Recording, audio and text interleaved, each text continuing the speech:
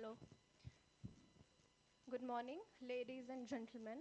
Welcome to today's event where ideas come alive and conventions grow.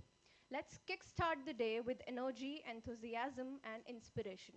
Welcome to the International Expert Lecture Series, Mighty Mariner. We are your anchors, I, Manusha Bhadu, along with Riddhi Mawani. We are delighted to welcome our distinguished guests, industry leaders, and inspiring maritime professionals to this exceptional event. A leading NAC A grade university recognized as Center of Excellence by Government of Gujarat is known for its lush green state-of-the-art infrastructure and offering innovative and industry-relevant undergraduate, postgraduate, diploma and research programs. Major disciplines of study include engineering, management, computer applications, pharmacy, science, commerce, and social science, architecture, design, and planning, maritime studies, healthcare, agriculture, and food technology, promoted under the motto of social upliftment through education. The university was founded by philanthropic industrialists, technocrats, benevolent farmers and affluent businessmen around the globe. Established by Government of Gujarat through notification on April 12, 2005, the university quickly gained permanent membership with the Association of Indian University, New Delhi, the Association of Commonwealth Universities, ACU UK, and the International Association of Universities, IAU France. Our vision is to provide world-class learning and build professionals with strong values. Our mission is to blend academic excellence with industry relevance.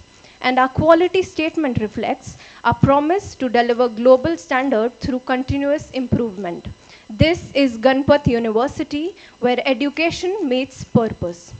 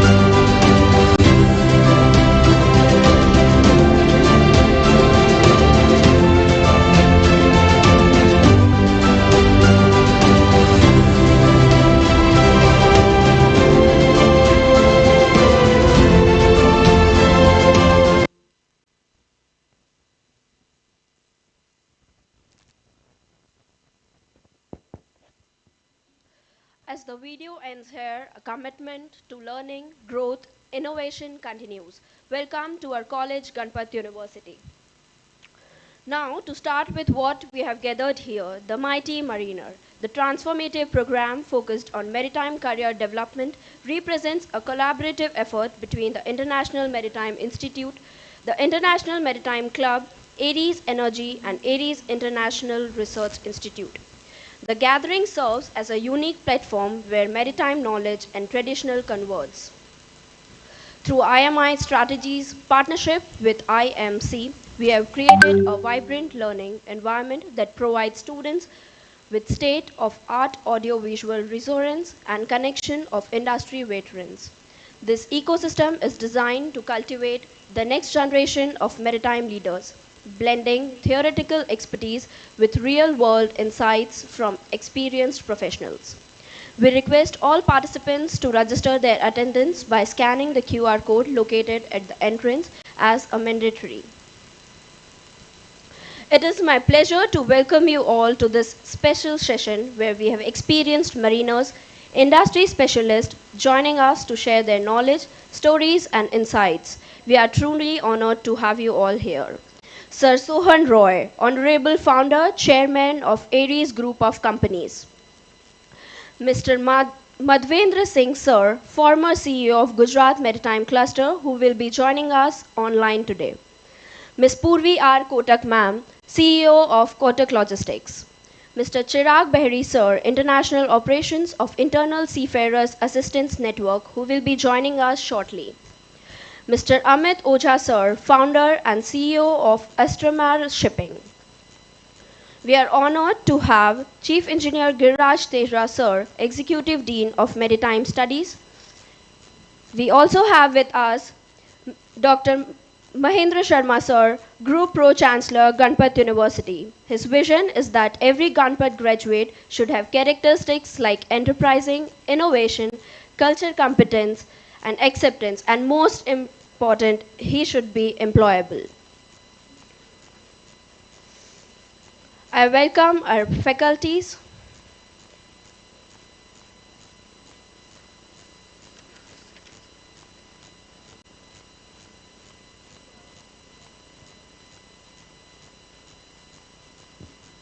I also welcome Mrs. Abhini Sohan ma'am.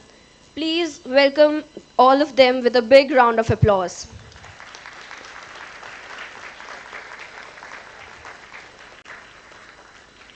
I also welcome our faculty, guests, and students who have gathered here to learn and to be inspired. Today's interaction is a wonderful opportunity to understand the realities of life at sea and professionalism in demands.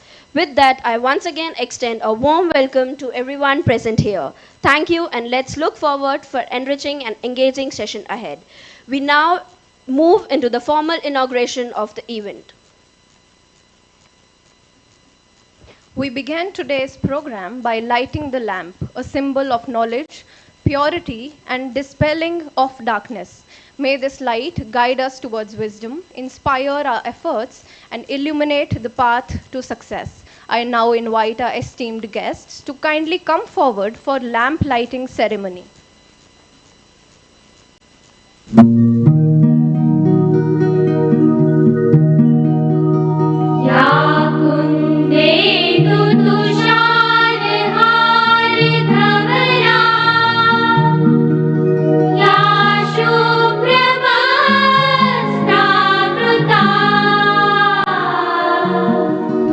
या वीरा वरदण्ड मण्डित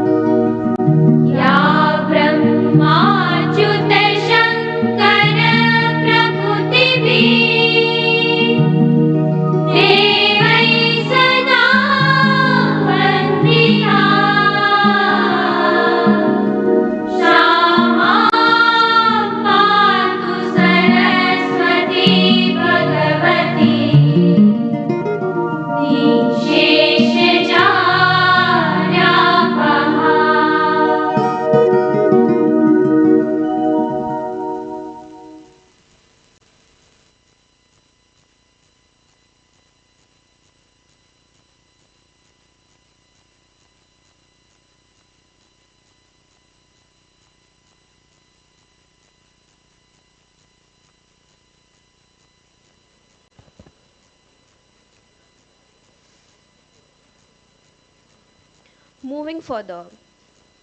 Now, let's extend a warm welcome to our esteemed with a heartful round of applause and presenting them with Srimad Bhagavad Gita, memento, and fragrant bouquet of flowers. I invite Dr. Mahendra Sharma sir to graciously present a token of appreciation to our honored guest, Sir Sohan Roy.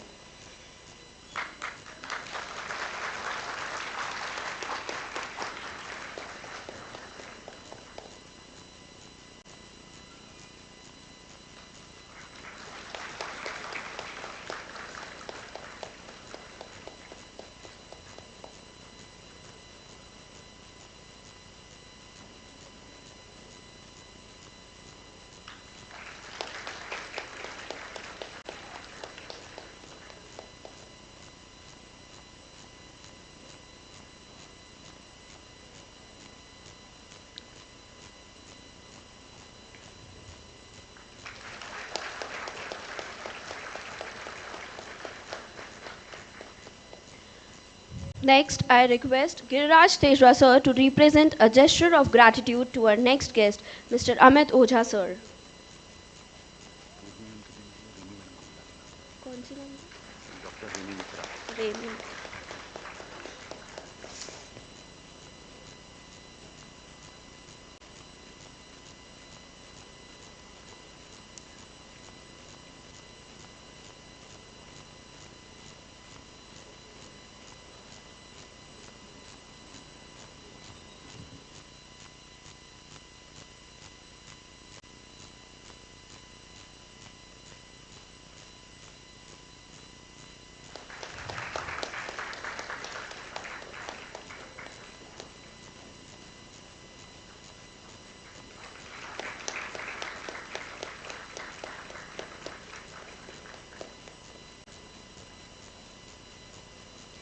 Next, I request Remi Mitra ma'am to please present a welcome gift to Purvi R. Kotak ma'am.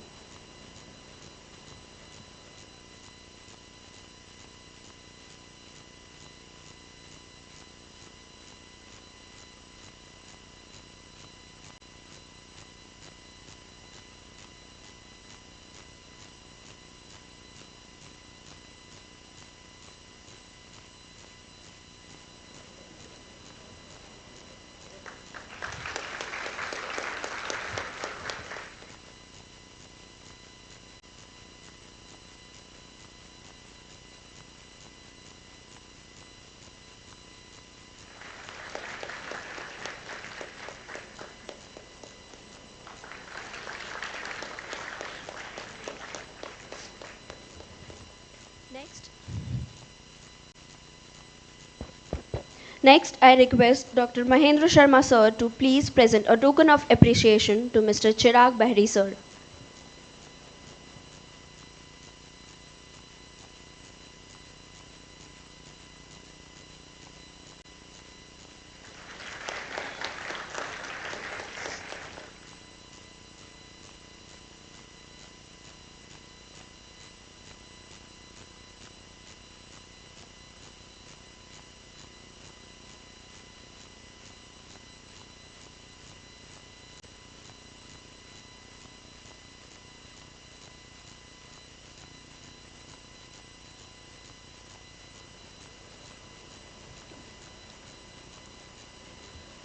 Now, I request Captain R.N. Sharma sir to please present a token of appreciation to Mr. Bichu Venu sir. Yes, yes, sir.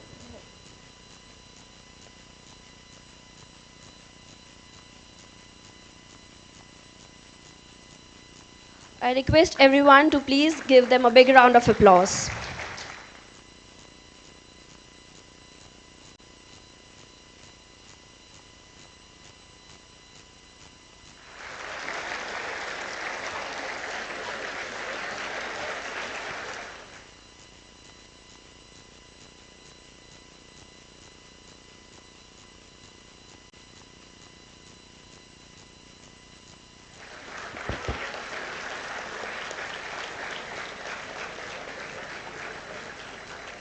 Next, I request Arun Kumar Rathi sir to please come on the stage to welcome Akash Satyan sir.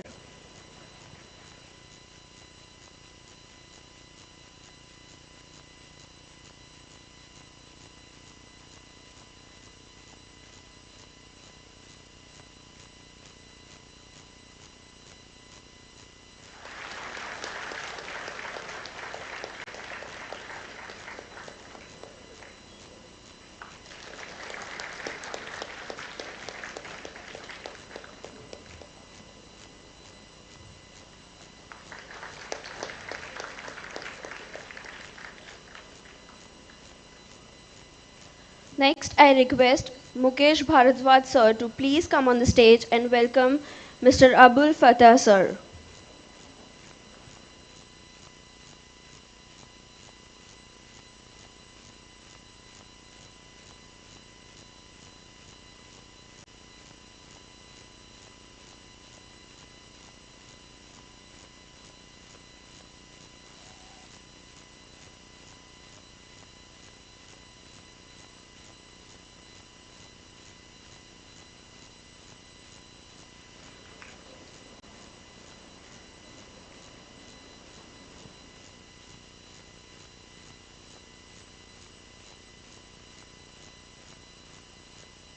Now, I request Dr. Mahendra Sharma sir and Giriraj Tejra sir to please give appreciation with bouquet and Bhagavad Gita to Abhini Sohan ma'am.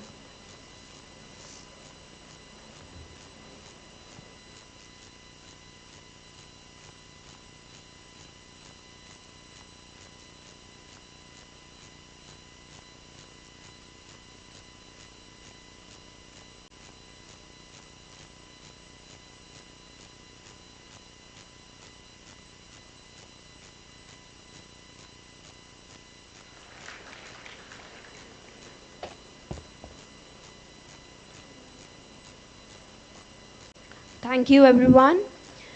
With this, I request dignitaries to please take a seat off the dais. And now, with this, today's event is now officially inaugurated. Off the dais.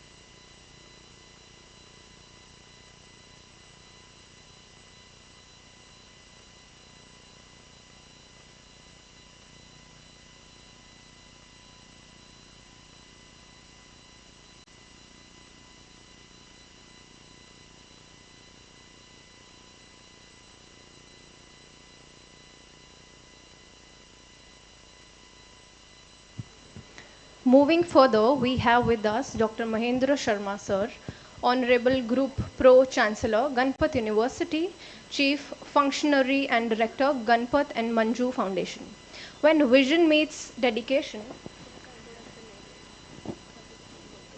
When vision meets dedication, greatness is not far beyond. Today we have a truly honored to welcome a tower of wisdom and an ocean of leadership.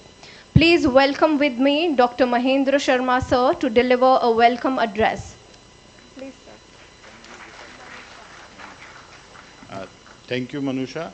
A very good morning to all the distinguished luminaries who have come today to be part of Mighty Mariner 2025 International Expert Lecture Series. And we are really fortunate and very delighted that we are in the august company of Sir Sohan Roy. Sir, thank you very much. You have come all the way, and the reason is behind you. Those are the young budding mariners who would get inspiration from your life, the way you have developed a career and how you built Aries group of companies, and that inspiration will be sparking the light in them to take up this career in the most positive format that is possible. Thank you, sir, for coming and being part of today's Mighty Mariner 2025 lecture series. We are equally delighted that we have with us online Shri Madhvendra Singh ji, former CEO of Gujarat Maritime Cluster. and a very important part, because we are in the state of Gujarat Maritime Cluster was when it was created. Under his leadership, we signed an agreement with Gujarat Maritime Cluster. So I am really delighted that he is joining us today. We have with us Madam Purvi Kotakji. Thank you, Madam. When I was really delighted, you touched the feet of Dada. When after you went, both of us were talking about one thing, that what is humbleness and what is humility and what are values that we are talking about. And a CEO of Kotak Logistics is touching the feet. And I told Dada that she told me that she was seeing her grandfather. And he said, "Oh my God, I am getting old." So, but then I said, no, these are our values and we really respect you for that. And today we have a lot of girls cadets sitting in this hall, and they will definitely be looking at you, that how marine career is getting shaped if there is a women which is opting for it. Thank you, madam, for coming. We have with us Shri Chirag Baheri ji, and we are really thankful to you, sir, for joining us today.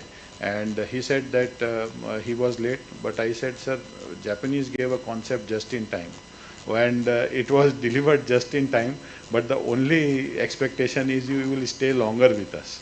So don't leave just in time. Give us the opportunity to show you what we have on the campus and the opportunity to interact with the students and the faculty. Thank you, sir. We are delighted that we have Amit Oja sir with us, founder, CEO of Estramar Shipping. Sir, you are a handsome man and you are such a silent man, but looking at you, you are full of experience. And we are all, because all the diamonds today the marine team has collected from across India, from the globe, to inspire these budding young mariners. I must compliment my team under Captain Tejraji, Jitendra, Jitendra, and everybody who is involved in this, the concept of Mighty Mariner. I am thankful to the entire team of Department of Marine Engineering, Marine Nautical Science and everything, that they are putting such kind of effort to see to it that the inspiration come from real stalwarts. And it's a different story when they see you in YouTubes or in interviews, and one they get an experience to see you live, talking to you and getting a chance to ask questions to you. So thank you, the Marine team, and I am really thankful to our ED International Affairs, Dr. Rami Mitra, silent, smiling, but walking, talking girl from every corner, and she connected Sir Suhan Roy with us, and Rami, we cannot thank you enough. And we are really delighted for the whole team who is accompanying, including Bichuji, Akashji, Abdulji. We are really thankful to you. And having said so, when we are inaugurating this Mighty Mariner 2025 International Expert Lecture Series, we do much more than begin a program. We are launching a mindset, we are shaping a generation, and we are strengthening India's maritime footprint in the world. Because every one of you seated here, cadets, seafarers, marine engineers, navigators, carry not only the responsibility of your own career, but the weight of India's maritime rise. Recently, during India Maritime Week, Honorable Prime Minister Narendra Modi ji has said that India's destiny is closely linked to its seas. Our maritime sector will drive the nation's economic momentum in the 21st century. And it's a national vision, and it is backed by data. 95% of India's trade by volume and nearly 70% by value moves through seas. India aims to become $5 trillion economy, and maritime logistics alone contributes 12% of the GDP through allied infrastructure and services. The world is experiencing a shortage of nearly 90,000 trained seafarers. When it is from BIMCO ICS 2024 report, and India is already the third largest supplier of seafarers, contributing over 250,000 certified seafarers. And the world expects more from us. So this is your time, this is India's time. And institutions like Ganpat University Faculty of Maritime Studies must and will lead this transformation. Why we are talking about Maritime 4.0, 5.0, and why it needs you. So global maritime today is moving at an unprecedented speed, talking about autonomous ships, green hydrogen and ammonia powered vehicles, massive electrification of ports, AI driven navigation systems, digital twins for ship maintenance, smart ports and blockchain driven logistics. The world calls this Maritime 4.0 and 5.0. I am reminded of Captain Ivan Henshaw, one of the world's top maritime futurists, and he said, tomorrow's ships will not just sail on oceans, they will sail through data. But ships don't sell themselves. Ports don't modernize by themselves. They need skilled people. They need visionary leaders. They need you. If we look at the history, from Chandragupta's navy to today, India has always been a maritime civilization. History is not behind us, it is beneath us. And we know, few of us know, that India has one of the world's earliest documented navies under Chandragupta Maurya, guided by Chanakya. The port of Lothal. Sir, Son Roy sir, we gave you the picture of Lothal today. Dada gave you the same picture. The port of Lothal was the world's earliest known dockyard, and ancient Indian seafarers sailed to Africa, Rome, Bali, Java, Sumatra, and controlled major trade routes. The former ISRO chairman, Dr. Radhakrishnan, said that India has always been a maritime nation. Only our confidence needed rediscovery. So what we had forgotten, we are rediscovering it. And we have to work on it, because the PM is talking about $1 trillion coming from the port-led development alone. So today, this initiative, when we are bringing such a experienced and like-minded people who are leading the maritime sector, we are trying to reclaim this legacy, what we have forgotten. So world is opening to Indian talent now. And in the last 3 years alone, Japan, UK, Denmark, Netherlands, Germany, and several Gulf nations have opened large opportunities for Indian maritime officers. The demand for electrotechnical officers, marine engineers, naval architects, nautical science graduates have grown by 26% globally. The IMO decarbonization agenda alone requires 18 lakh professionals trained in sustainability, green fuels, zero emission shipping technologies by 2050. So we are stepping into an industry that is hungry for skilled, ethical, tech-enabled Indian maritime professionals. So I want every cadet here to remember this, that your ship, your first ship is not your journey. It's only your first wave. From here, you can become chief engineer, captain, port operations director, technical superintendent, ship supervisor, company safety officer, maritime arbitrator, marine superintendent, port CEO, international maritime consultant, and whatnot. The world is full of opportunities for you. So the sea is the only profession in the world that allows growth from a 19-year-old cadet to commanding $1 billion asset in 10 to 12 years. Captain James Cook said, a man may live in a ship and not know much of the sea, but you, our students, will not only know the sea, you will shape its future. And that's why we are in this hall. So why we are talking about this, and we are trying to bring contribute to the strategic national mission, I want to give few things as a personal message. We are building India's finest maritime faculty and infrastructure. We have taken up projects in Goa, Goa Institute of Maritime Excellence, and probably in coming few months, we will be taking over operations and management of one of the government maritime universities also. We are in the very active stage of finalization. So as a maritime educator, we will be one of the largest force within the four walls of Bharat, and then we will be taking up initiatives We are in active discussions with one of the institutions in Oman for taking it over, and that's how we are creating our global footprints also. And we are also establishing what you see today on the campus, from high-end simulations to VR, AR training and global certification pathways. We are forging partnership with classification societies, ship owners and port authorities.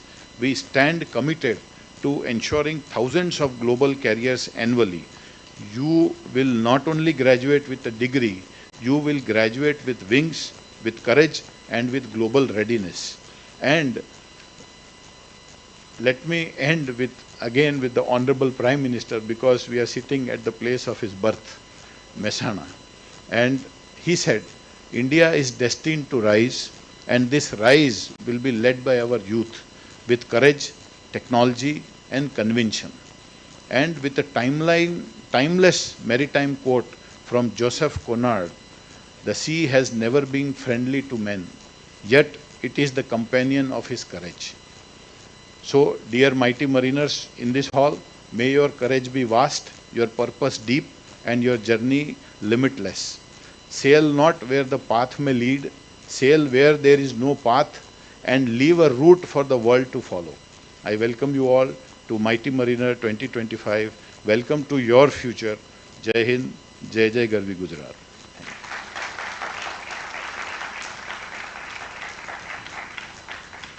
Thank you, sir, for your valuable time and insightful thoughts. It's always so inspiring to hear from you. Thank you once again. As we embark on this journey together, we invite you to immerse yourself in a brief yet enlightening video presentation. This carefully curated introduction will illuminate the core essence of our event, unveiling its purpose and the transformative objective that lie ahead. We have an AV for event introducing available. I request the stage management to please play the AV.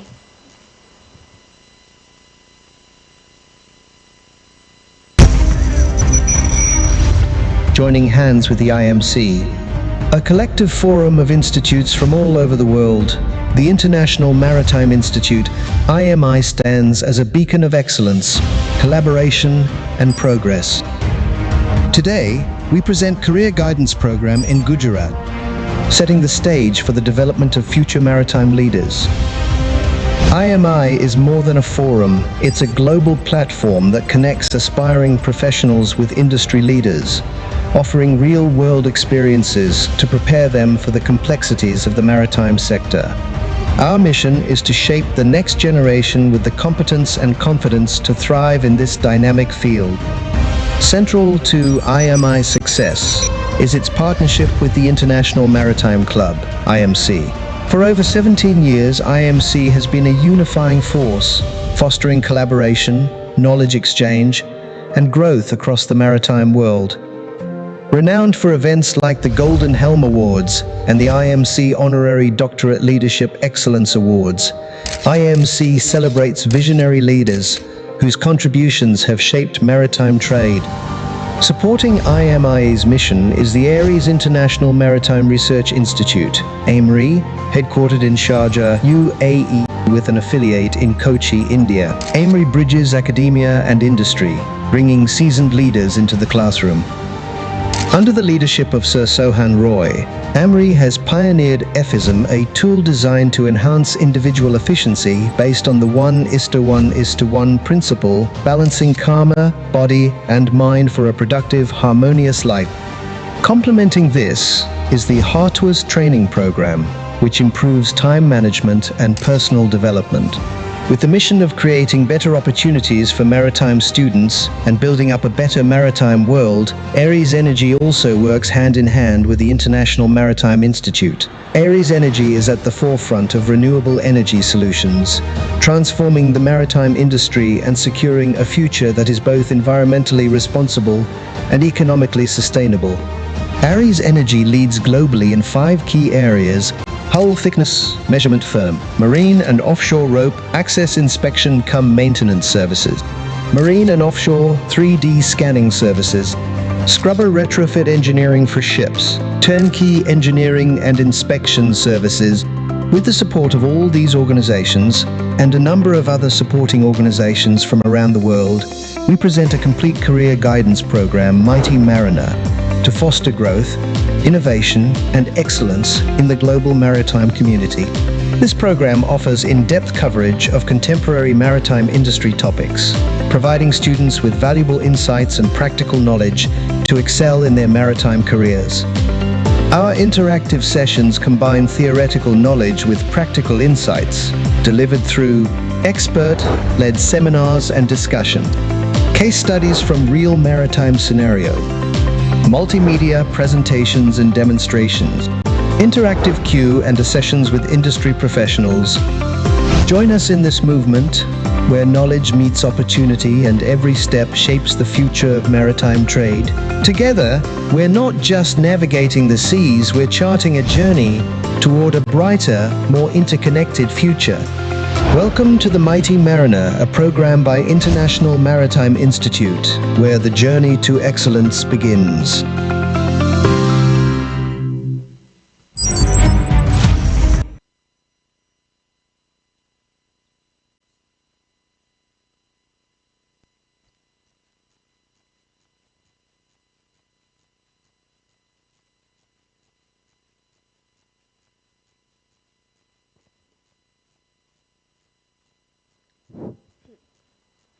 I hope this video helps you in understanding the concept of this event. Moving further, we have with us chief guest of our today's event, Sir Sohan Roy. He is an Indian entrepreneur, naval architecture, filmmaker and founder, chairman and CEO of Ares Group of Companies. He holds a B.Tech in Naval Architecture and Shipbuilding from Cochin University of Science and Technology and began his career in maritime sector. The organization under his leadership, his company Ares, founded in 1998 in Sharjah, has grown into a multinational conglomerate present in numerous countries, operating across sectors like marine engineering, media, entertainment, healthcare, and technical education. Apart from his business achievement, Sir Sohan Roy is a filmmaker, notably the director of Damn 999, a poet and a social innovator. He has also founded the Ares International Maritime Research Institute, which promotes advanced maritime education using visual media and new technologies. Under Sir's guidance, Ares Group has launched several pioneering initiatives, such as Marine Biz TV, Medi Biz TV, and a large-scale film and technology projects. He has received numerous recognitions for both business leadership and innovations, including award for his contribution to CSR, media, and education. I request management to please play the profile video for the Sir.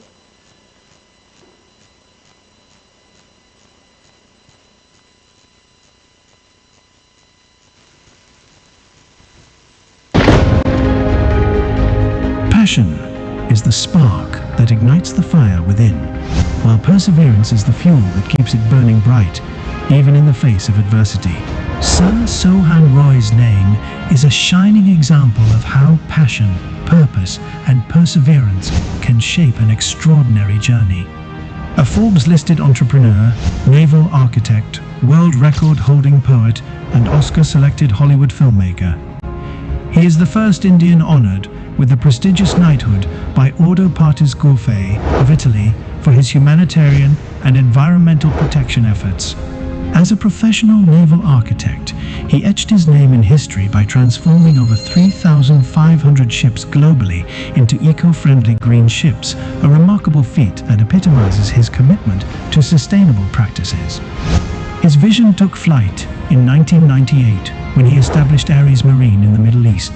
Under his astute leadership, what started as a ship design and inspection firm blossomed into the Ares Group, a multinational consortium spanning 81 companies across 29 countries. His innovative spirit shines through his creations like Ares Panamada Chondan, the world's longest snake boat that secured a place in the Guinness Book of World Records. His pioneering concepts like the semi-solar unsinkable bottle seagoing steel houseboat, topless ship, and solar seabed showcase his commitment to push boundaries. A true visionary, Sir Sohan promoted the industrial doctorate concept through the Ares Maritime Research Institute, bridging academia and industry. His brainchild, EFISM, Efficiency Improvement System Management, revolutionized organizational efficiency through HR transformation, propelling Ares to become world #1 in 5 fields.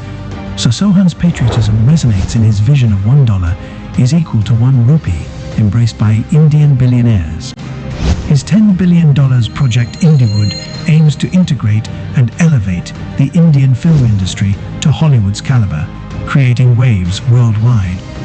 As a humanitarian and environmentalist, Sir Sohan initiated groundbreaking employee welfare schemes like parental pension, spouse salary, children's education support, early retirement with pension, and financial support for employee-initiated startups. He championed equitable policies, reserving 50% shares for employees and implementing anti-dowry and anti-caste measures. His filmmaking prowess shines through his thought-provoking works. Black Sand shed light on ecological degradation caused by unscientific mining.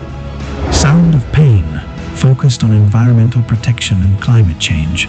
His documentary Dams, The Lethal Water Bombs and Film Dam 999 explored the catastrophic consequences of disregarding environmental safeguards, with the latter becoming the first Indian movie shortlisted for the Oscars in the mainstream category. In 2023, his illustrious contributions to the maritime world, he was honored with the Maritime Personality of the Year award by Robin Asafina magazine. Through his 3 decades of unwavering service to the maritime industry, Sir Sohan Roy has become a beacon of inspiration. As he continues to dream and create impact, may his glorious journey motivate generations to come, shaping a better world for people and communities worldwide.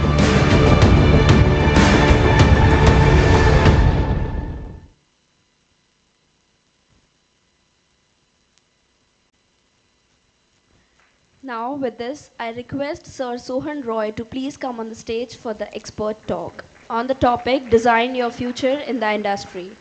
Please give him a big round of applause.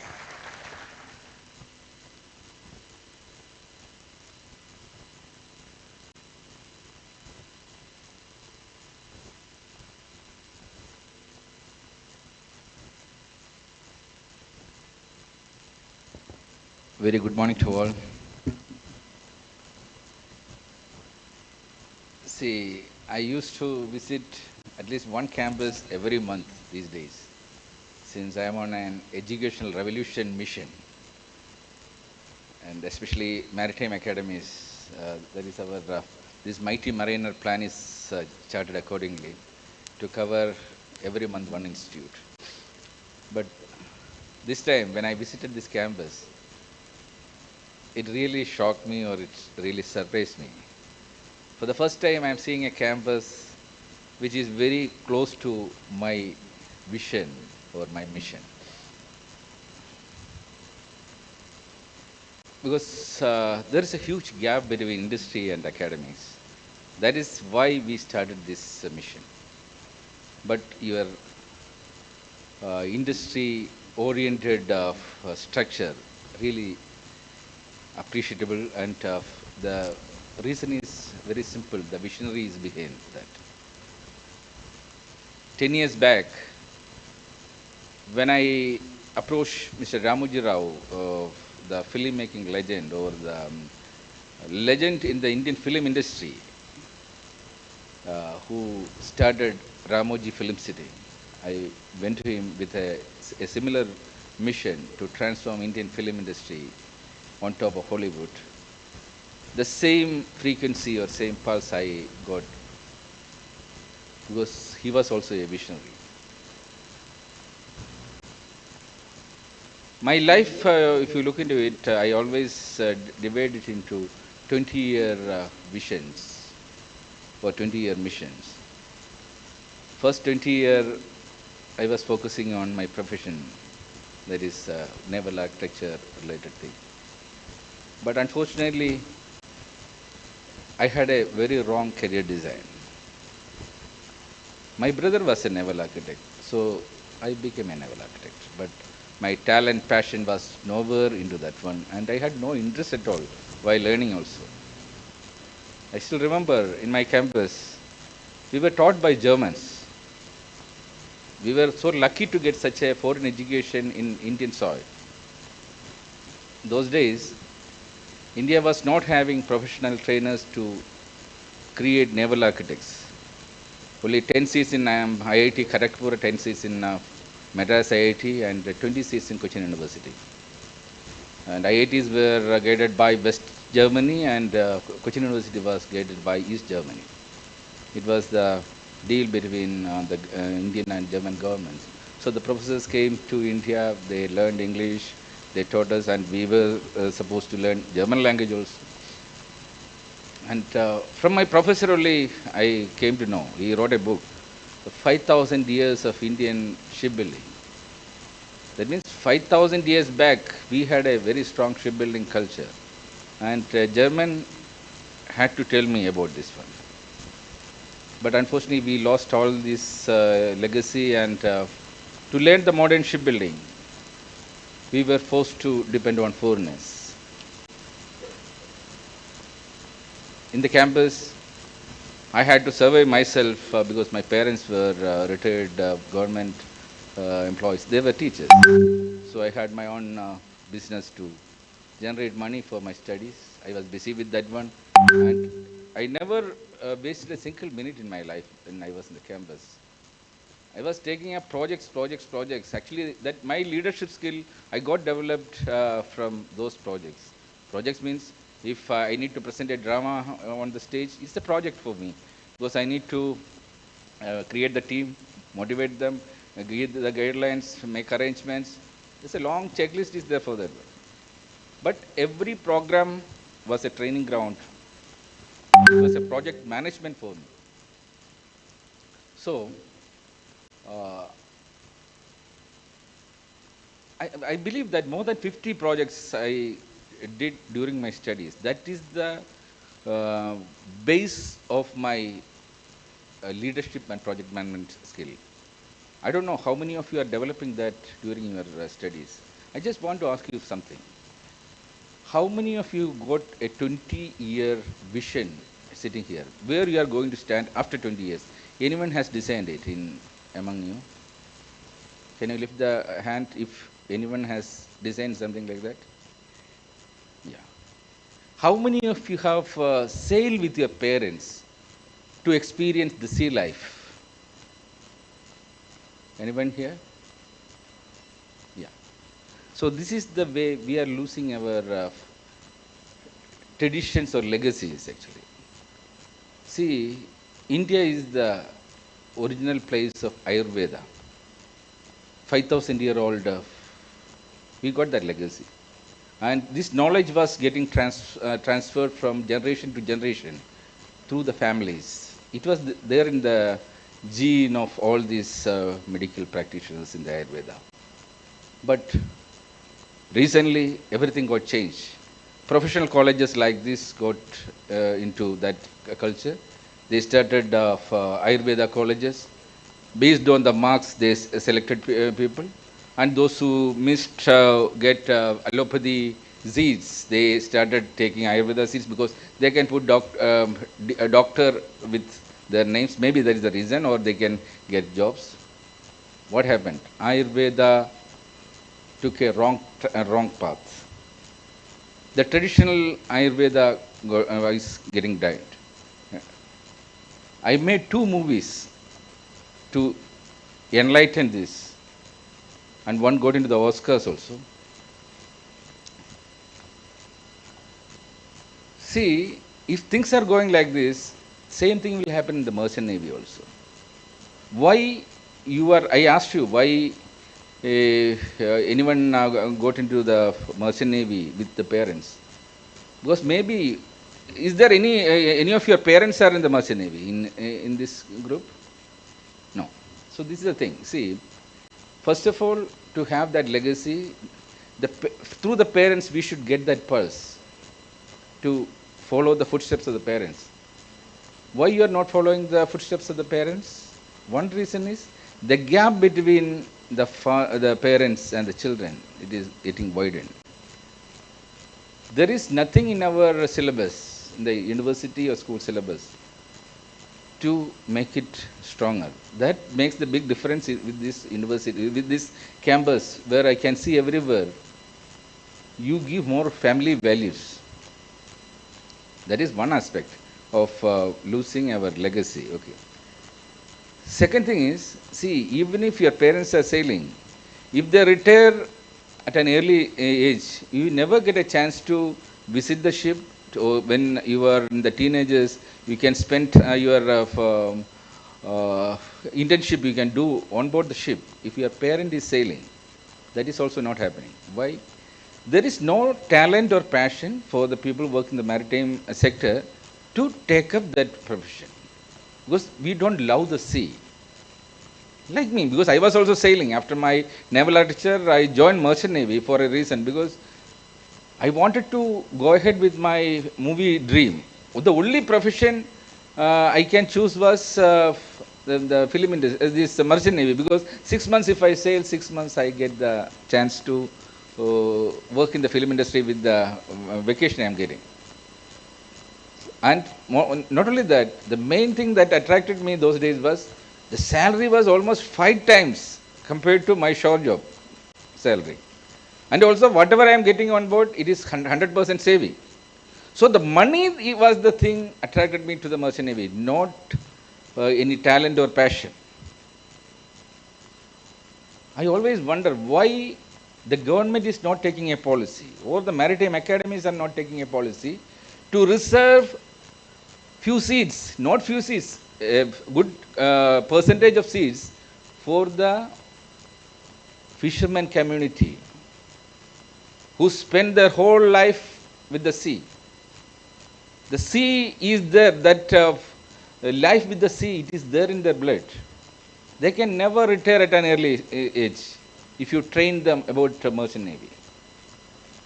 Same way, in the Ayurveda sector, if we give the seats for the children of the traditional Ayurveda practitioners, they will become the best Ayurveda doctors. But unfortunately, this is not happening, because we all got into a wrong career design process. There is no career design at all. Luckily, you are in a campus where 100% placement is almost ensured. That is what I got the information. But my question is, who is responsible for getting that job? Is it the campus or it is you? See, after 20 years, you are all going to different industries. With your professional degree, you can become, after 20 years, you can become a superintendent.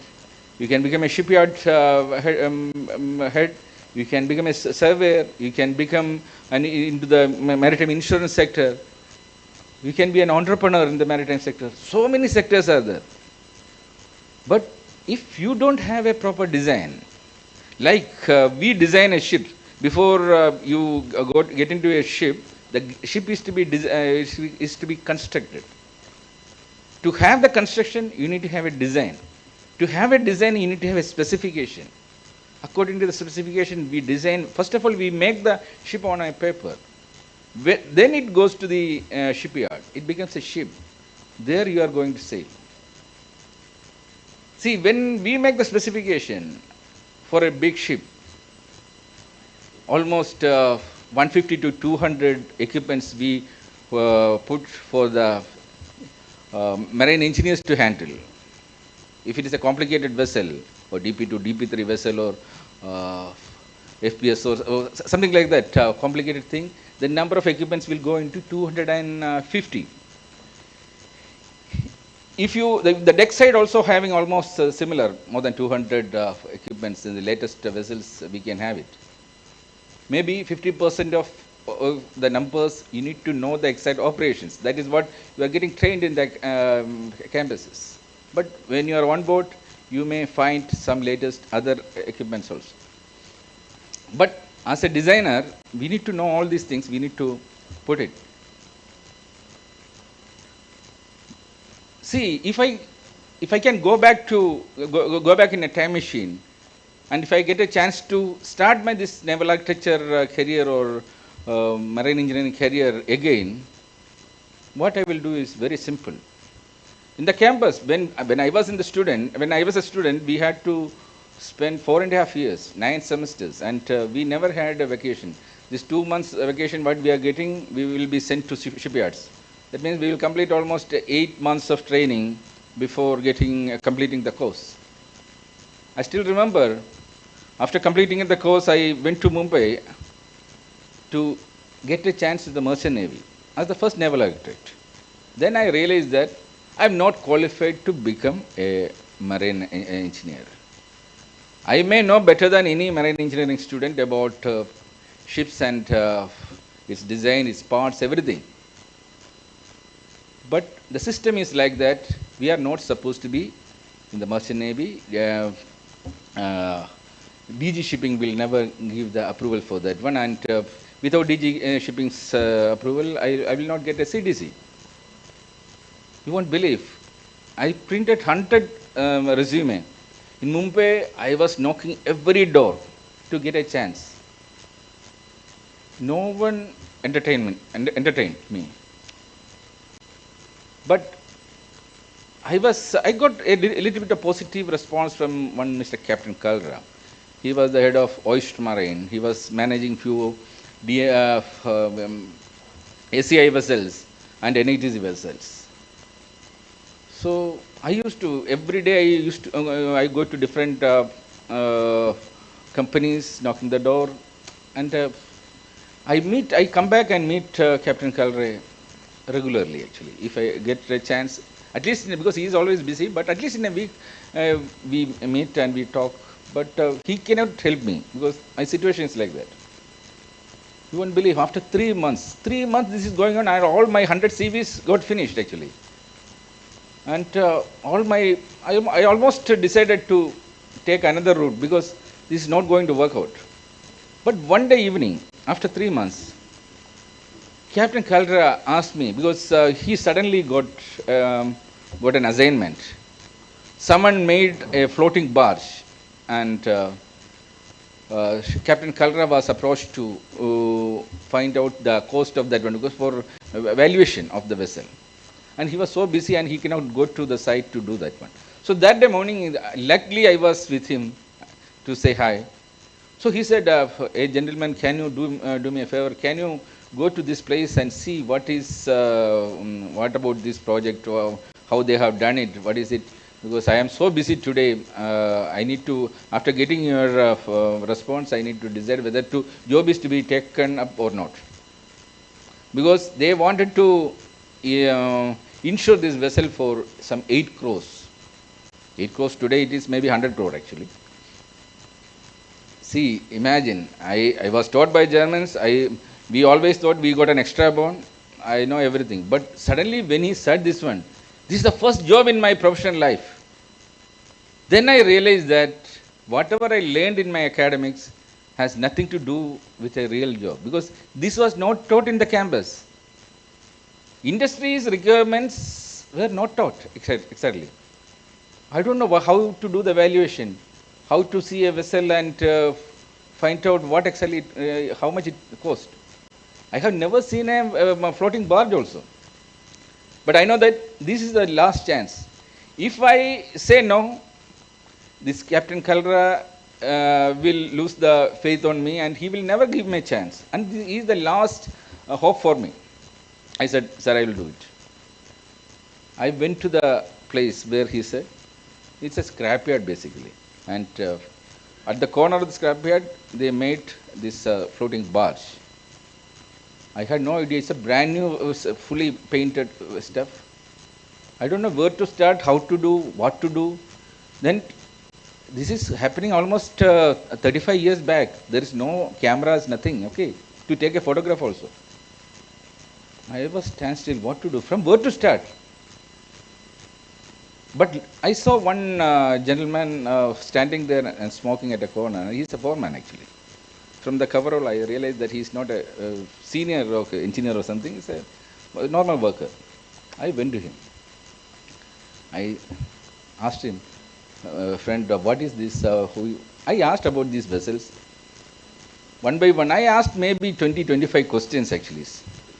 And he was smoking and I am asking these questions.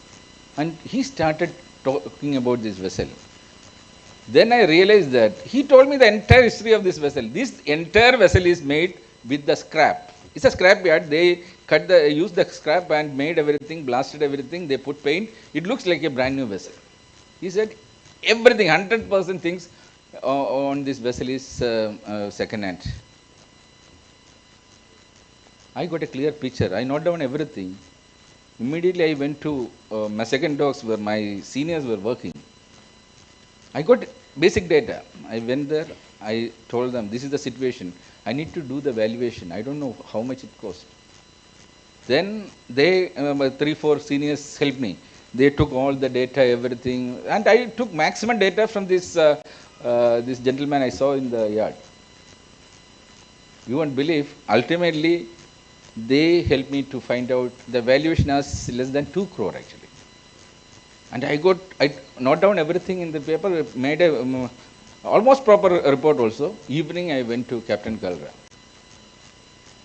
I gave this much information. I said, sir, no way this will cost more than 2 crore. If you go for 8 crore, they are bullshitting and you will be in trouble.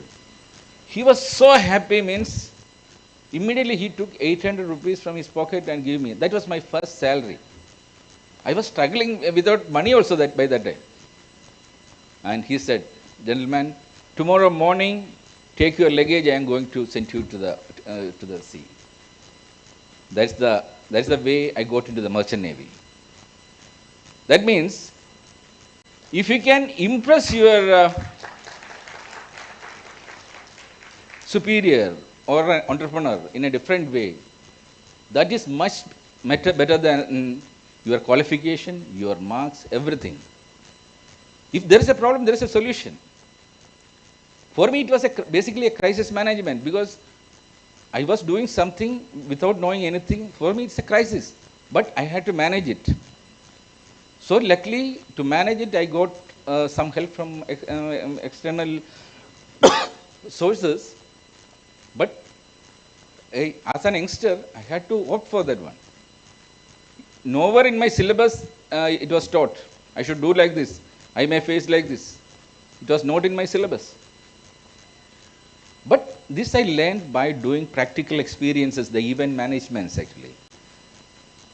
I want to ask one more question. How many of you do independent event managements in this campus? Can you lift your hand? Or in your life, independent projects, independent events, anyone here? Yeah, this is a problem. See, it is also not in our syllabus. What stops you from doing independent events? Your birthday party you are organizing, it's an event, right? You need to plan, because what is a project? Project is something you plan and execute for a budget, for a fixed time frame with a quality of expectation. If you manage something, an event like this, you automatically become an event manager or a project manager, because that event got a time frame, that event got a budget, you have an expectations, you have this list of attendees, everything. You need to note down. When you make a checklist about this one, you will find out almost 20-25 things. When you start completing it accordingly, it becomes a successful project. When you do multiple things, you get the confidence. Actually, I developed all these things, because when you do such a project, you identify the crisis will automatically come in front of you. You will know how to overcome the hurdle. So same thing happened in my life also. So I joined the merchant navy, but unfortunately, because my dream was after 6 months, I should go back, I should take that 6 months I am going to get, I should join the merchant navy. But unfortunately, that ship got fired. In 1991, Sakir was on fire in Mumbai High. All my colleagues in the engine room, engineers, they all died actually. I was the only one escaped. That also because of a different route what I took. Because when the fire happened, we all went down to start the main fire pump. Because emergency fire pump was not giving pressure, accommodation was around and accommodation fire was happening, and it is an oil field, oil spill in all the accommodation area. So it is like a fireworks. Within minutes, the fire spread like anything. So I knew that, because as a ship designer, I can always visualize the 3D perspective, how the layout, everything. I know that the funnel is at the center, and if I try to escape through the funnel, that is normally everyone is trying to do. And my chief engineer, third engineer, they all tried to escape through the funnel, but I know that I am going to be trapped. So there is near the steering gear room, there was an emergency escape. But only thing is, to reach there, you need to take a single breath through the thick smoke and go there. You cannot see anything. If you are lucky, you will climb, and if you can open it, you can save yourself. Otherwise, finish. But I took a chance. I know that the other route is almost 99% I'll be trapped. So I took this way and got escaped. Because by the time I was opening the hatch, people standing on the deck, they took me out. I was almost unconscious. But it was, for me, it was a second life. So my dream about the movies I stopped for some time, because the 6 months I wanted to really take a break and come back to the life. So after that, I went to Middle East, Gulf. I took another route. I became a marine surveyor. My priorities got changed. So the dream about the movie got prolonged. So after 6 years of work, I started this Aries group. So the first 20 years plan was, okay, anyway, I go to the naval architecture, I need to do something. I got experience in the marine survey. I started a business. My vision is to take it on top of the world. Sorry, today I'm not feeling well, otherwise I always talk for hours. I like to talk.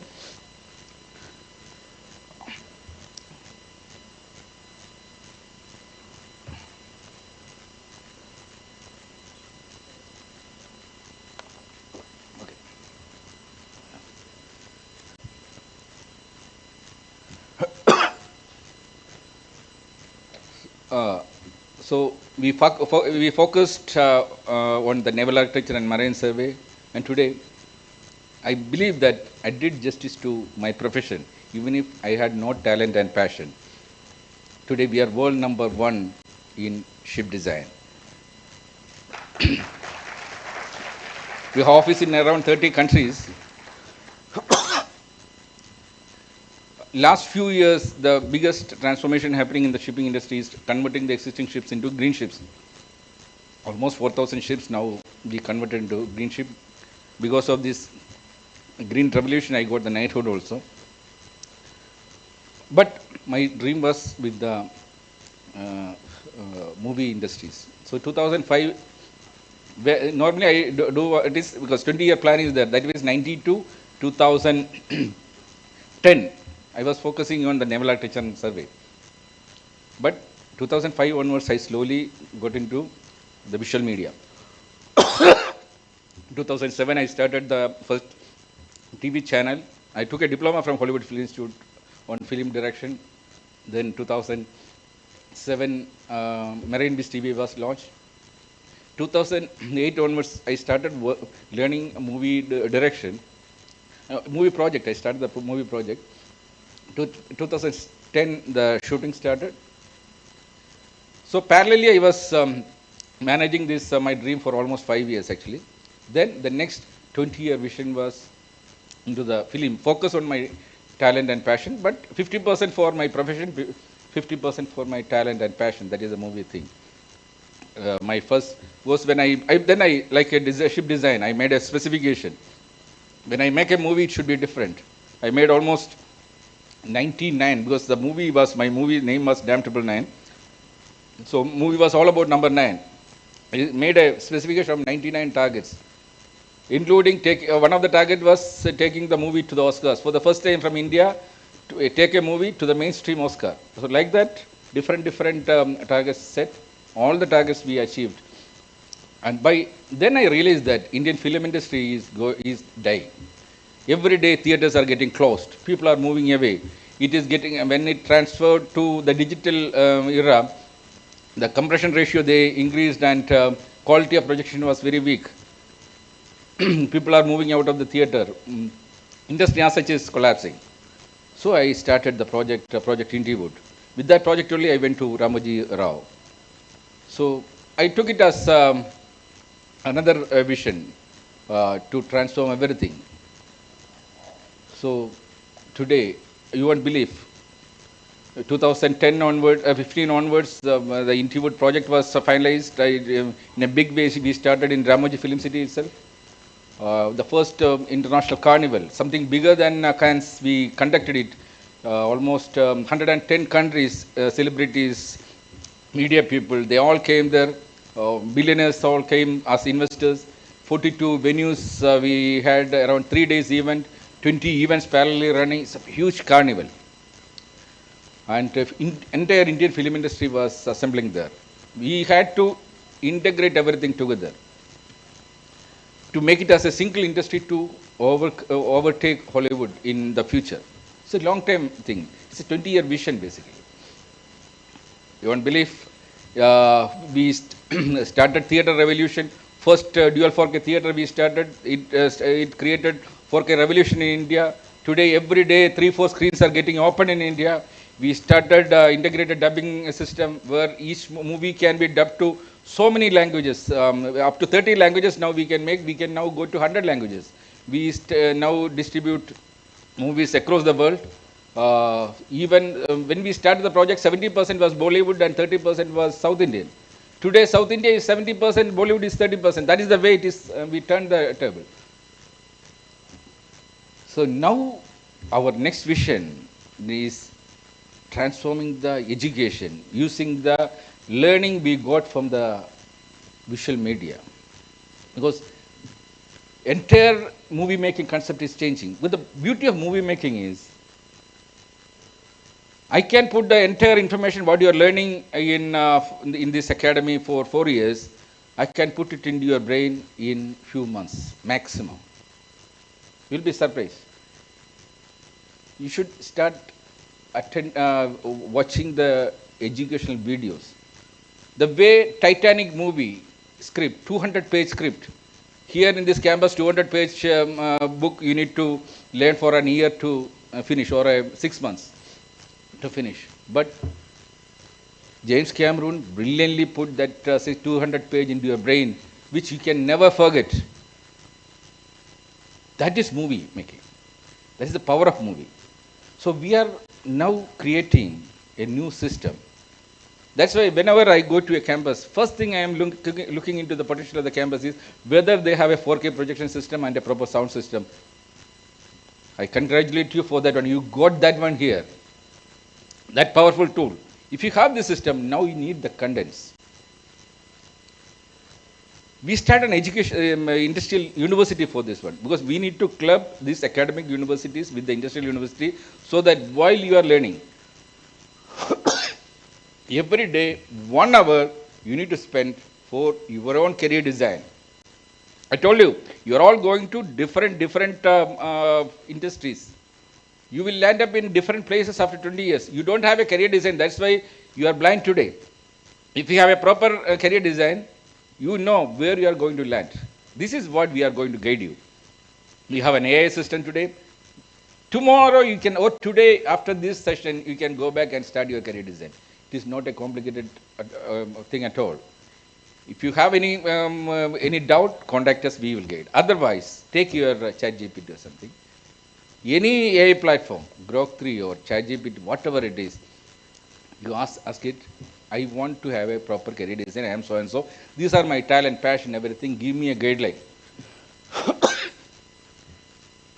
So it will start giving you you will start focusing on that one. You make your own curriculum. Just imagine, I am a student among you. Today I go back. I take a list of all for example, I am a marine engineering student. I know in future I am going to handle around 200 marine equipments. I list down all the equipments. That is one reference point. I'm going to search the ship management companies, ship owning companies, where they are building a series of ships, for example, tanker or bulk carrier. If my target is or interest is tanker, first of all, you need to watch the different sailing experience of tanker and bulk carrier. There are videos available in the YouTube. You go through different things. If you decide that tanker is my destination, you list all the equipments. Now, there is a method using AI to create any training content in no time. Yesterday, Mr. Bichu is coming from Goa after receiving an award. I told you about Indiewood. We decided to transform the entire Indian film industry using AI, because AI is the future.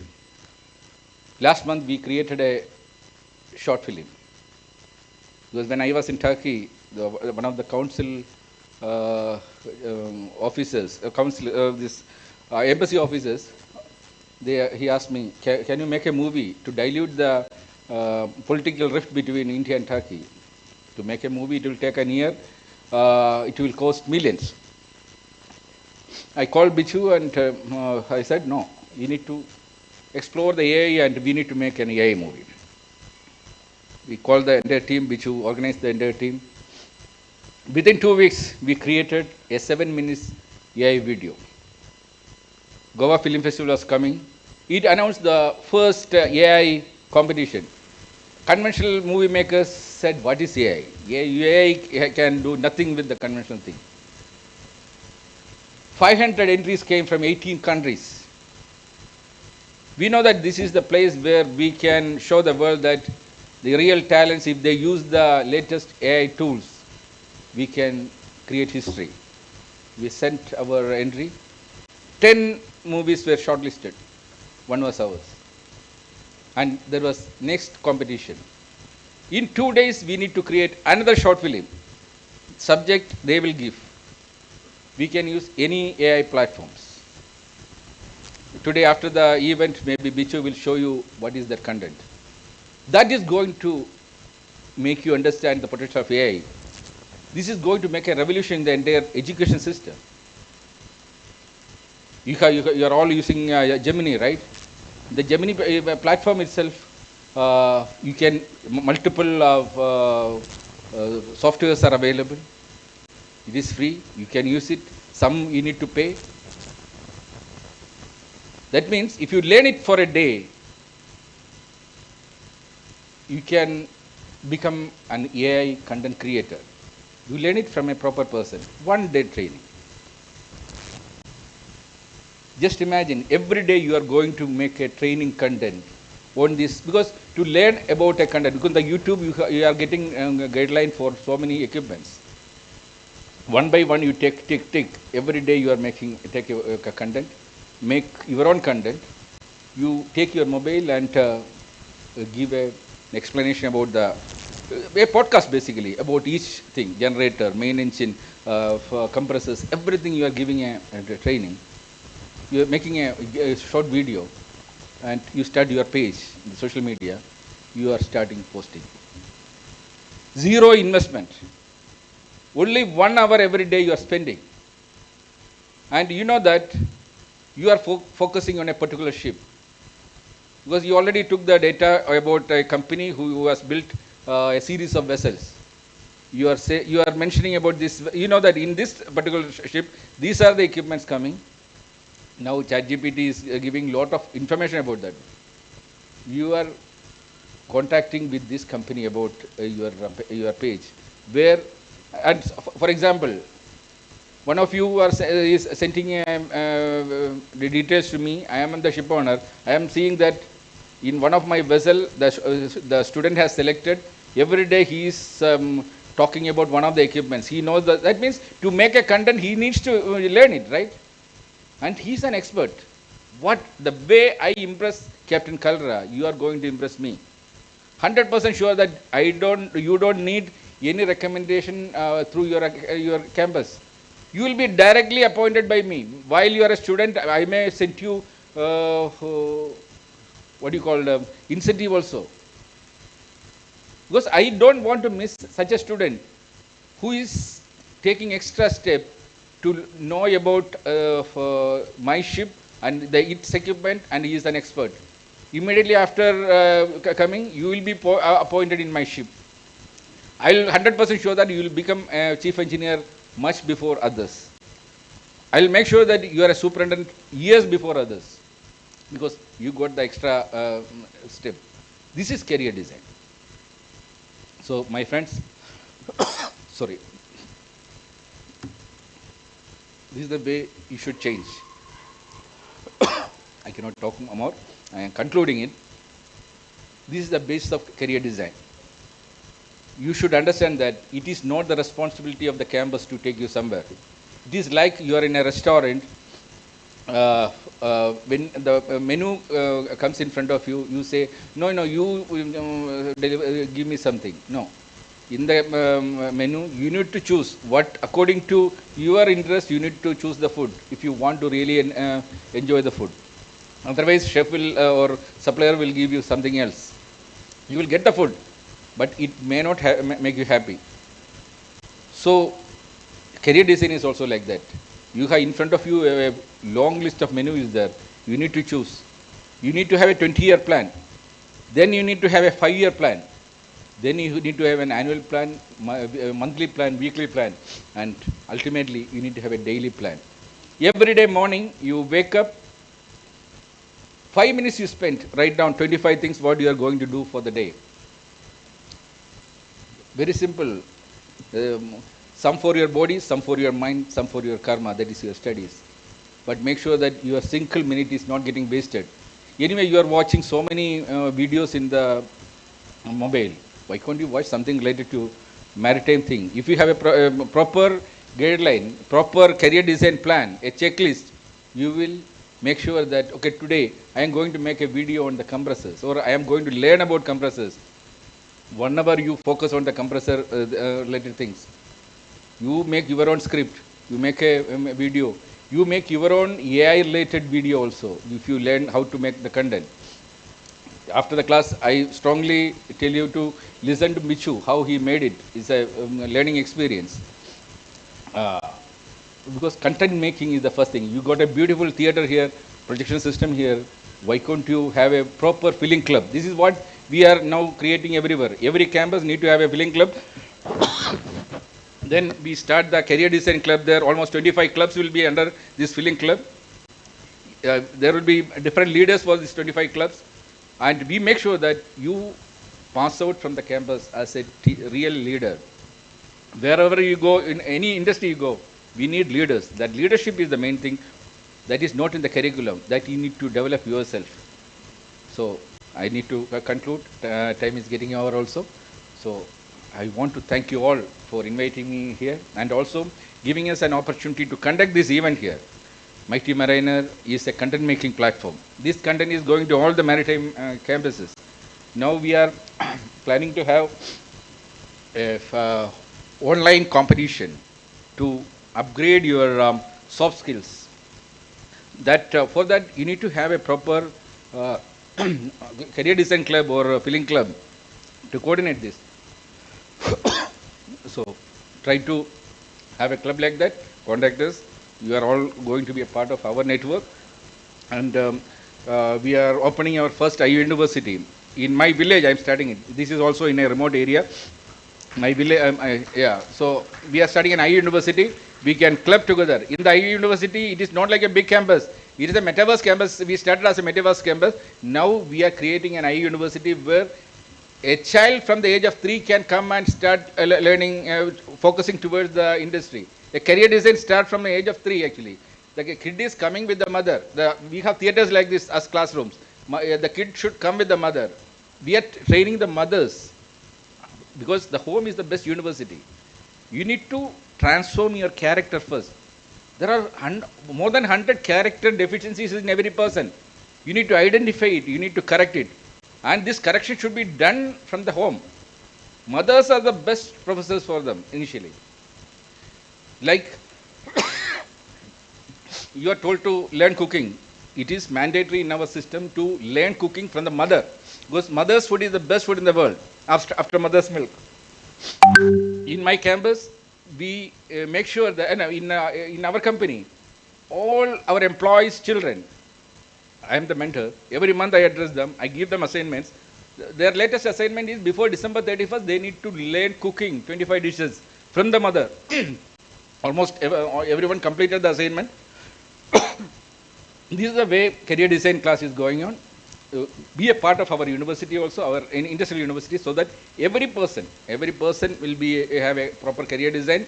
We make sure that it is not too late. Okay, forget about the past. We cannot correct the past, but we can correct the future. If you start today, you have time. It is not too late. You don't need to change the profession. In this profession itself, you can focus exactly. You will decide whether you will become a superintendent or a surveyor or insurance person, whatever it is. We will make sure that after 20 years, where you are going to stand, we will design it. And once again, thank you very much for this invitation, and see you again. Bye.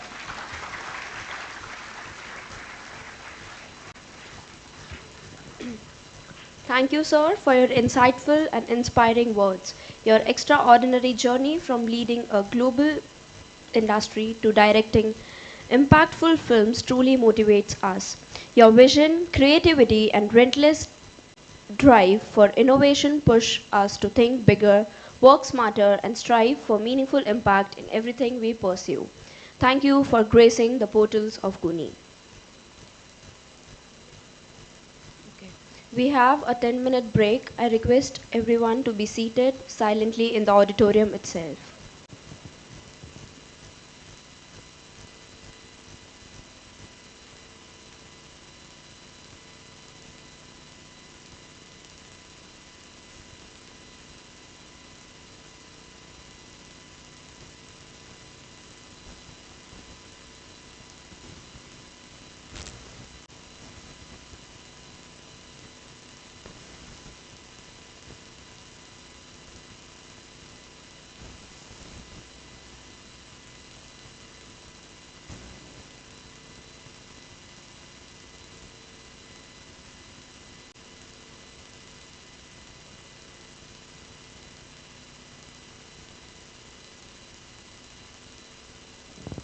If anyone have any questions, please you can ask during this break. Cadets to be seated itself in the auditorium.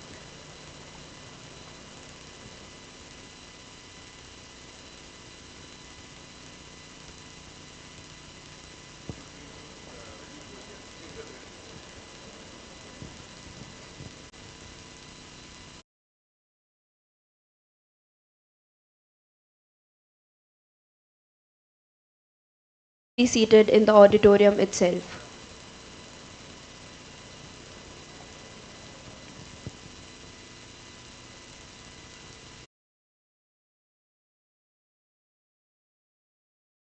Break.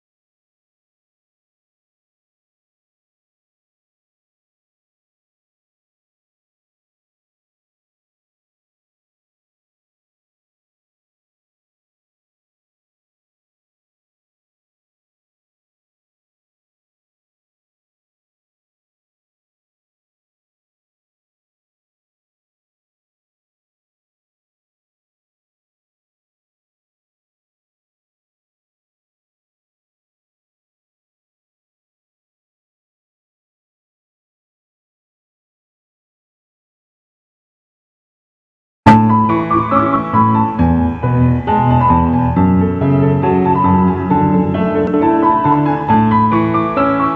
start the event in 5 minutes.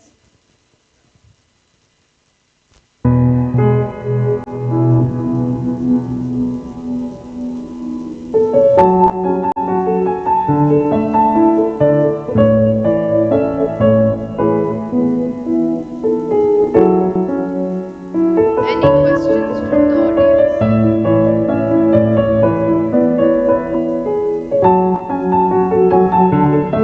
You can raise your hands.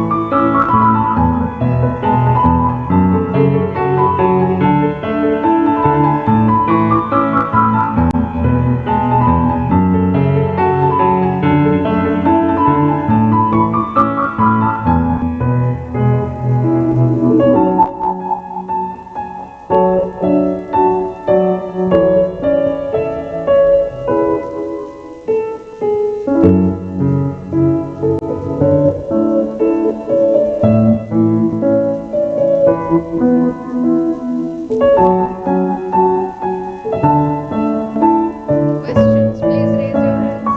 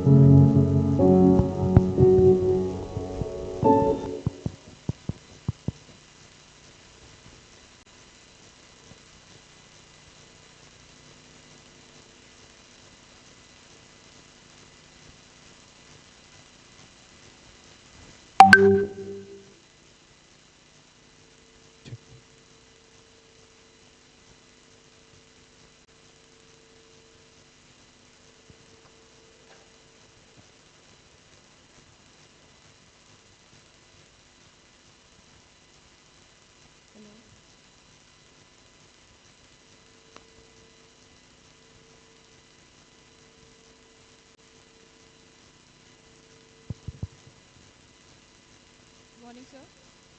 Welcome to Ganpat University. So my question is, sir, recently the leaving percentage for seafarers was found to be 72% in 2024.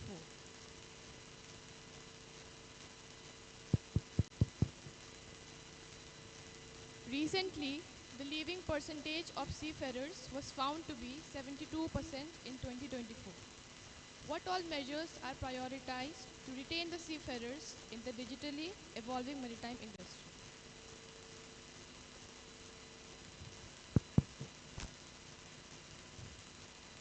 I told you before, the first thing is the root cause itself is people joining the field without talent and passion. So naturally, that is one reason. Second is they are kept away from the families. They have more concern about the families. They want to come back and live with the family. Next thing is the strict. The sea life is not like before. No entertainment, nothing. So these are the problems. If there is a problem, there is a solution. This is this is to be decided by the right people who can take right solutions. If I am a decision-making person, first of all, I'll make sure that the sea life, when I am on board the ship, okay, 8 hours I am busy with my job. 8 hours, okay, if I need to sleep and something related to my health, there's a proper gym, I am happy. But remaining 8 hours, if I am getting bored, I will leave. But just imagine there is remaining 8 hours. On board, we have enough measures to make myself happy. I'll be there. My concerns are addressed by the company. I'm more happy. For example, if our company is running a ship, none of our staff will be leaving because they know that their children's entire career design measures are taken care of us. We make sure that their retirement plans are well taken care because our structure is designed like that. We have retirement programs We have the wife is getting salary when the husband is working. The children are getting pocket money, everything they are getting. Their career design we are taking care. So many HR related things we are doing. If the ship management companies are also following the same thing, no one will leave it. But if they are treated like use and throw, this will happen. And also, if I am managing the same vessel for continuously for 20 years or something, I'm happy because the life of the ship is 20 years. The same crew is managing because I am tuned to that. I know in and out of the vessel, and the maintenance will be less. But this is not happening. Every 6 months, after 6 months, people leaving, they are joining some other ship. By the time they learn thing, they leave the ship. So there is no interest to work. So people coming on board is to just make money. So this is to be addressed in a different level. And if there is a problem, there is a solution also.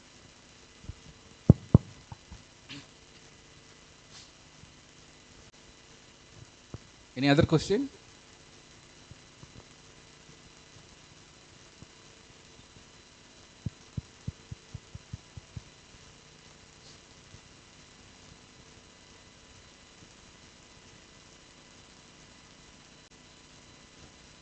Good afternoon, sir. My name is Siangchan Sherpa, and I'm currently pursuing DNS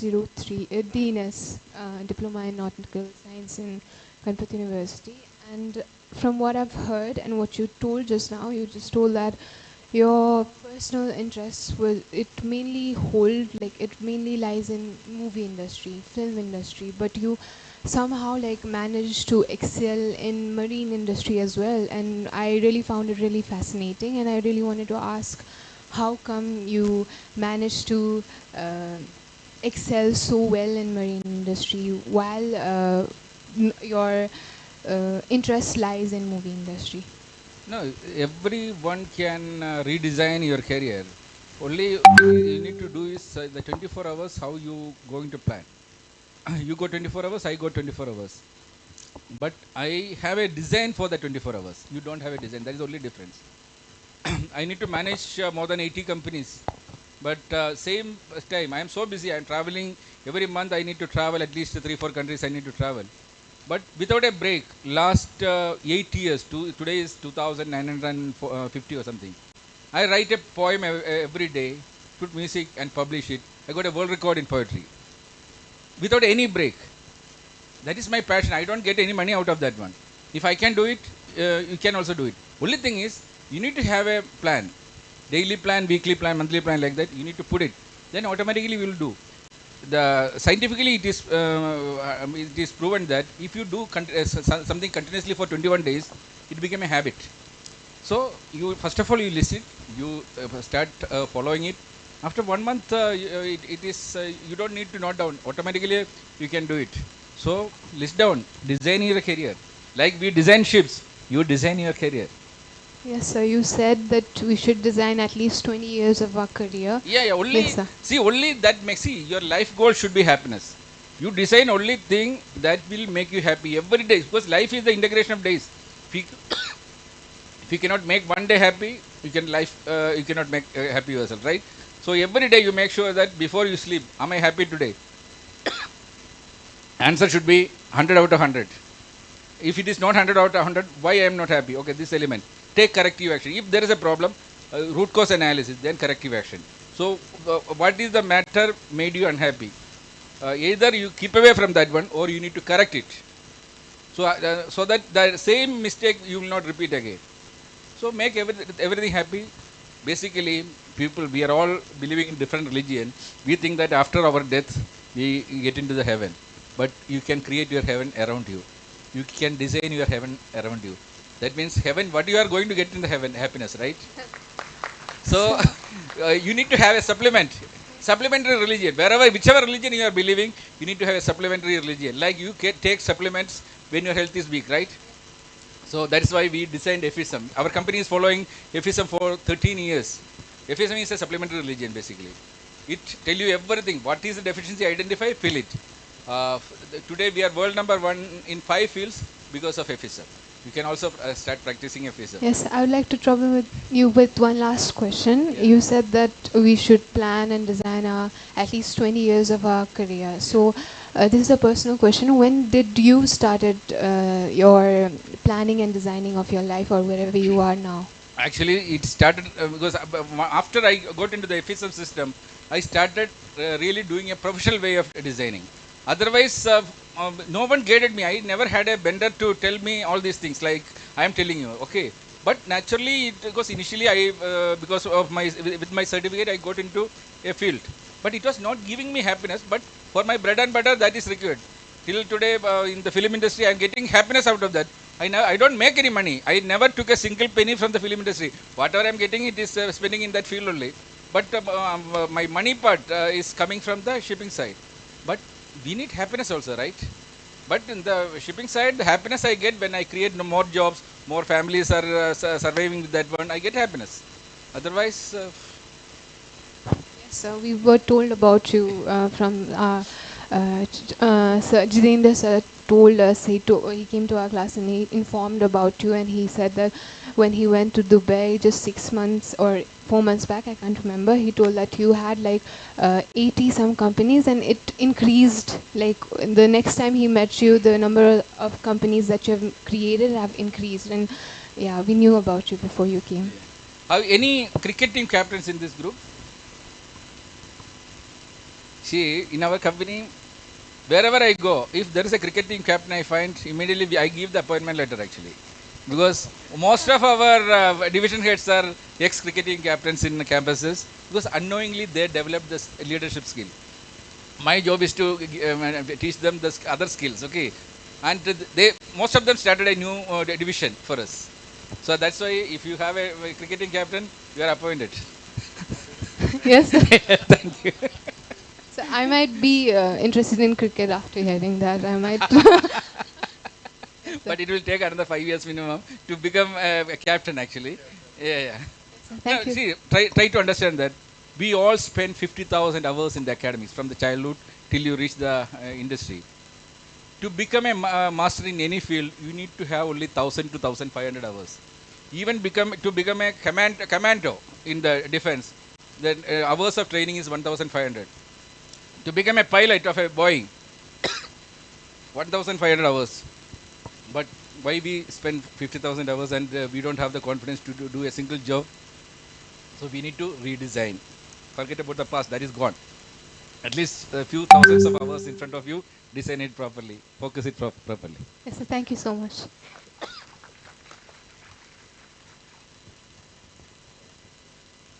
Anybody else?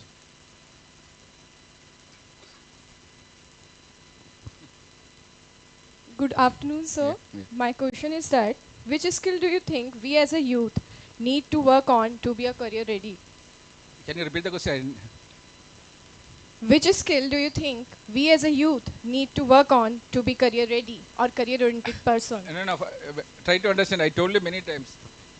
You have n number of jobs in front of you, but choose the job according to your talent and passion, which will bring you happiness. Otherwise, we see lot of young freshers passing out from the campuses. They join software companies because the salary offered is very high. They are the most unhappy people in the future because they cannot contribute anything because they can contribute nothing. Only 2 or 3% got that real talent and passion. So that's why career design is a different ball game. You can now AI is there. You ask AI, how can I design my career? It will step by step. It will tell you. Identify first of all. You only know your talent and passion. There is a right job in front of you in the maritime sector. Maybe in other sector also. But for that, I don't know what is your talent and passion. So I cannot tell you which is the best thing. And also the world is changing. What is today best won't be the best after 5 years or 10 years. I don't know whether these marine engineering students will handle marine engines in future because most probably marine engines will be available only in the museum because ships are getting converted into electric ships and other things. So entire shipping industry as such is becoming maybe another 10 years, 15 years, I don't know. Before you retire, unmanned ships will be all around. We don't know. Things are changing. AI is going to change. So you need to ask AI, not me. Yeah, you have mobile. If you have mobile, use it. Unfortunately, many campuses stop mobiles. That is the first thing we should stop. Every student should have a mobile, the best mobile with the latest tools, AI tools.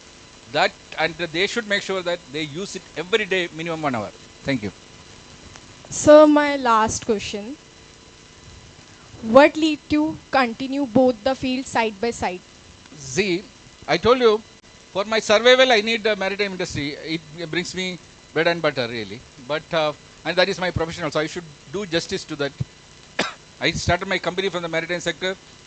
A lot of families are surveying now, for more than 4,000 families there. But film, movie is something gives me happiness. That's why I spend 50% time for the visual media related, and I have clubbed it, not exclusively for the movies. Whatever I learned from the movie industry, I am applying in the maritime sector and the other industrial sectors. And now that's why I am focusing on my my mission or vision is transforming the education sector. Actually, I want to fill that gap. I want to make sure that the academics and industry is clubbed together. Industry is going into the academics, and academy is coming into the industry. There is no need of bridge. It is a one way. We both should work together.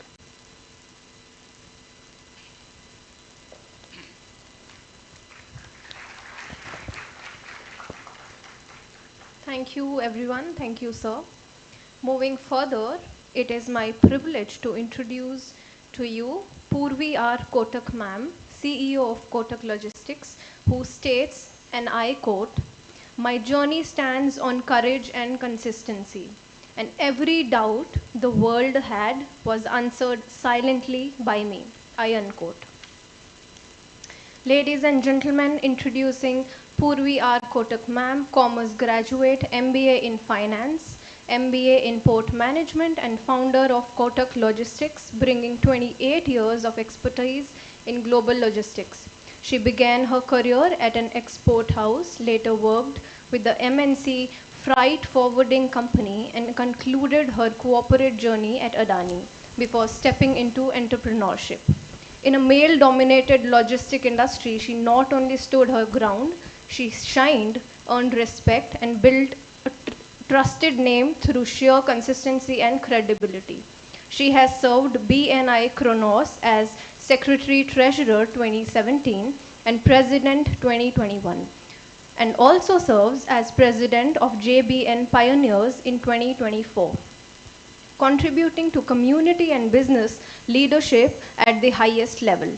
Today, she leads international business delegations as the national conveners of JBN on Wings, empowering SME entrepreneurs to explore global markets, a logistic committee member at LIBF, and a traveler to 15 plus countries on business mission. She continues to build strong global bridges of India.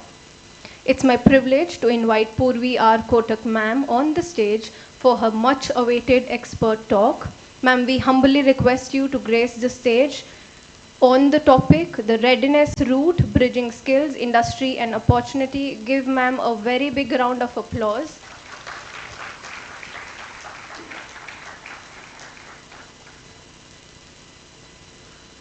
Thank you, Manusha, for such an introduction. What an inspiring and motivating personality, Sir Sohan Roy. Can we have a round of applause for him? Thank you. Good morning, everyone. Namaste to all respected dignitaries, faculty members, and most importantly, the brilliant young minds sitting here today.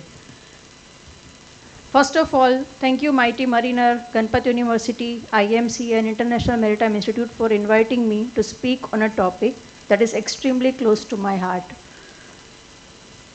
The readiness route, bridging skill, industry, and opportunity, which is not only relevant for maritime but for all the sectors. And let me tell you something, if there is one industry that never sleeps, never stops, and never gives up, it's maritime and logistics. And you are preparing to join this exciting world. So can we have a round of applause for all of you who are being part of that?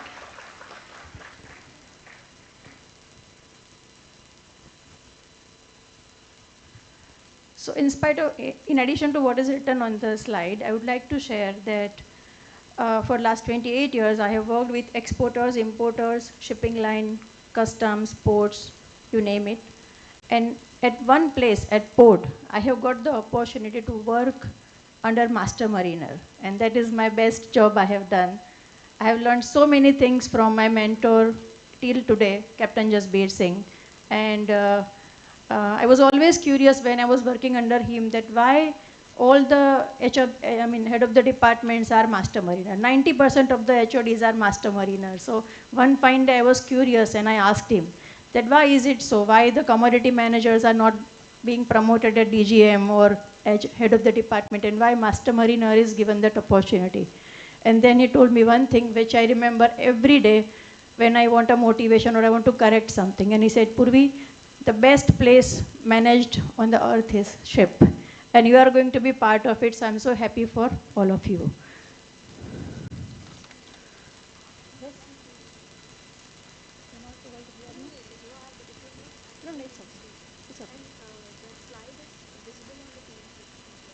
Yeah, okay.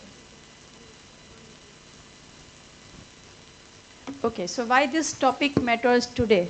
Because as you are going to start your career, and maritime and logistic is the backbone of the global trade. Everything we touch, everything we touch has moved through supply chain. And as mentioned in the previous slot, that 70% of the cargo is moved by sea. The truth is that industry is evolving at lightning speed. The skills are not keeping pace and opportunities are being missed. If I say this, I'm telling it from the shore side. In the logistic industry, we are facing these challenges that people are doing MBA in shipping, maritime, but they are not job ready. They are not like, as per the expectation from the industry. So when you are on board, when you are in your career, maybe you can prepare for future as you are going to design your 20 years career plan as mentioned by sir. So obviously you will have a transformation in your career. You might come to shore for even the better opportunities with the learning what you have had on board. So you can prepare and you can bridge these gaps which industry have and be part of a senior positions.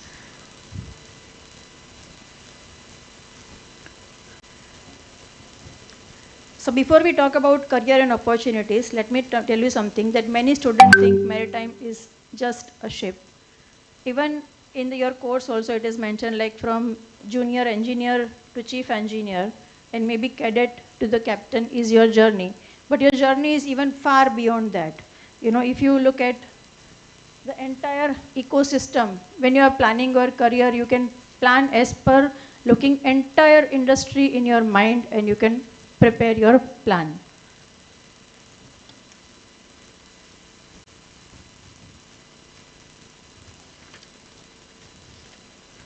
So as I mentioned, the industry has a few gaps. You have technical knowledge, you have all the knowledge on your fingertips, but you are lacking on the practical exposure. This is again prepared with the background of the logistic professionals, so maybe not relevant for you. Obviously, as maritime professional, you will show the reliability and professionalism in your career, which is the most important thing. Understanding of supply chain, as I mentioned in my previous slide, that is very important that you understand and learn more and more about the entire ecosystem rather than just focusing on one thing.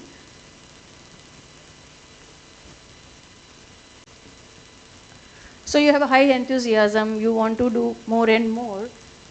You have knowledge on your fingertips, as I mentioned, but you require real world exposure and you need to work on that. Obviously, you have guest lectures, you have case studies, port visits, and this is one of the seminar which is again going to help you for the same. This is, I believe, like read, relate, and ready. You can't just be focusing on one part and expecting other to happen. So you have to relate whatever you are studying with the real life. You have to keep on learning and reading on the case studies, practical case studies. So as I mentioned, you have diverse career opportunities when you come back to shore.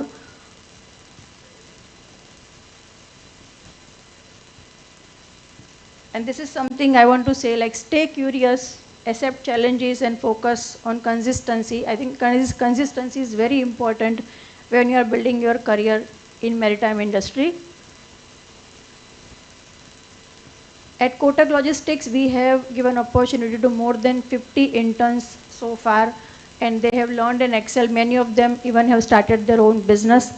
And I always like to help people around me. So if you feel I can be of any help in any way, then you can contact me and I will try to help you.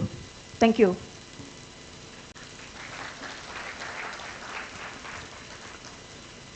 Any questions if anyone has?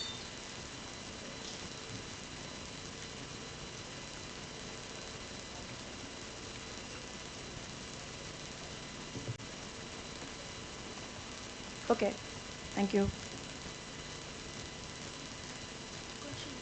Yeah, okay.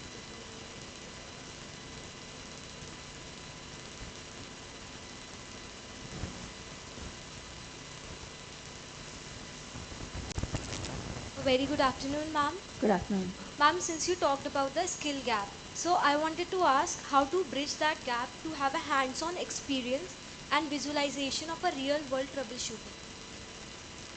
So maybe you can first figure out what are the skills required for whatever job, whatever thing you are planning for, right?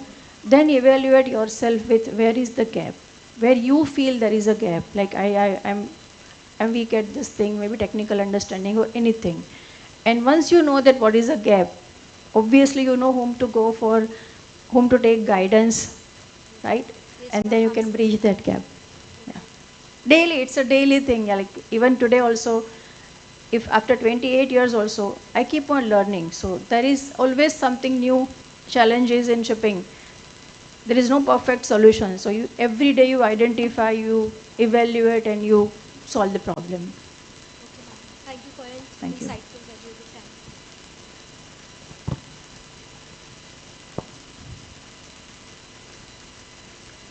Okay, thank you. Thank you so much.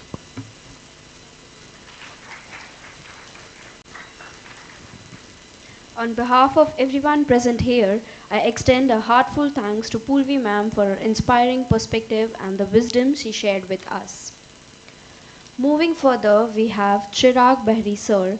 He is an International Operation Manager and Director of Regions at the International Seafarers Welfare and Assistance Network, a London-based NGO dedicated to improving the lives of seafarers and their families. He joined ISWAN in 2015 after the Maritime Piracy Humanitarian Response Program was merged into ISWAN. In his role, Sir oversees and develops ISWAN's programs across South Asia and additionally manages ISWAN's operation in Southeast Asia and Nigeria, working closely with regional stakeholders to design support system and welfare mechanism for seafarers in crisis. Chirag roots are in the maritime industry. He began his career in 2004 as a marine engineer, has worked aboard different merchant vessels and holds a chief engineer's license. Notably, he once held hostage a Somali pirates in 2010, a harrowing experience that fueled his deep commitment to seafarer welfare and crisis response. Under his leadership, ISWAN's regional programs such as mental health helplessness, family outreach initiatives, and pre-departure awareness sessions have grown significantly. He has been a vocal advocate for safe recruitment practices, especially in addressing the perils of fraudulent crewing agents. Sir's work has earned ISWAN's recognition on global platform, for instance at ShipTech International Maritime Awards 2023. He accepted the Excellence in Seafarers Welfare Award on behalf of ISWAN. Now I request Chirag Behri sir to please come on the stage for the expert talk on the topic Education and Impact on Fraudulent Crewing on Seafarers. Please welcome him with a big round of applause. Please, sir. Sir, if you want, please. Thank Thank you very, very much for the warm welcome. Extremely delighted to be amongst each one of you. My gratitude to Ganpat University, Mighty Mariners, and Sir Sohan Roy. It's always a pleasure to meet you again in person. Your words have been always inspiring and motivating for each one of us as well, sir. So it's not only just for the careers, but for us as who are growing up in their careers. It's also, sir, lovely to meet you and to hear again from you. So, yeah, so thank you very much for that. So, yeah, so as in the intro, I'm a former seafarer, been there in the industry from the last 2 decades now, and especially my ordeal of being in captivity of Somali pirates led me to, till that time, I had never thought of what do you mean by a seafarer's welfare, right? So I had never thought, you know, that welfare word, I had no idea what do we mean by actually welfare.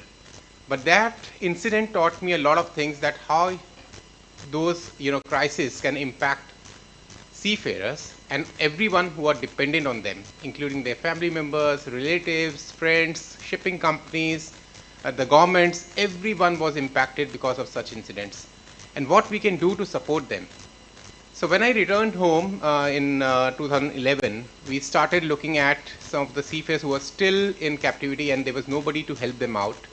And we worked tirelessly to get some of the Indian seafarers and other nationalities out of Somalia after 4 and 5 years of captivity. So that led me to learn a lot of, how to deal with the human emotions and what do you actually mean by humanitarian response. And at that time, I thought a humanitarian response, where do I find a definition for humanitarian response? And literally speaking, there was the experience what you get in working with the families led me to understand that humanitarian response is just being there with everybody in the times of crisis, listening to them patiently, understanding what they could be going through by putting your shoes into there, and just offering a meaningful, trustworthy support to somebody in crisis would definitely help them to come out of it in sooner than later. So that gives you empowerment to actually look at what your issues are going through. So basis that we thought of developing more programs around seafarers welfare, and when I'm in Iceland from the last 1 decade, we have been working on several initiatives for seafarers and their family members, and I will take you just through 1 or 2 today because of the time limit I have been given. But I'm free to come back again and any time and give you maybe our day's presentations that we have developed for the seafarers. But what I would like to do is, it's not going to be a presentation kind of stuff. I would also like to invite your engagement during the presentation as well, because we need your responses, we need your feedback, I need to hear from each one of you. So when I'm going to ask you some questions, please feel free to answer. There is no rights and wrongs, and nobody needs to be shy of sharing, right? And nobody is going to be judgmental about what you are answering here. So please feel free to participate in the questions. Normally we have we do in a Slido mode and everything, like we use the apps to basically conduct these kind of questionnaires and this kind of surveys when we are presenting. But because I have only 30 minutes today, so I've decided to just openly ask the questions with you. Is it gonna work? Yeah, okay. So just a brief intro about this entire thing. What we have developed for the seafarers is about the different aspects of the challenges that they face. The shipping, as you are going to join ships very soon, it's a lovely, beautiful career ahead of you, no doubts in that. And it's just that every career, every life, every path that you go into, you may have challenges on that path as well. So these are some of the challenges that we as a seafarers may face when you go on ship. And what we are trying to do is not to give you or not to scare you off, but also to give you empowerment and giving you enough awareness about some of these topics, so that you feel like taking your decisions on your own when you are on board ships. That will help you to come out of these kind of situations on your own, or look after yourself well enough so that you don't get into those situations at all. And, you know, your skills, what you're getting in your Maritime college is absolutely important, but how are you going to put them into practice on board will also be equally important, and that will require your preparation of your mindset, preparation of your full body, which needs adaptation of your heart, mind and full body on board, as well as interacting with different cultures on board. You will be meeting different people, different nationalities, different genders on board, and so how can we make an inclusive environment there and make sure that we all work together as a team to complete those tasks and to make sure that the ship sails in a safer environment always, because at back home somebody is waiting for you to come home, isn't it? So for them we need to ensure that each one of us follows the safety rules and everything that we need to make sure that we all work productively and in a safe environment. So these are some of the modules that we have tried to develop into our systems, but I'll just brief you about what is ISWAN and what we do. It's a seafarers welfare charity open for all the seafarers irrespective of their nationalities worldwide. We handle a large number of cases, about from 90 plus nationalities across the globe over the year, and we run programs and projects which are aimed just for seafarers and their families, and we work with a large number of partner organizations across the globe. We are membership organizations, a lot of training colleges, a lot of shipping companies are partners with us. With them we create projects and programs that benefits the seafarers and their families. And just to briefly glimpse you about what do we actually do, I'll be only focusing a bit on the work that we have been doing in India. So from the last 1 decade, we have been supporting Indian seafarers and their families. I'll start with the COVID. With the COVID, when the COVID happened, a lot of seafarers were stranded outside India, so we were helping a lot of them to return home. We were in touch with 18 Indian diplomatic missions to bring home about 1,500 Indian seafarers who were stranded overseas by getting them priority Vande Bharat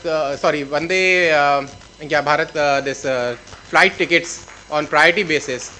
You would imagine there were sleepless nights for us because the ships used to come inside the port and they've got only few hours to actually step down from the ship, and they will be only allowed to step down from the ship if they have these flight tickets in hand. And these flight tickets will be issued only by the Indian mission or diplomatic mission in that particular country. So we need to contact the Indian mission at particular time slot, and sometimes their office is also closed. It used to be a Herculean task to make sure that all these things are put in place to get the tickets out to the seafarers to return home safely. There were seafarers who were stranded within India because they had no, they have either lost their licenses or they have not been allowed to move out of their territories, and we were helping them with some financial support as well. There were some families who, the seafarers were at sea, they were pregnant and they had to rush to the hospital, and we assisted them through our volunteers to be able to deliver the healthy baby, and then we were able to connect the seafarer through phones and we were in direct touch with the doctor, so that the seafarer where they are, they were at least relaxed that yes, my family has been taken care of by somebody. So those are small things you may say, but they really matter to every individual. For me or for my husband or for my brother or my any relative, it will be a big issue that somebody has been taken care of in terms of crisis, and the seafarer felt like I can't be there, but somebody was there with my family in the times of crisis. So we are doing a lot of work for the families as well. I'll take you through that as well. And now before I start this session on the RPSL and the recruitment process, can you tell me something about what do you understand by RPSL? Have you heard this name, this RPSL word anytime till now? Yes or no? Yes. Okay. What is the full form? Anyone? No? Okay. No one? Okay. You've heard RPSL? Yes, please. That's perfect. Recruitment and Placement Service License. Thank you very much. Yes, you need to be aware of that. And then the next question is, what is the best way to identify a trustworthy and recruitment service provider? How do you identify whether my company is reliable and I can trust them?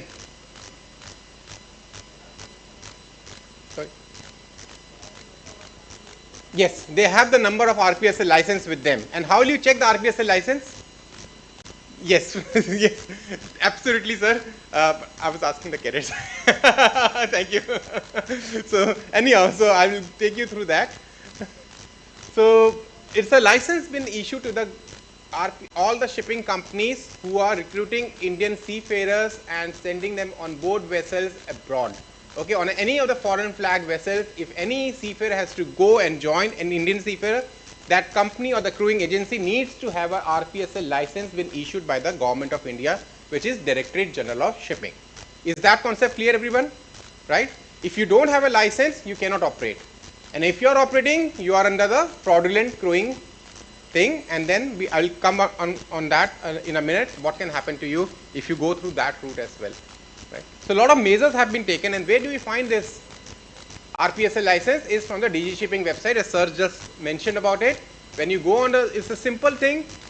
Sometimes kya hota hai? We forget, right? Because of happiness, excitement, anxiousness, or frustration that I have not been getting a job, or I am getting a very good offer. Somebody is offering me $200 extra for this job. Let me take it. I've got a mail. They said that if you pay me this much money, I'll pay you this much. Your salary is going to be $500 per month, whereas this company is only paying me $200. You get excited and you give out the money, and we've got so many cases actually. We are handling on our helpline. We operate a 24/7 helpline for seafarers and their family, absolutely free of cost, in different languages, and they are operated by humans, not AI right now. So, and we are also getting worried that what will happen to our helpline if AI is going to take control. So I'll learn from you about how we can integrate AI more in our work as well. But these helplines, we get a lot of data about how seafarers have been cheated, frauds are happening, not just in India. I'm not singling out India here, but across the globe, especially where the seafarers are in need of jobs. And the main reasons is some of them are just asking you, can you send, you need a visa for this, to go in this country. Please pay $50 and we will get you a visa. They're not offering job. They're only offering a visa. That once you get a visa, then you will get a job. And people have paid $50 and that person has run away. So even that kind of things are happening on a day-to-day basis. So you need to be aware of that. You need to only deal with the RPSL license holders. That's it. And that you can find it from the DG Shipping website. Okay. And we ran this campaign on for the Indian seafarers and the families between 2018 to 22, where we started off going in different colleges, different universities and different shipping companies, telling them about the RPSL issues and that how you need to be aware of all these things. And we ran this campaign together with the DG Shipping of India. So please be aware about these things, and we have developed some videos which I would like to actually show you if I can, and maybe you can get to know this. These are two videos, and what we have tried to do is every time we used to go in colleges, we used to give presentations, and people used to get bored. Arey fir aa gaye bolne ke liye, right? So we thought of developing into a simple videos format so that it is easier for you to whatever मैं sir जैसे बता रहे थे अभी sir मैं I have taken inspiration actually from you sir that you can convert these things into a small videos actually and that can make a more better impact than just hearing me out. Let me play if I can. Can you play? Is it possible?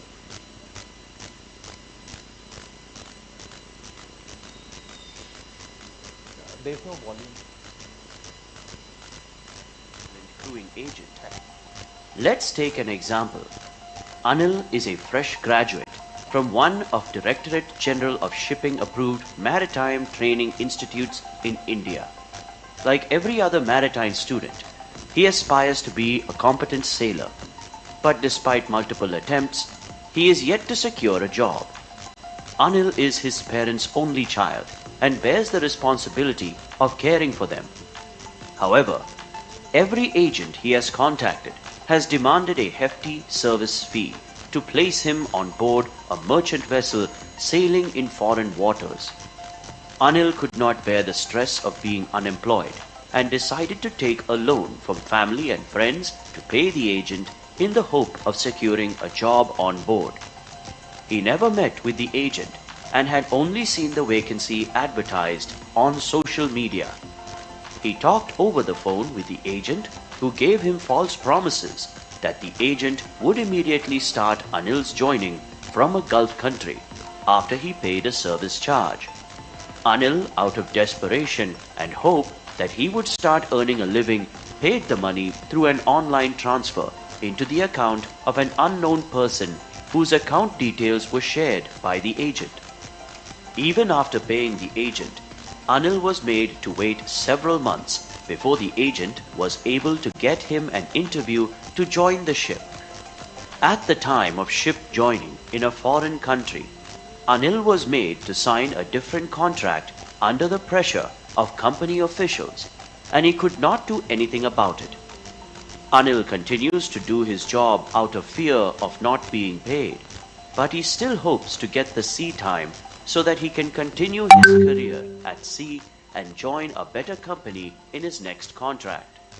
He gradually realizes that he has been trapped and that his life is in danger because the old vessel he is working on has been deemed unseaworthy. There are limited supplies on board, and they often experience complete blackouts when their fuel runs out. Hundreds of thousands of seafarers like Anil work on unseaworthy vessels and often not paid for months or even years. They have no say since their agents start ignoring their calls and disappear when things get tough. Seafarers who take the route of fraudulent agents are always vulnerable to fraudulent practices, abandonment, and loss of sea time and wages. To address this issue, ISWAN launched a campaign in 2018 to discourage Indian seafarers from signing up with the crewing agencies that are not registered with the Directorate General of Shipping. Since then, ISWAN has guided and supported several seafarers in cooperation with the Directorate General of Shipping of India and other Indian partners. ISWAN's campaign also aims to raise awareness of the risks associated with signing up with unregistered agents, such as falling into the trap of working on a ship carrying illegal cargo, being unable to appear for higher grade examinations conducted by the Directorate General of Shipping India, and in extreme cases, risk to life.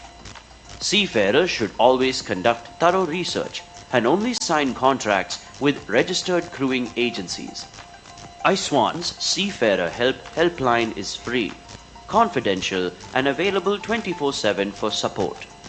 Contact Seafarer Help. Download the ISWAN for Seafarers app to stay up to date on ISWAN's work and have quick access to self-help guides for seafarers and seafarer help. Yeah, so these are small messages that every one of us need to, I can fully understand, and that this campus, each and every one of you will almost get a surety of a job. But then what is happening is that after you step out from here, maybe in the future course of your career, you might get attracted to some of these fraudulent agents who are working that, and then you need to remember this thing. 2 days back, we got another case from a chief officer. He's working on board a ship, and he said, I paid money to get the job because I was trying to get a promotion. And he paid money to this agent. From last 3 months, he's got nothing. He's not been paid, and he's been stranded overseas, and we're trying to help him out.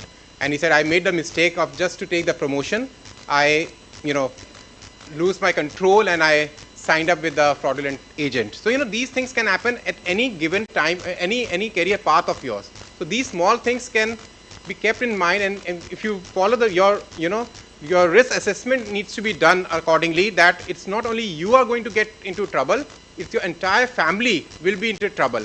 If you are going to suffer something, your mother, father, and in future your wife and children will also suffer because of everything what you do. So you need to be responsible towards them and think about them before you take any action. Okay. So there is another small video out here which I would like to just play and give you a bit of more. I think possible. Yeah. In today's job market, it is crucial for seafarers to verify the legitimacy of the crewing agent and company before joining a merchant vessel. Failure to conduct such research can result in fraud, abandonment, and non-payment of wages, which can pose significant risk to a seafarer's life and livelihood. The introduction video of the series showcases Anil, a young cadet who suffered the consequences of not conducting proper research before joining a vessel. Anil lost his money, paid to a fraudulent crewing agent, and was forced to work on an unseaworthy vessel without receiving any wages. While it may seem unlikely that something like this could happen to you, it is always advisable to conduct research before joining a vessel to avoid the risk of joining an unregistered crewing agency. ISWAN recommends the following steps to ensure the safety and security of seafarers. Number 1. Verify RPSL. RPSL stands for Recruitment and Placement Service License for Authorized Recruiters and Agents in India and is enforced under the Indian Merchant Shipping Act. Provides a mechanism for the protection of Indian seafarers. Check the list of agents having RPSL on the official website of Directorate General of Shipping India, www.dgshipping.gov.in. Number 2. Ship Be Sure. Seafarers can check the ITF Ship Be Sure portal for tips on finding a legitimate manning agent, avoiding recruitment scams, and guidance on employment contracts, currently covering several countries in Asia. The portal is set to expand and cover more regions worldwide. Number 3. Social media. Seafarers can join relevant groups or forums on social media platforms to ask for references or speak directly with other seafarers who have previously sailed with various crewing agents. In addition to social media, seafarers should also verify the information provided on the crewing agency's website and check for Google reviews. Number 4. Police records. Seafarers can also check with the police to see if there are any ongoing cases against the agent or agency. This is a good and efficient way to determine whether the agent in question has a good track record, although having no complaints does not imply a trustworthy agency, because many of these cases go unreported. The research does not stop here. Seafarers must also check the legitimacy of their employment contract and other documents. Form 1 have to be updated online by RPSL companies on the DG Shipping India system for seafarers one day before the seafarer joins the ship. This gets transmitted to all Indian seaport and airport immigration desk, and the seafarers get an alert on their email from DG Shipping India. Moreover, seafarers should be wary of any subtle signs of fraud, such as if the agent only communicates via WhatsApp or uses their personal email address to share documents rather than the @company.com domain. Also, if the agent is only providing tentative dates and stalling the process in order to extract service charges, the agent's intent is clear. Before signing a contract, seafarers must take the time to thoroughly review all important details, such as the vessel's information, wages, termination, etc. Seafarers should also double-check their master checker on dgshipping.gov.in and verify EC status and emigrate.gov.in/ext before going on board. Remember, your safety and security should always be your top priority. Therefore, it is crucial to apply for jobs only through reputed agents or companies and meet their selection criteria instead of looking for an easy way out. Paying money to an agent under the name of service charges can result in falling victim to fraud and employment-related issues. Contact ISWAN's free, confidential, and 24/7 Seafarers helpline for guidance and support. Download. Okay, so this is something which is going to be really helpful to you if you look at your contracts, because many times it has come to our helpline that seafarers don't even read the contracts and they just sign. And some of times we have seen seafarers having their own signatures, but the signatures of the RPSL company is missing from the contract. So the contract is not valid only. If the contract is not signed by both the parties, then the contract is invalid. Sir, please correct me if I am wrong. So in many of the cases we have seen seafarers come to us and say, my agent has not given me money, can you help me? How can I take on my case? But the contract is not even signed by them. So that contract you cannot take anywhere. So these are small things which you need to really bother about yourself, that you need to check them thoroughly. What is written in the contract, it needs to be followed. If you have any wages promises by the company, but in the contract something else is written, if the ship is with promise something else and in the contract something else is written, you need to really check on that before you board the vessel, right? And the second thing is about that we are receiving so many complaints about seafarers getting emails or WhatsApp from gmail.com, yahoo.com or so many other IDs, and not from the company's business mail ID.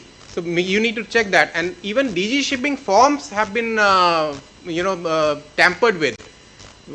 Seafarer came to us, he showed the form 1. I think everybody of you may be aware of the form 1, that you will get a form 1 from the RPSL company before you join the ship, and that form 1 will have all the details of the vessel and the company, and that will be submitted to DG shipping, and DG shipping will relay it to the ports and airports and the ports, and then when you go to the airport, you will show your passport CDC and you will get a clearance to go on that vessel, right? So that in that form also the seafarers came to us and they said, sir, हमारे पास तो RPSL ये form 1 था. We had that valid form 1, and when I read that, I said, yes, that's a valid form 1. It looked very valid. You know what was the missing out there? In the government of India, they removed N from there. So they were all photoshopped form 1s that these fraudulent people have sent it to them, and we asked them, have you received this thing on your email? They said, no, we didn't receive. They only sent it on WhatsApp that this is your form 1, and we paid money and then we went to the airport. And the DG shipping then said this is not issued by us. So the level of frauds which are happening out there that you need to be aware of and you need to be cautious about is there, you know. So this is going to help you to shape up your careers when you step out of this campus. And before I go, I will take another 10 minutes of yours if I'm allowed.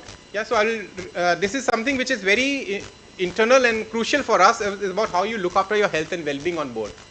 We can talk about that for hours and hours, but I will try and conclude that in 10-12 minutes only, about that every one of us has a mental health.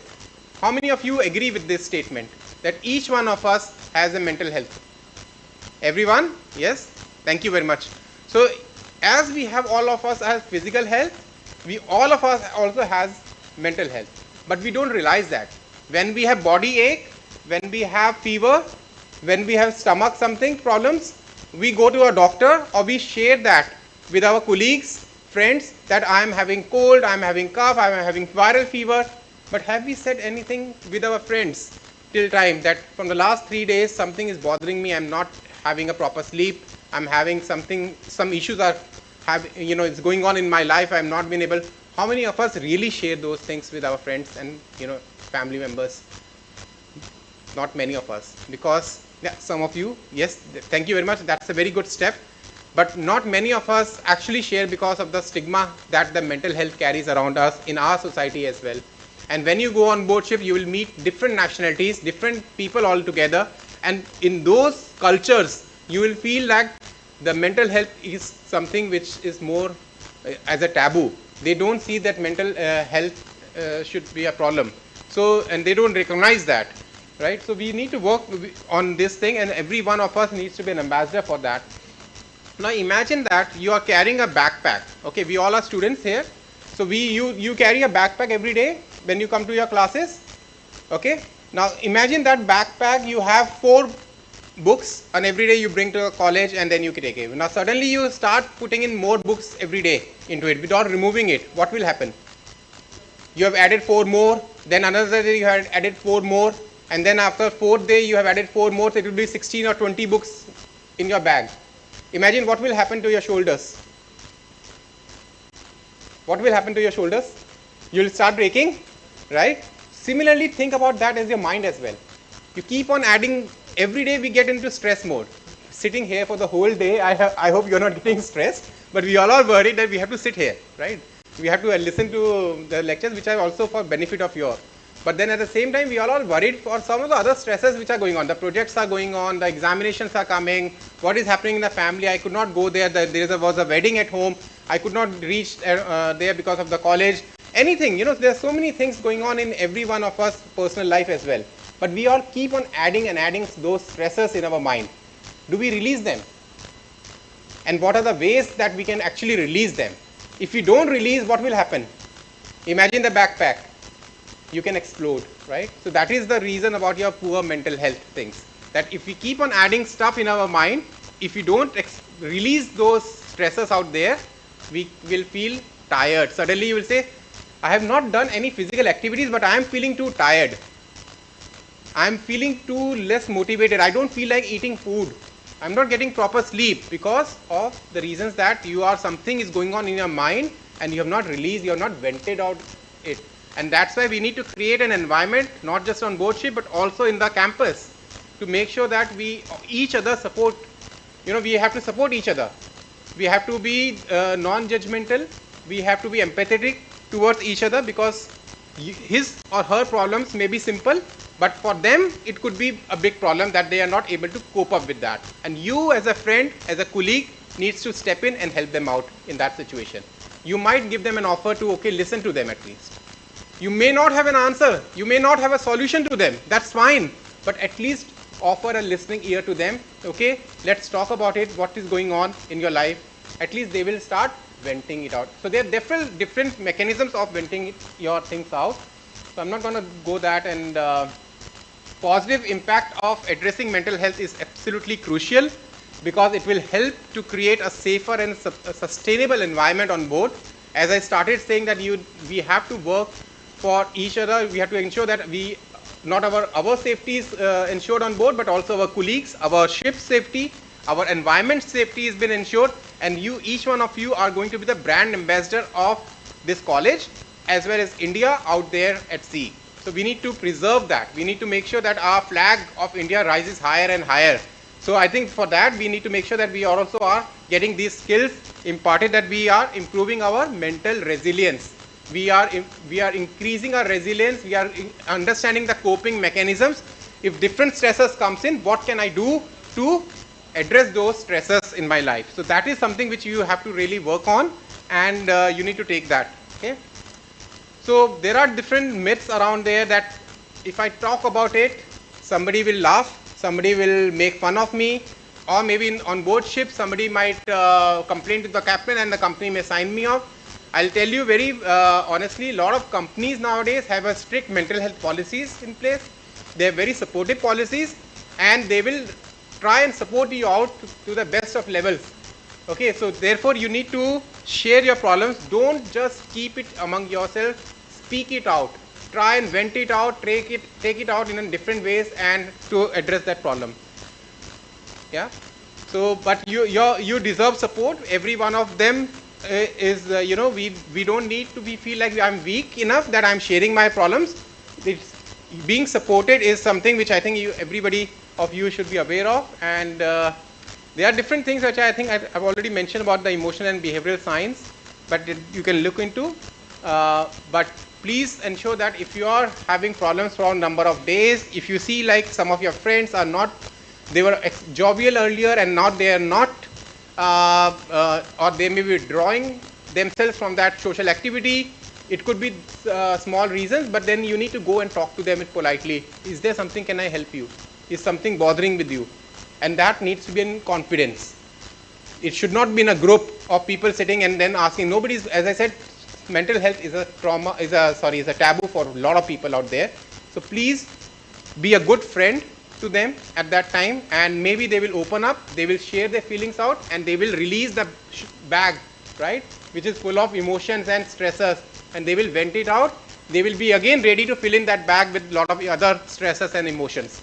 So what you need to do is you have to become a relief valve. Absolutely, sir. Correct. So that relief valve has to be there. Imagine you have filled a beaker of water. This bottle is filled of water. I keep on pouring water. What will happen? Overflow, right? But if I put a tap here and I keep pouring water, what will happen? I can keep on adding water. So this is what you need to make your mind and body about it, that I am capable of taking more stresses, but I need to know how I vent it out, and how you can do it in different ways is about, which I'm going to ask you is about, how do you de-stress yourself in your daily routines? Can any one of you tell me how you de-stress? What are the things that you would not normally do in your campus? Every one of us gets stressed, isn't it? It's not bad. The stress has to be there. When I was like you a few years back, I studied in Tolani and was graduated in 2004. And all my 4 years, I used to only get the syllabus a day before the examinations. I used to be like that. How many of you are like me, that we used to study at nights? Yeah, the whole night, and I will understand everything out there. What is there? What is going to come in the next day? The whole semester, I will not understand the subject, but the last night something will happen, and I will do that because of stress. That's a good stress. So stress is not bad. Having stress is good because it helps me to do my work. Again, it depends on person to person. But how to make sure that I am de-stressing myself as well? What do you do? Anyone? Any volunteers? Yes, please. Yes, following a hobby. Very, very, very valid points. Actually, you have stolen. Have you seen my presentation? Okay. Okay. Thanks. Anyone else? What do you do? Apart from hobbies? Yes, thank you. Going for a walk. Absolutely. Brilliant. I have started doing that from last few years, and I really enjoy my walks quietly, peacefully, and I can de-stress myself. That's very, very, very, very. We had the same answers. Yes. Okay. So, and how do you plan to remain fit and alert when you will be on board ship? Have you thought about something? How can you keep yourself fit on board? Good diet. Yes, absolutely, sir. Thank you. But, sorry. Loudly, please. Okay, anyone else? How do you remain fit on board? Good mental health. Absolutely. Mental and physical well-being are interconnected. If you are going to work on your physical health, even 20 minutes in a day, and you say that I don't have time, as a cadet we have to do 18 hours to 15 hours of work. I'm not scaring, but there's sometimes if the ship needs it, you have to do. But then, I'm not getting time, but at least 20 minutes of within the room you can do some, you can take some Dynabands and you can do some flexible exercises, or maybe yoga, meditation. Something you need to do to get yourself de-stressed. If you don't have a hobby, what you have to do is build up your hobby. Like pick relaxing hobbies.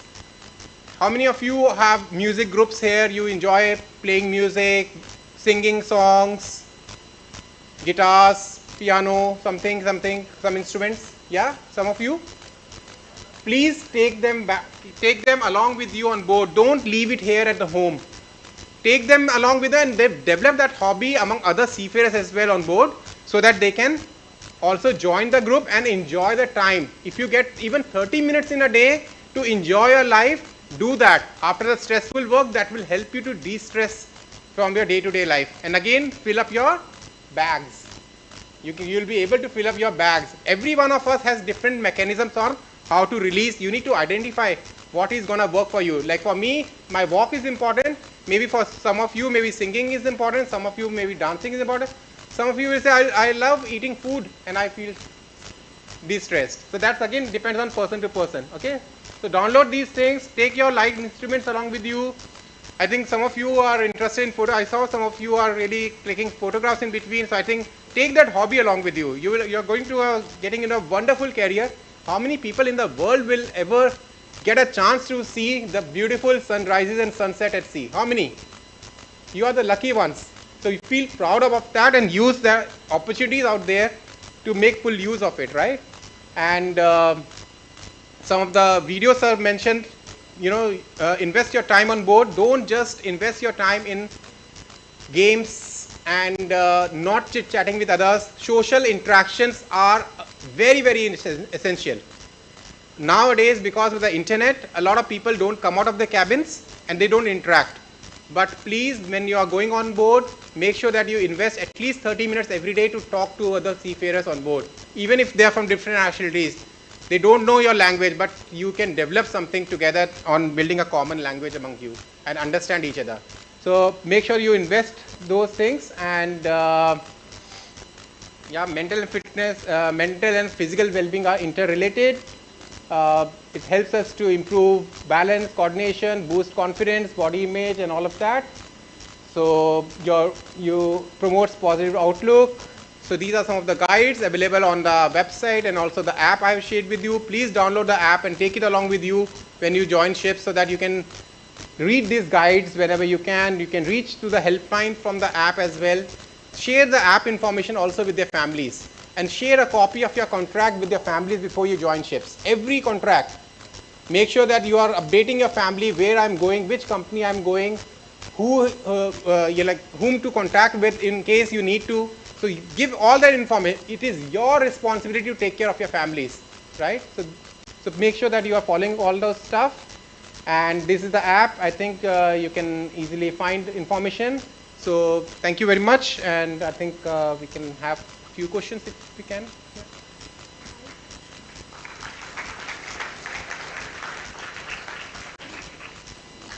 There's a question out there.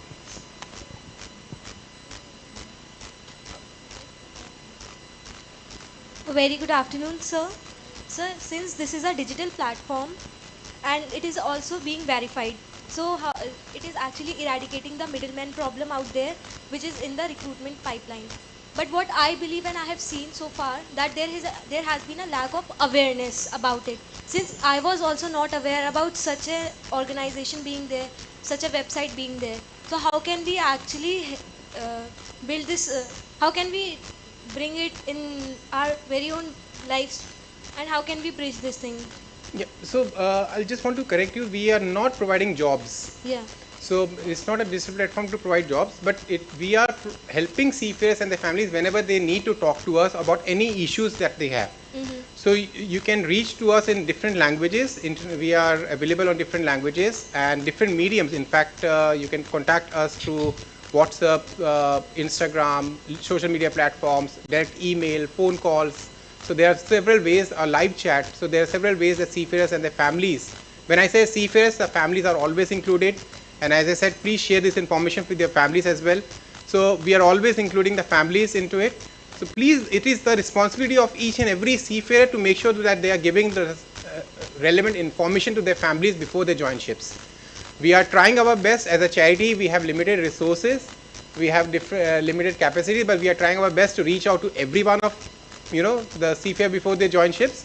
But it's beyond our capacity to conduct. Our college is really good, so they invited us to come here and do this. So we are here, but not all the colleges actually have that kind of vision, unfortunately. So sir, what other measures you can take to make this thing come into the spotlight and make more awareness about it? So I think a lot of that depends on to how right now we are doing an active promotion on the social media platforms. So I think that is something which the seafarers should connect with us on social media platform. They should think that this is their all the services what we are providing is absolutely free of charges for them. So they should take and promote it. I would say that instead of we are only a medium to help them, but if they need support and they feel like the support is good and really trustworthy, then they can help also promote to other seafarers as well. So we would also encourage every one of you to please share among your friends who have not been in this hall today, to also share with them this information. Thank you, sir, for your valuable time. There was a question at the back. Yes, please. Can you please give the mic to her, please? One. Yeah.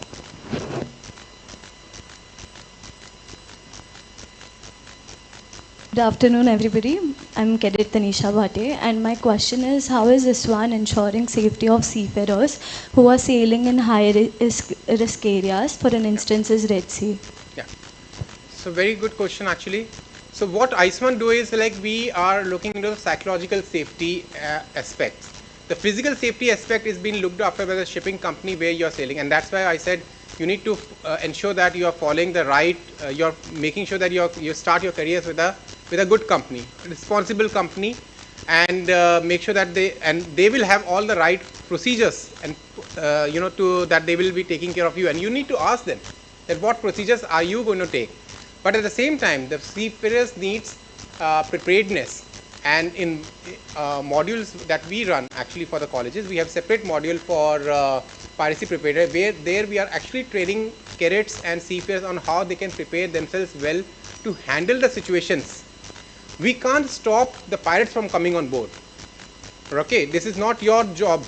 You cannot have the guns. You cannot, if they have come on board, what are you going to do about them? How are you going to deal with that situation out there? It's not only just the pirates nowadays. Recently, you might have heard vessels been captured by some countries. Nowadays, they have been taking away the vessels, and there are some other geopolitical reasons behind that, or there have been attacks on the vessels where the seafarers have died, unfortunately. And if you might have seen the Persian Gulf incident, some of that has happened over there. So this is not only limited to only piracy, but then having our preparedness well enough. The mental health preparedness helps a lot into dealing with that situation. What happened on my ship, I'll tell you very frankly, when we were attacked by the pirates, we were not prepared at all. We had put up some hot water hoses and we thought that, oh, after seeing this, pirates will not come. When they reached nearby to us, I was in the engine room because I'm an engineer, so I had no information what is happening on board.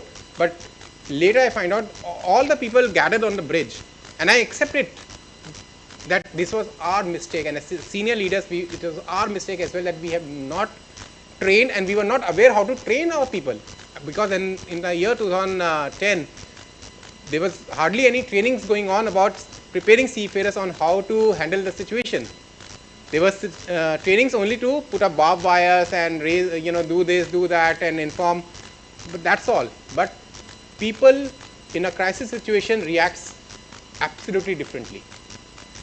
We all are human beings, we need to understand that, and we can make mistakes, and we also did make mistakes, I agree on that, and we did the wrong thing of allowing the pirate, we make it easier for the pirates to actually board the vessel. So this is something which we work on with the cadets and the seafarers before they join ships, that how they can mentally prepare themselves well enough, and so that if the situation comes in, they don't lose their patience, they actually do the right things. You know what some of the seafarers they did was, they started moving the ship hard port and hard starboard. We were doing 30 knots on that day. What will happen if you do hard port and hard starboard immediately? Anyone?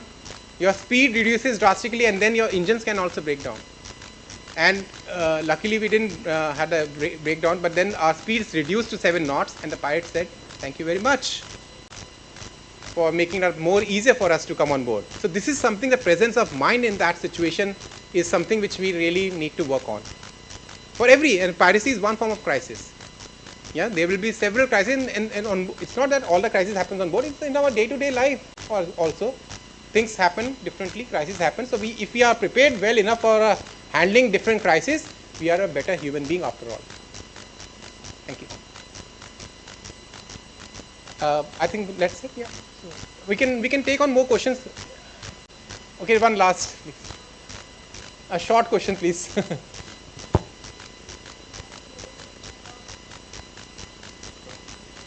You can ask me later. Good afternoon, sir. Myself, Saurabh Ghosh from DNS 02 batch.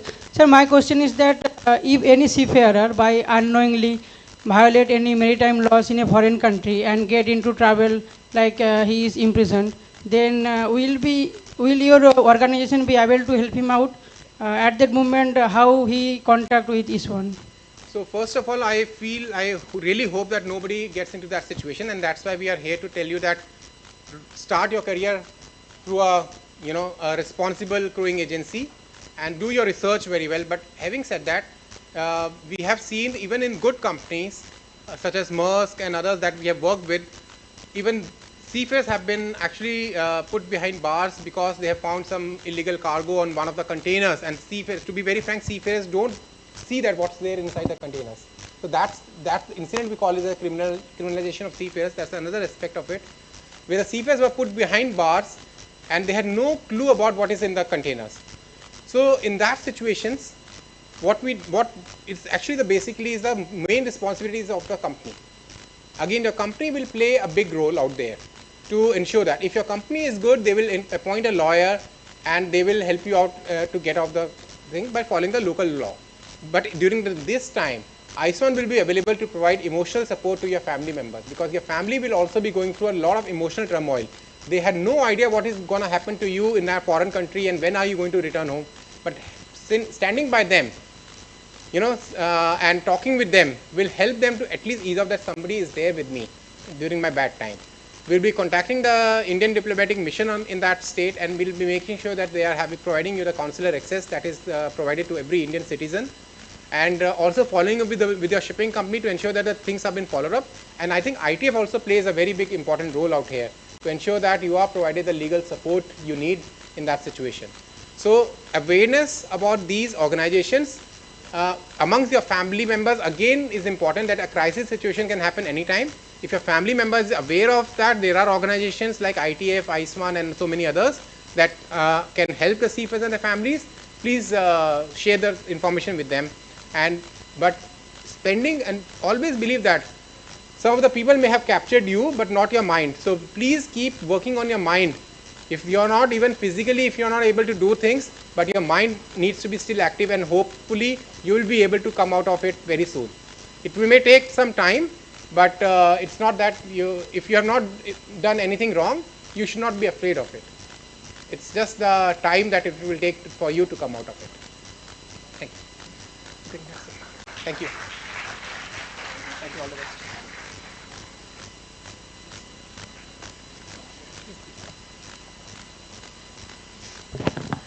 Thank you, sir. I request all the dignitaries to please come on the stage for the group photograph.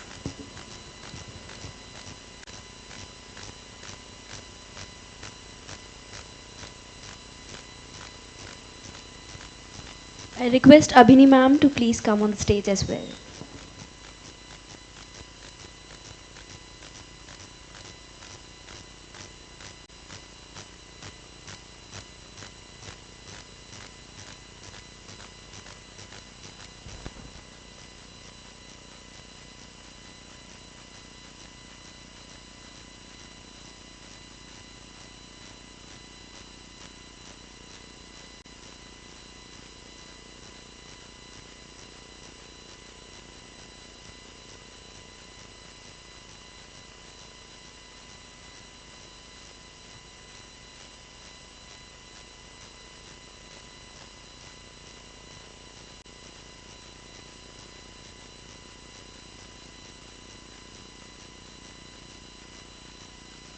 I request all the cadets to please be seated in the auditorium itself.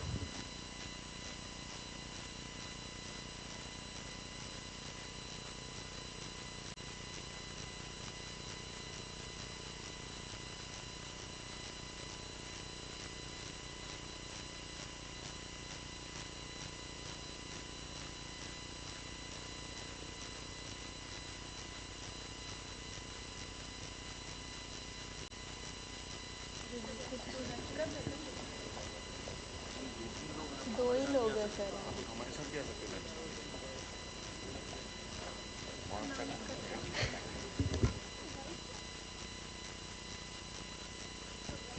As faculty escort the chief guest and other guests, I request cadets to please be seated, and after that you can go for lunch.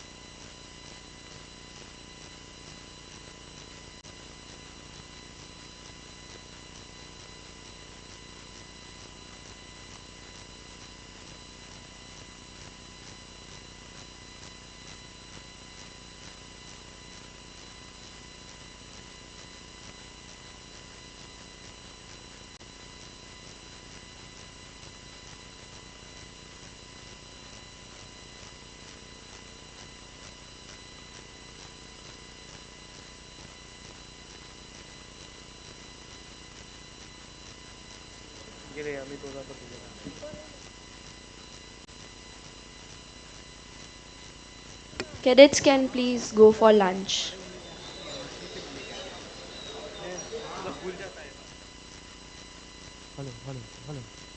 Everyone has to come back as early as possible.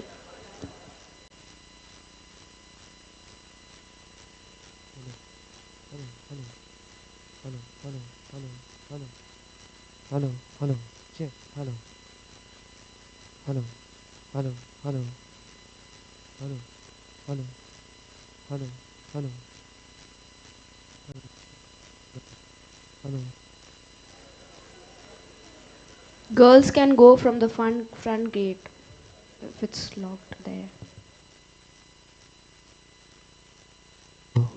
Hello, hello, hello, check, hello.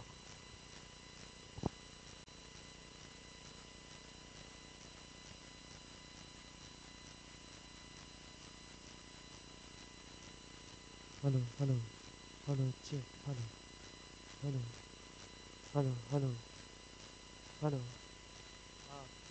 hello, hello, hello, hello, hello, check, hello.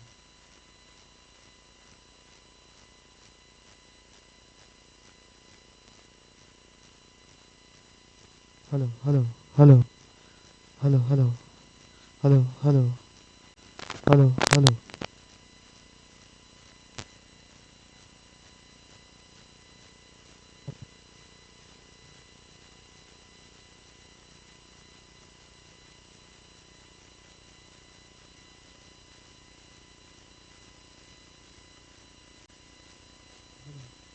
Hello, hello, hello, hello, hello, check, hello, hello.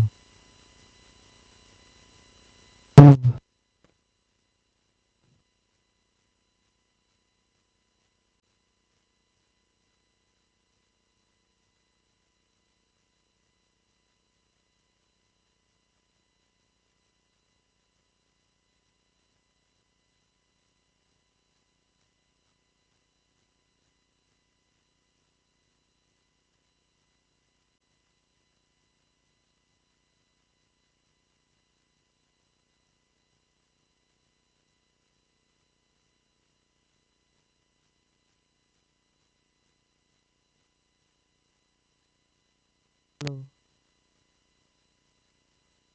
hello, hello, hello, hello, check, hello.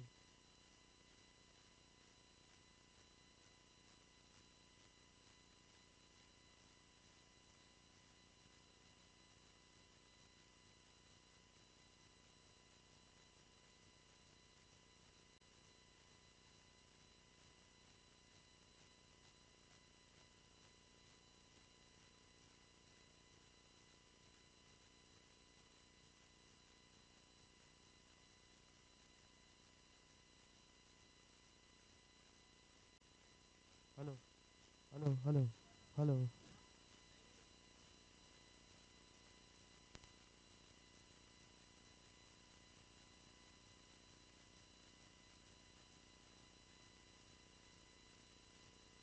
hello, hello, hello, hello, hello, hello,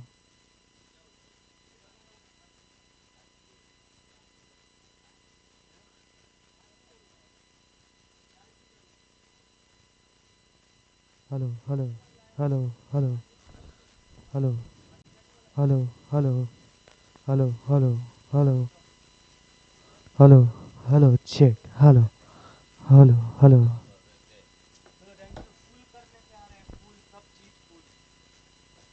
hello, Hello, hello, hello. hello, check, hello, hello, hello, check, hello, hello, hello, hello, hello, hello, hello, hello, hello, hello, check,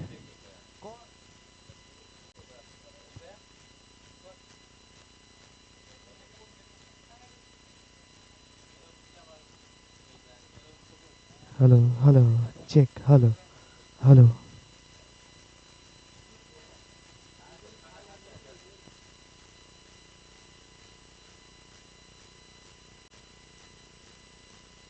hello, hello, check, hello, hello, hello, check, hello, hello, check,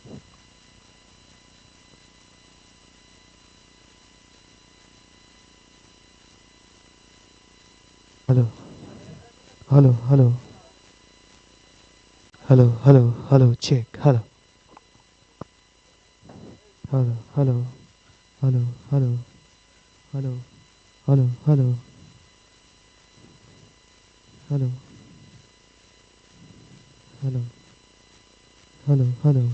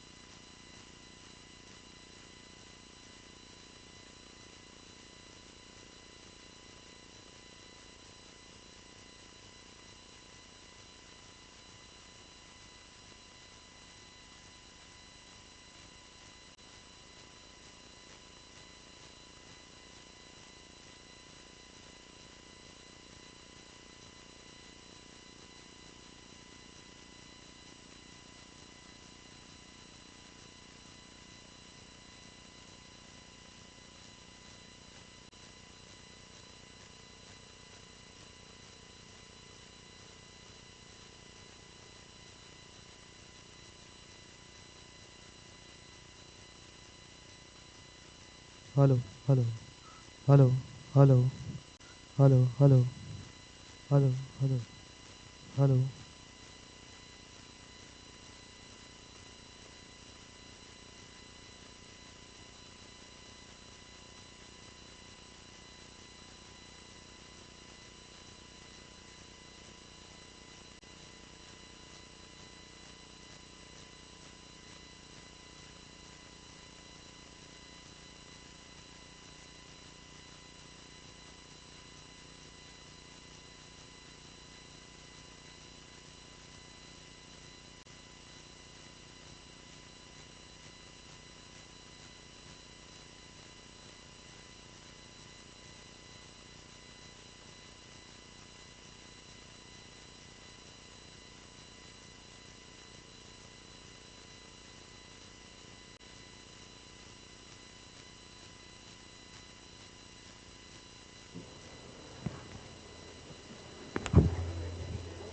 Hello, hello, check, hello, hello, hello, hello, hello, hello, hello,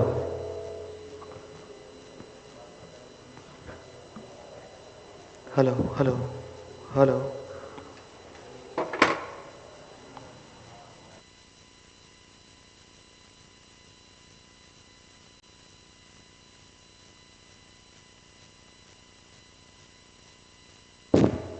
hello, hello, check, hello, check, hello, hello, hello, check, hello, hello, hello, hello, hello, hello, check, hello, hello, hello, check, hello, hello, hello, hello, check, hello, hello, hello, hello, check, hello, hello, hello, check, hello, hello, hello, hello, check, hello, hello, check, hello, hello, hello, hello, check, hello, hello, hello, hello, hello, hello, check.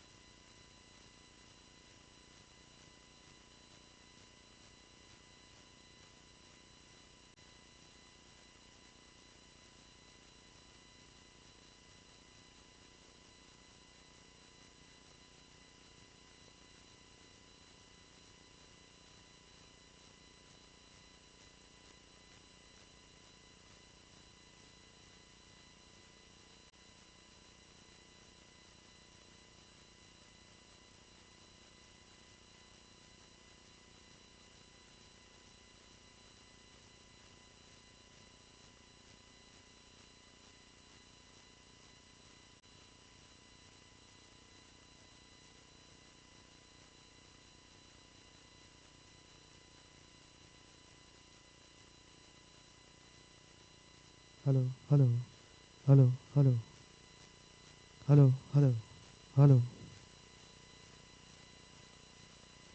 hello, hello, hello, hello.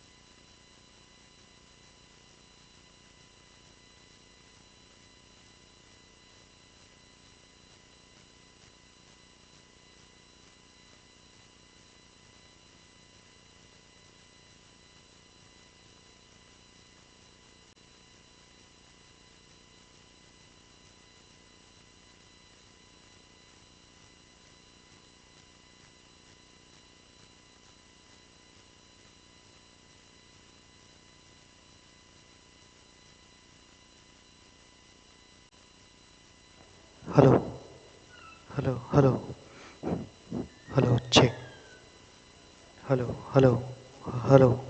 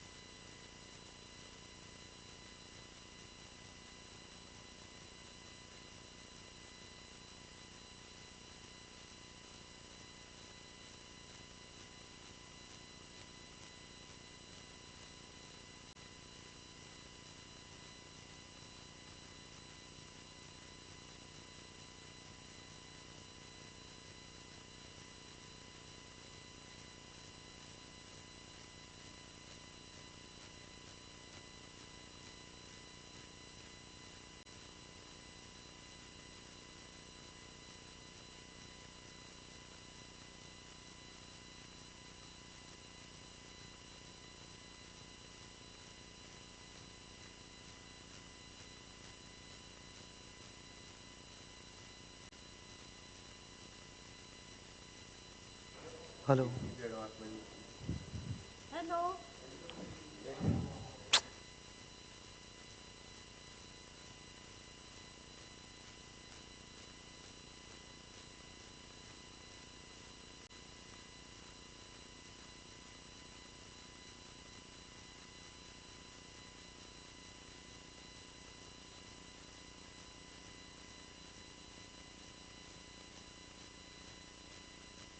Hello. Hello. Hello. Check. Hello. Hello. Hello. Hello. Hello. Hello. Hello. Hello. Hello. Hello. Hello. Hello. Hello. Check. Hello. Check. Hello. Hello. Check. Hello.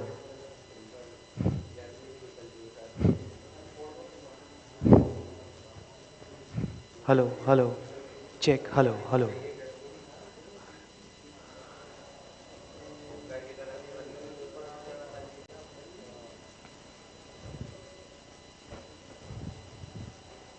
Hello. Hello. Hello. Check. Hello. Hello. Hello. Hello. Check. Hello.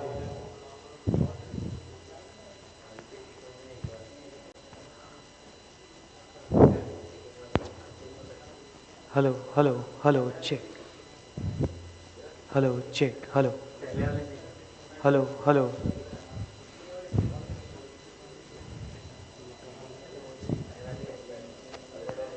Hello. Hello. Hello. Hello. Check. Hello. Hello. Hello. Hello.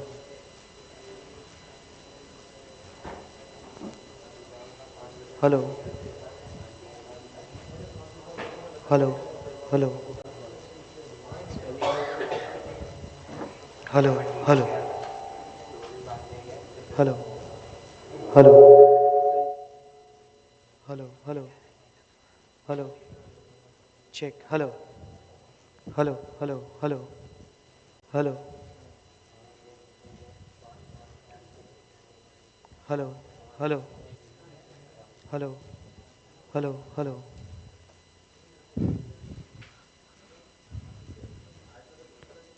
Hello. Mic check. Hello.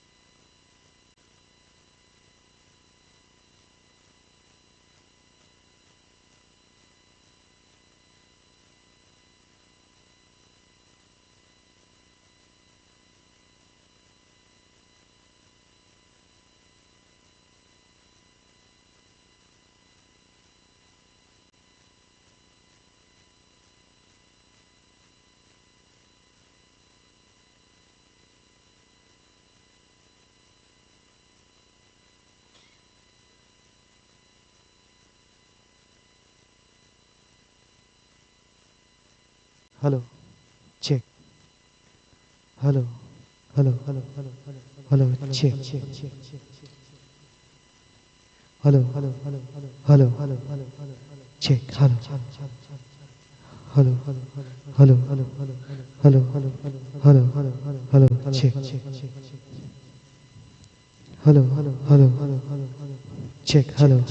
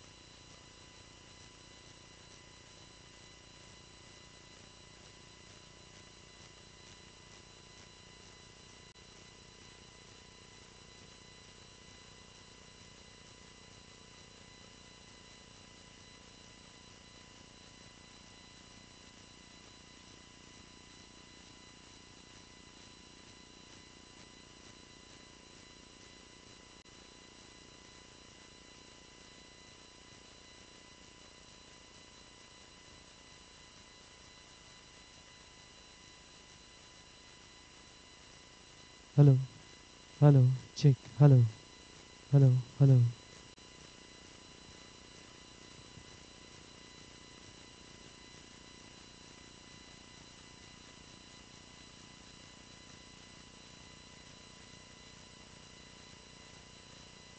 Hello, hello, check.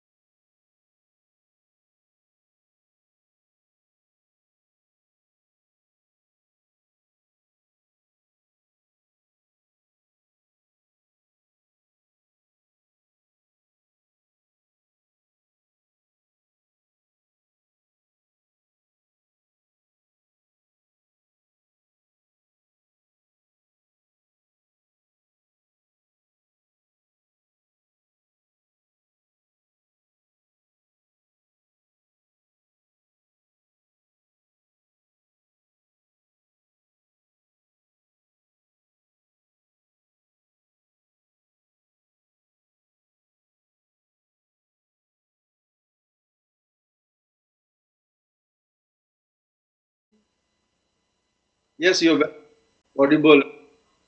Okay, thank you, sir.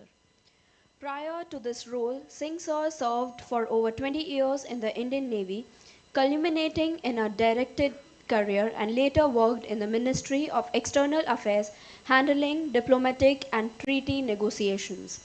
He holds a BTech in Electrical, Electronics and Communication Engineering, an MTech in Radio Frequency Design from IIT Delhi, and MBA from Jamnalal Bajaj Institute of Management Studies.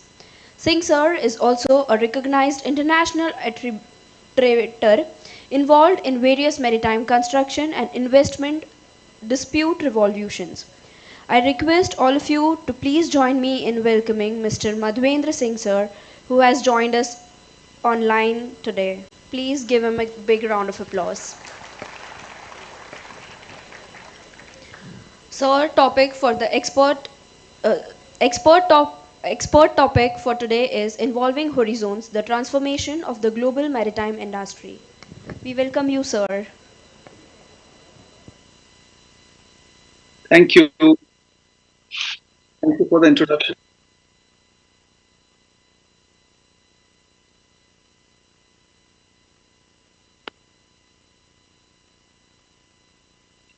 Uh,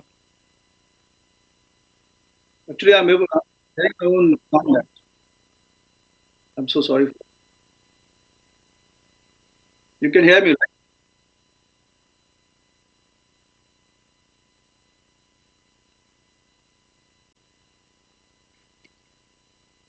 Yes, sir, you are audible. Okay. Yes, sir.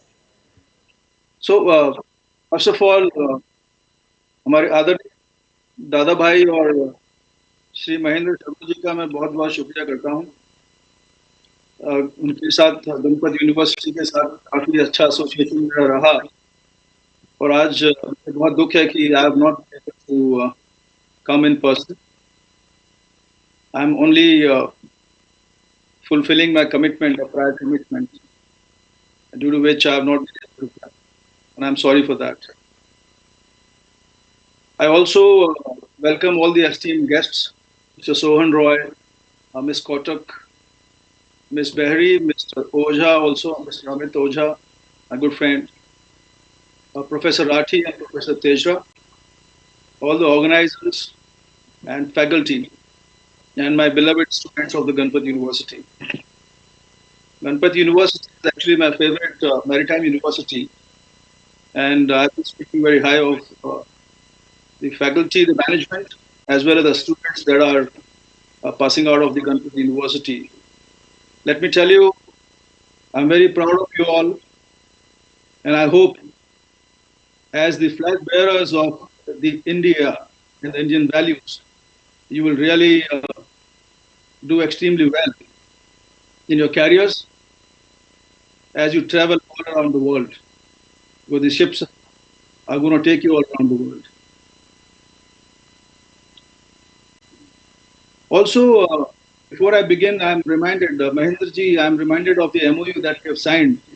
I'm also reminiscent of that, and I'm hopeful and very certain that that association will be taken forward, and we will have very meaningful engagement as well going ahead. So, the main purpose of today's interaction is understanding the requirements of the students, number one, and also to give you an insight into what are the trends going ahead, what is the transformation happening in the industry, and what is the India's priority. So I'm sure you're all aware of the statistics, how why maritime trade is important for, in fact, the global economy as part of the macroeconomic factor and the continuing geopolitical stress that India is laying. The success of the maritime trade is very important for our country. And besides the volumes that we handle, almost 93% of the volumes in the international cargo is still being carried on international flags. That's a very sad thing, and the government of India is working very hard to change that. And Amit Oja is here. I'm sure he'll take you about the benefits the GIFT City and the IFSC is offering in the state of Gujarat. The state of Gujarat is number one when it comes to the maritime trade and business, and even the coastal cargo in India. So I'll be taking you through the trends and transformations. That's very important to know, because you must understand what to expect in the future and where are you heading.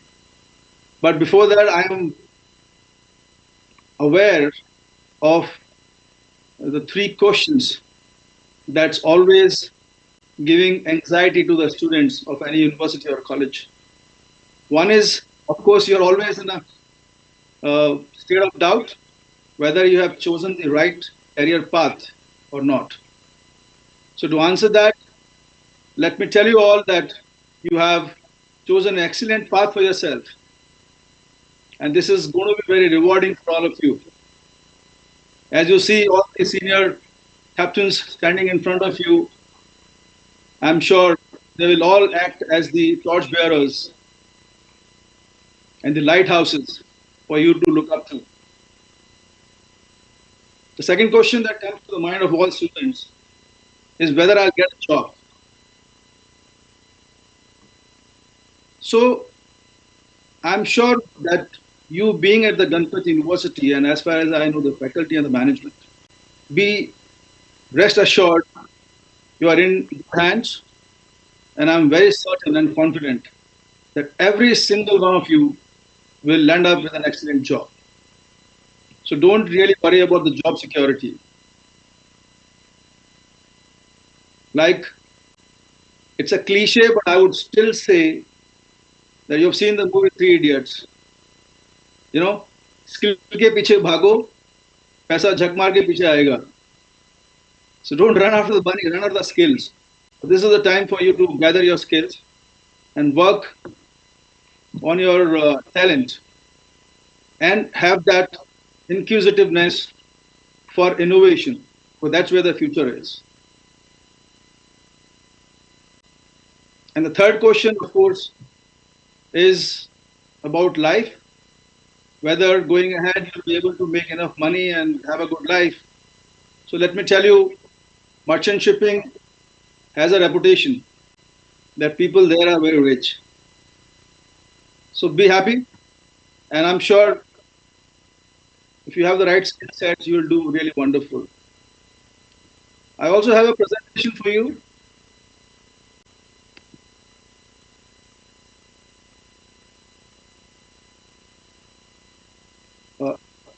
Is that visible?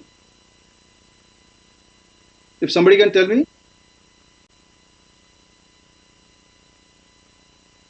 Okay, great. I saw the thumbs up. Thank you. Thank you, Captain. So recently, we were at the India Maritime Week, and the PM has spoken about a few factors which are important for India. Let us all understand that these are the areas that our government is focusing on and working very hard. And if you are looking at a career, these are the pathways probably you can start looking at right now. We are wanting to build global scale megaports like Wadwan is there. The Vizhinjam has become the first transshipment hub in India, comparing with the Colombo. And we are also looking at smart ports. A recent study has shown that our ports are running at an efficiency of 30%. So we have also drafted a future scope where all the ports will transform and the efficiency of 70% will at least be achieved as we go along creating new megaports. Then, of course, the issue is about the flagging and creating Indian tonnage. Maritime sector is a strategic sector for every nation, and so is for India as well. It is important that we create avenues and the environment where people can own and flag ships in India. And there are a lot of reforms have undertaken in the DG shipping at the ministry level to basically facilitate that. There is an integration with the digital and shipping corridors, and we have also signed MOUs with the ports of Rotterdam and Singapore to facilitate that. And the major port of Kandla is working as a flag bearer for green ammonia and green hydrogen, as well as integration of digital and green shipping corridors with Singapore and Rotterdam. Another mega focus area is shipbuilding and ship repair.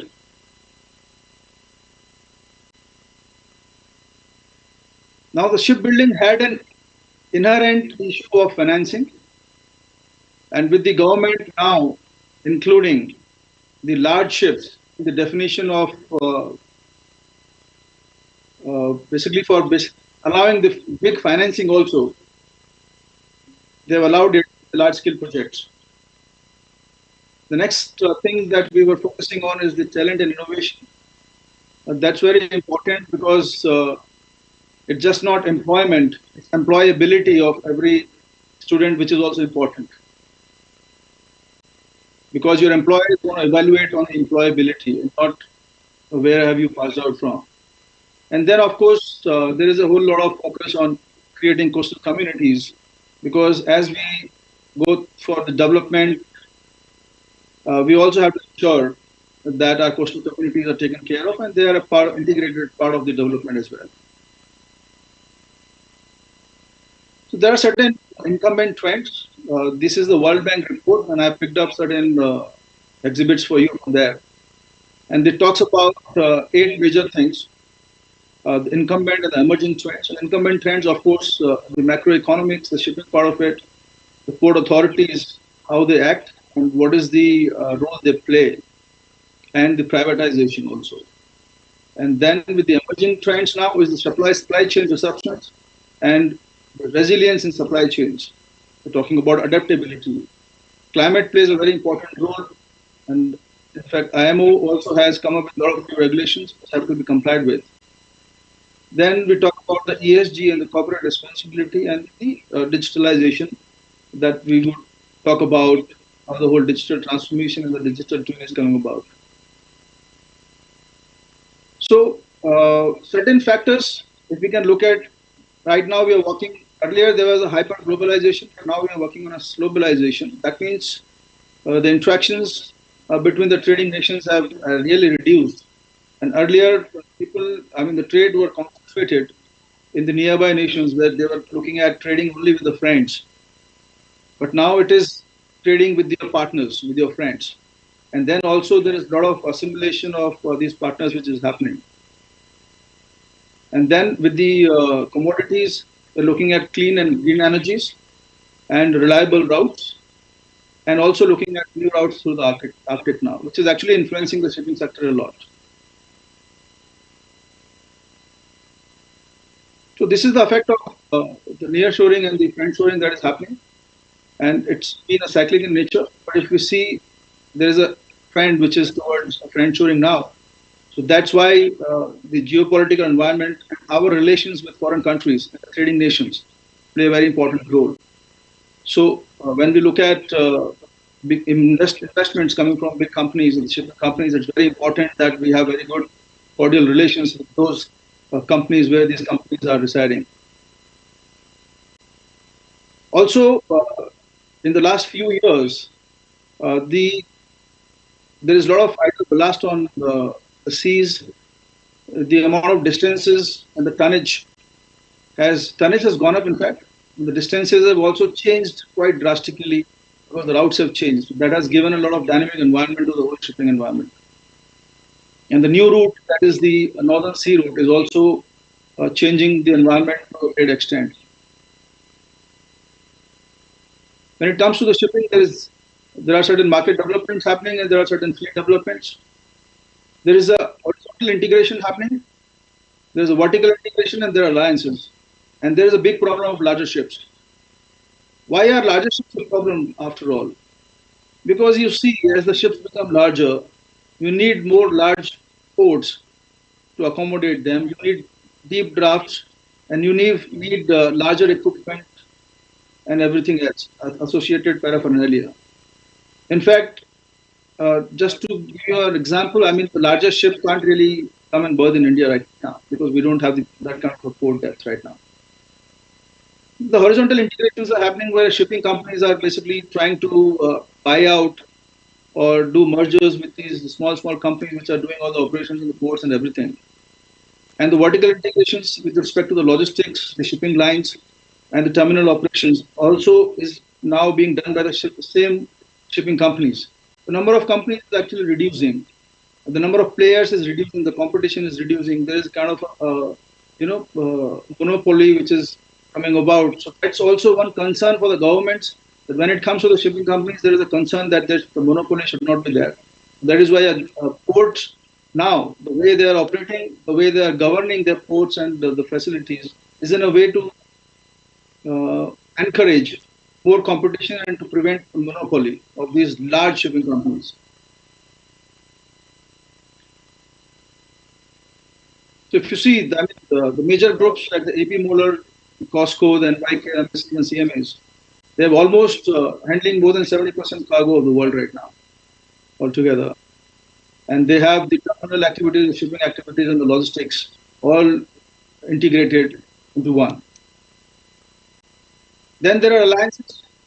So majorly, if you see, there are a few alliances around the world. And that's how, again, if there is no vertical integration, at least there's alliances for the economies of scale, for better logistics and better utilization of resources. In a way, it's good. But sometimes that also creates monopolies that smaller players don't really remain in the game for long. Then the size of the ship, if you see the graph, the largest ship has gone up drastically, and the number of companies that used to be existing in those ports have come down drastically. So that is what, if you see, I mean, as the future employees of these companies, or the future partners of these companies, you realize that how many choices are we left with right now.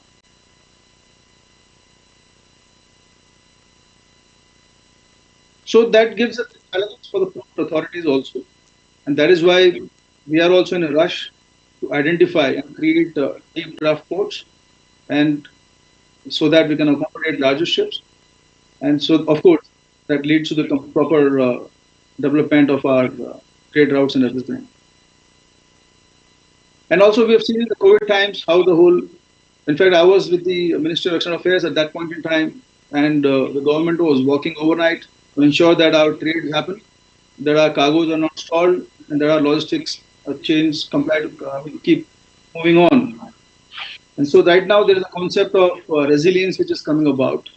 So that's where a lot of data-based analysis is undertaken to ensure and predict the kind of disruptions that might happen in the future, so that you can make corrections just in time to prevent those kind of disruptions.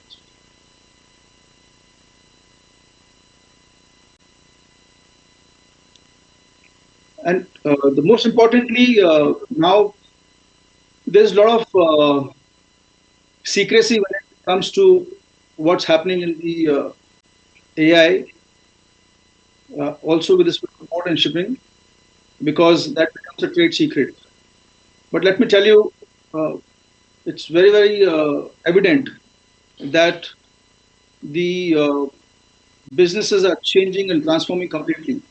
The way things used to happen earlier are a passe now, and you have to be really prepared with.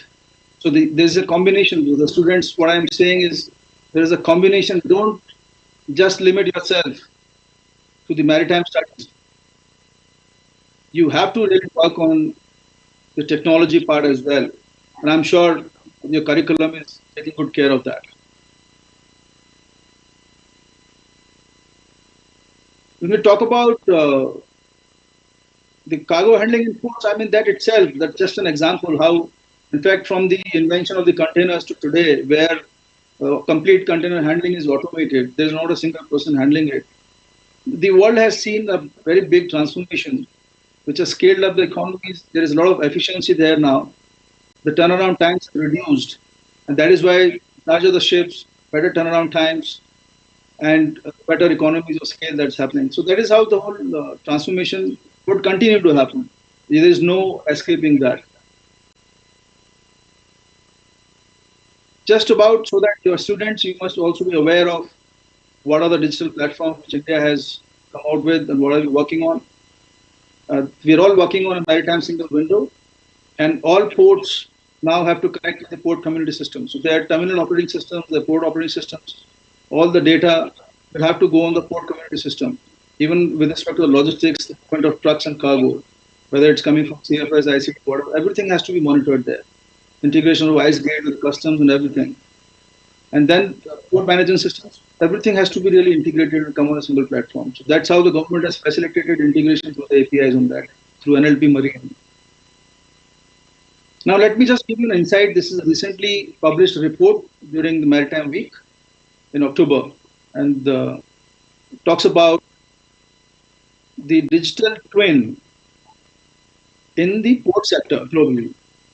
What is a digital twin? So let me just, so we start with the digitization.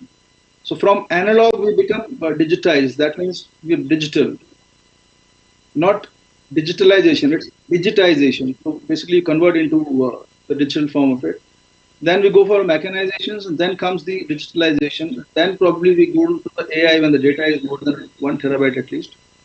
And then is the digital twin. So digital twins are all, I mean, active digital systems which replicate the complete system on ground. And then it also has interventions based on your data analysis to make the performances better and do a prediction in advance. And if so, when we talk about the ports, we divided them into the 4 sectors. One is the water side between port authorities and the terminal operators. And then the terminal side, the city side, and the safety and sustainability. So you can see this is where the technology is being employed. If you are a technology interested person, you should be a little aware of these things, so that either you want to go into innovation or a startup, or you want to get into a particular company, into a particular sector of tech, then these are the things you can look at. And even when you're looking at internships, when you go for the industry deployments, you can keep that in mind when you are basically having interactions and engagement with the industry. We worked on the integrated vessel traffic management, the cargo monitoring. The whole remote pilotage thing is a big success. This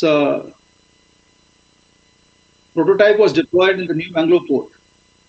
And then this was done with the software which anticipated CPWC has come up, IIT Chennai. It's their own software. And then there is a AIS plug which the pilots can carry. And this was only the first stage. The second stage would be that pilots will guide ships into the harbors now sitting in the VTMS consoles. And then after that, once the digital is done, they can operate ships inside and outside of harbor, coming alongside and leaving harbors from anywhere, while sitting in the house, while traveling in their cars, or while shopping in the malls. So that's the transition that we're looking at. And similarly, we did another prototype in the JNPA port, which is about the automated trucking systems, because we know that the kind of traffic jams that we have outside of the ports. So to relieve that, there's a new system that has been deployed, which will give you exactly for the movement of the trucks, as well as for the ships also. Whether ships should idle out, or they should be drifting, or they should do slow speeds. What are the times for just-in-time arrivals? So this is the kind of distinction that the technology has done. Now, this profiling, if I want to do the student profiling for your reviews and for your employment also, the joint skill sets. Now people are looking at, for people, students, or to hire people who have the broader knowledge, because they want one person to know more. So that is why the joint skill set of maritime, the technology and the communication, I would say, is something that we should work on. with our students. The certifications that you can obtain, courses you can do in the logistics, digital supply chains, safety, the ETO modules, and the green shipping. This is all suggestive in nature. Just my thought out. I'm sure there's much more to all this. This is not comprehensive in any way, but just giving an insight to what I think should be the profile building for the students. Then, when looking at internships, we can look at ports, terminals, ship management companies, logistics firms, freight forwarders, ICT, and all that. I have listed out a few top companies of the world. And why I have done that is these are the companies that we invited for a round table with our Prime Minister. And these are the companies which are going to be very active in India. So they'll be looking at hiring seafarers, the ship management, crewing, and all associated other engagements. And there's going to be immense hiring, of course. In total, these companies have committed an employment of almost 10 lakh plus jobs in next 5 years. So I'm sure we are sorted for a good times ahead. And the investments also they've committed is almost in the range of lakhs of crores, in fact.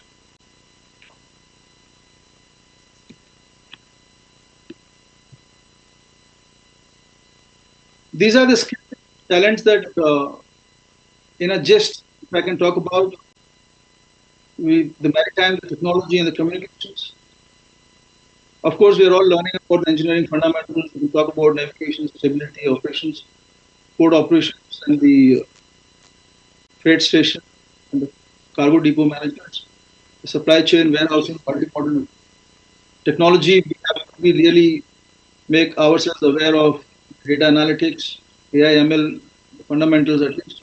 Cybersecurity is very important. We know what happened with AP Moller Mercs recently. There are so many other companies, the cyber attacks, ransomwares that they had to pay, and the whole businesses came to a standstill. That's why most of these companies are now investing in developing their own ERPs end to end. Digital twin simulation tools. I am also mindful of many young enthusiasts and seafarers who are developing a lot of these startups, ranging from satellite launches for maritime screening to digital wallets for seafarers to the simulation tools for LNG carriers. So there are many other avenues because this is a growing sector. In fact, this sector is seeing the largest growth because despite having the potential, this was lying little dormant for a long time because we have a very potent maritime history as India. But now is the time, like PM said, now is the time, and the time is right to invest and look forward to the maritime sector. And of course, goes without saying that all these skills will not be that helpful to you if you don't have the right communication skills. So you have to work the language and your interactions and the skills of communication. And as you go, you will not really have that kind of a safety environment which the college or university provides you. You'll be at your own. So you have to understand the problem solving and the pressure. You have to do the teamwork, and you have to really work with the multicultural teams, and you have to adapt to the new technologies. So with that, before I conclude, I just want to motivate you by saying that, don't fear, because fear is the most worst enemy of success. Don't be fearful. Just go ahead, do something. And failures are like tattoos, you can wear them proudly on you. So don't worry about failures. And then, of course, the one who's destined to bear the light must not fear entering into the darkness.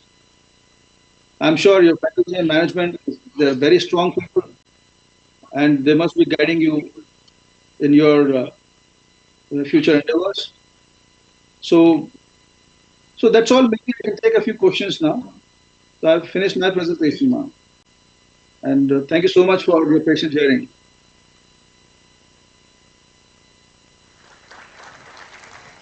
Anybody, any questions? If you have, please stand up and ask. Arjun, there's one girl there.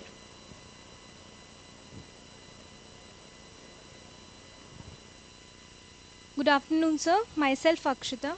My question to you is that regarding the industry's transformation, how do you see the global shift towards decarbonization and digitalization directly impacting the day-to-day operations, and what would be the required skill sets of the average seafarer in the next 5 years in this direction? Okay, thank you for your question. Before I forget, let me also tell, especially for girls who are doing this program, that we are all very proud of you. And in last 5 years, there has been a 20% increase in the number of girls who are volunteering for these maritime courses. And the number of seafarers which India is providing, among that 20% are girls now. Congratulations to all of you. Thank you, sir. Now, when decarbonization, of course, it's a very impactful, uh, avenue which is impacting all shipping lines. And I am keeping up with the sulfur regulation, 0.5% sulfur content, which changed drastically. Now, the indication for what's happening in the shipping world comes from the number of ships, ship-built orders. So actually, when compared to pre-COVID times, the number of ships on order are pretty less now, comparatively. That's because of two things. One is uncertainty of the fuel of the future, because nobody really knows what's going to be the fuel of the future. It's going to be ethanol, it's going to be green ammonia, or the hydrogen, or electric propulsion. So there is an uncertainty. Second thing is availability of bunkering. Imagine if you have ships around the world and you don't have bunkering hubs on your route.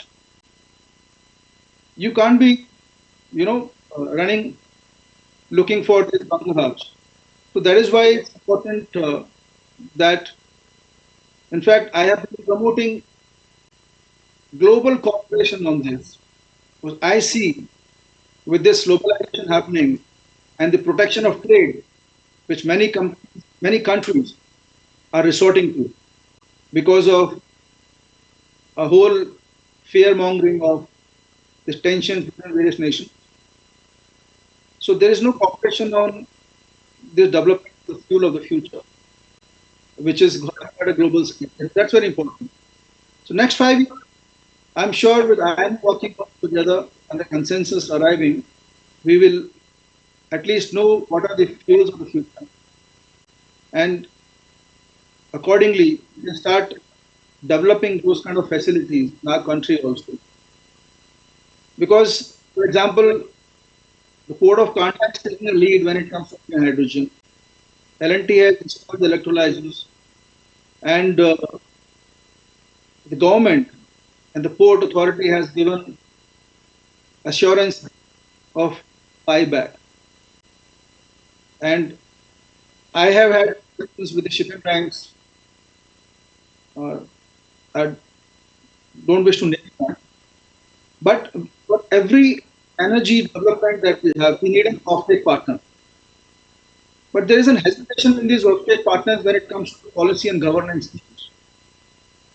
Earlier, reputation of retrospective change in the laws, which a lot of companies have suffered and have lost the faith in a way. But the recent the Maritime has really given a big promise to these companies, and there are a lot of interested parties in off-take partnerships. So I'm sure in the next 5 years, there is a clarity on the fuel, there is a clarity on development, integrated development plan for the country with respect to bunkering hubs, and also the associated smaller vessels operating in and around the ports, and also with the shipping lines. So that way the whole ecosystem and environment is going to be, I mean, the clarity, it will see a lot of growth. Thank you, sir.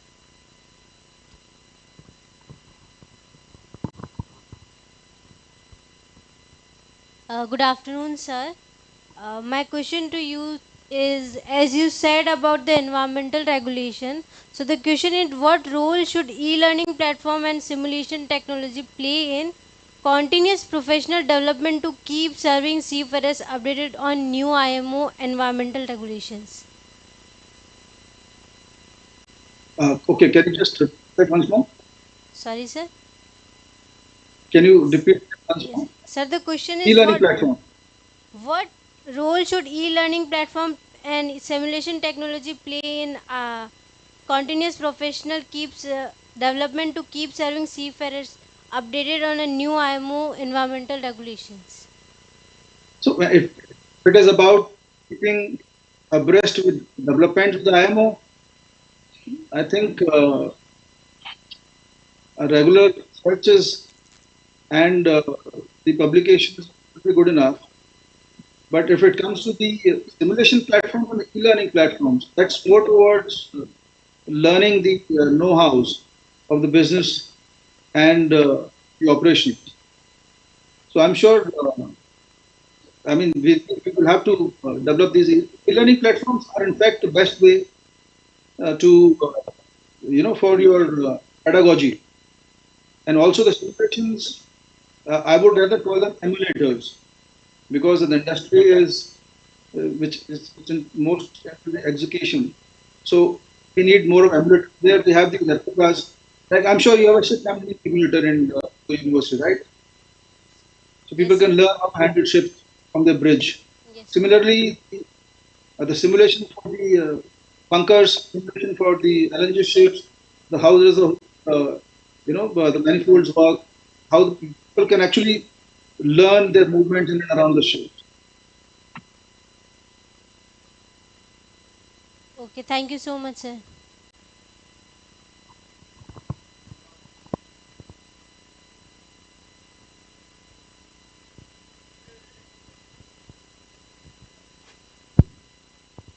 Good afternoon, sir. We are interested in knowing the research part by the master mariners and the chief engineers in the Indian universities, foreign universities, as well as in the MTIs, how the government and the industry and the educational institutions will promote this one. As a master mariner or in this navigation side, we don't have the requisite qualifications. The boys who are going for DNS or even the BSc Nautical Science, they have got 15 years of education undergraduate. So the engineers have got 16 years. If they secure 75% and above marks, they can go for the PhD as per the UGC guidelines.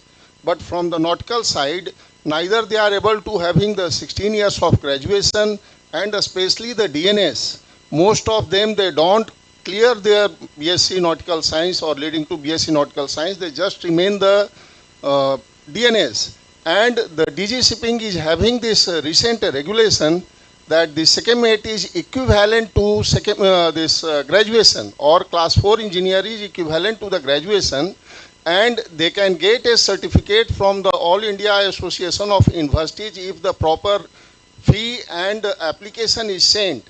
There is no clear-cut guideline that what fee has to be paid and what the documents has to be sent.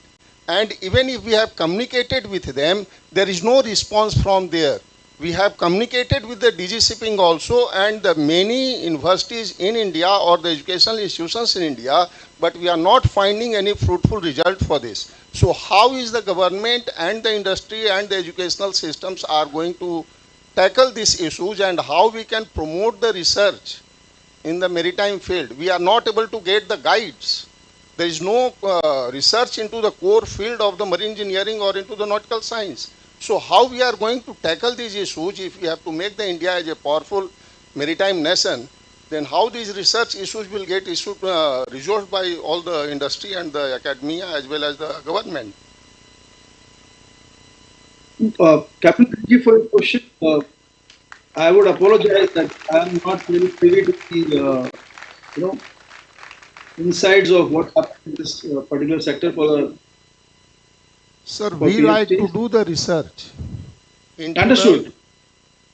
So, where is the avenues for us? There is problem of the qualifications,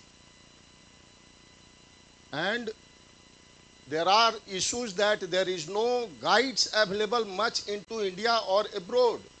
So the people from the nautical side, how they can pursue their higher qualification in India or abroad, we don't have the qualifications, we don't have post-graduation certificate.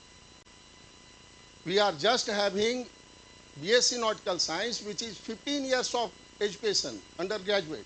So they don't qualify for the UGC qualifications. So how they can go for the research in India or abroad? So, Captain, two things. One is, of course, I shall be mindful of what you said, and I take forward your inputs in a way. At any opportunity, I shall also take these concerns. Second is, when it comes to the prevailing conditions in our country for doing a PhD, for someone like you, of course, there have been reforms with the new research organizations put in place. The kind of qualifications required have also been mellowed down. Now, with the PhDs also, you can basically choose your guides, international guides also, if you have someone in mind. Not necessarily you have to look from that particular university. But I would like to refrain from giving inputs which are not in line with what government is doing. So probably with the UGC reforms, the new research organization in place, the new conditions for qualifications required for doing a PhD, international guides, and also collaboration with the international universities setting up their offshore campuses in India. I'm sure your question will be answered.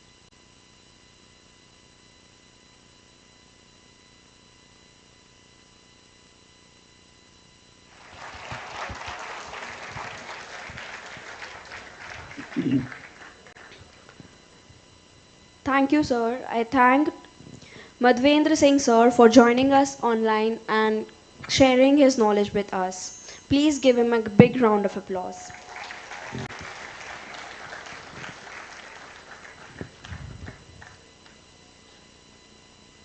Before we move further for the next session, let's take a moment to explore how AIMRI, the Ares International Maritime Research Institute, is shaping the future of industrial and maritime training through a short AV video.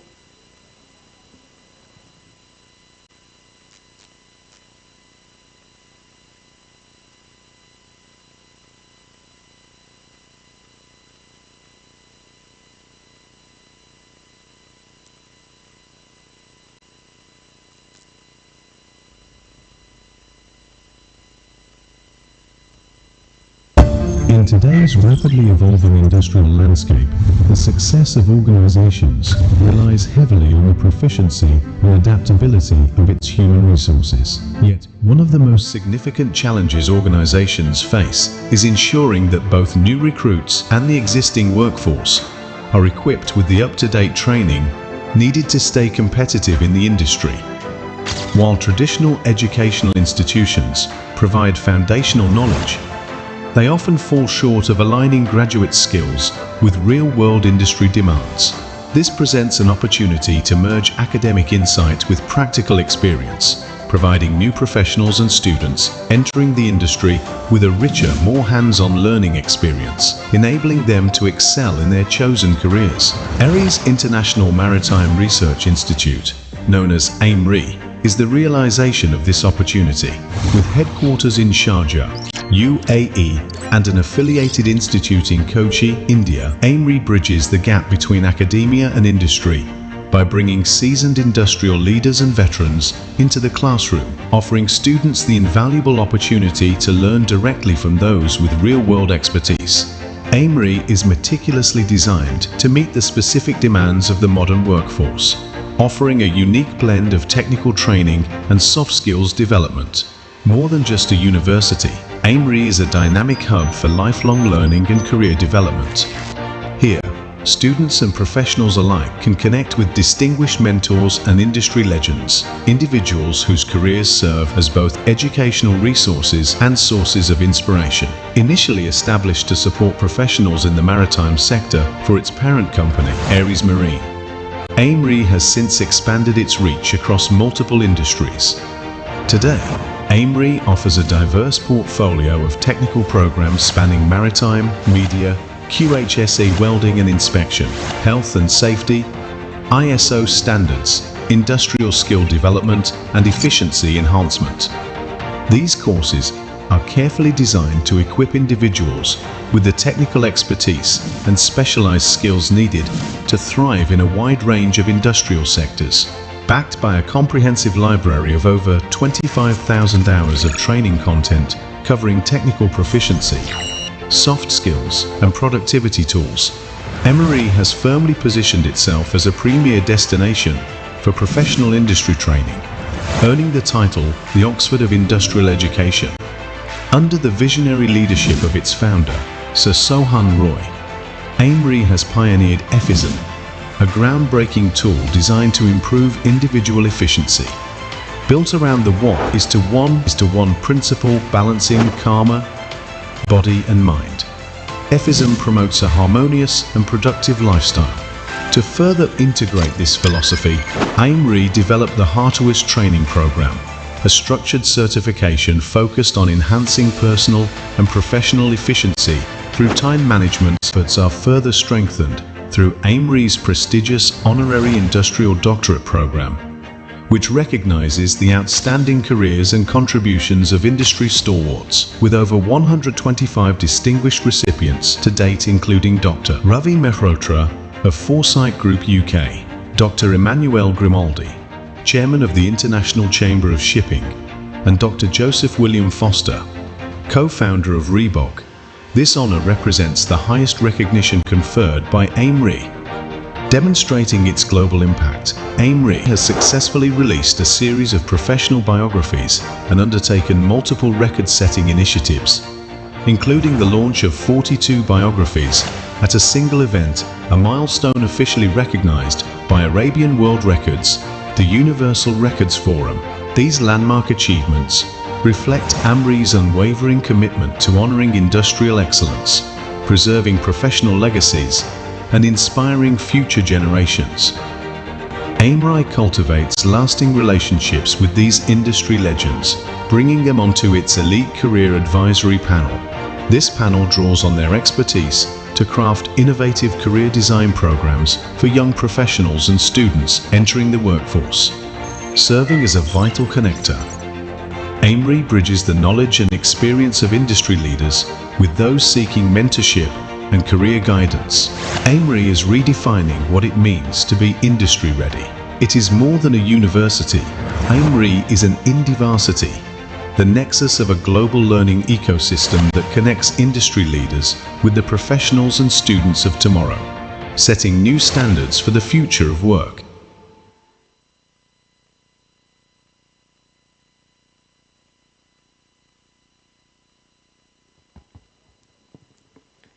Thank you for the video. Moving further, we have our next guest, Mr. Amit Ojha sir. He is a director of Estemar Shipping and Trading Services, a Gujarat-based maritime consultancy and freight management firm that specializes in dry bulk, tankers, and specialized shipping sectors.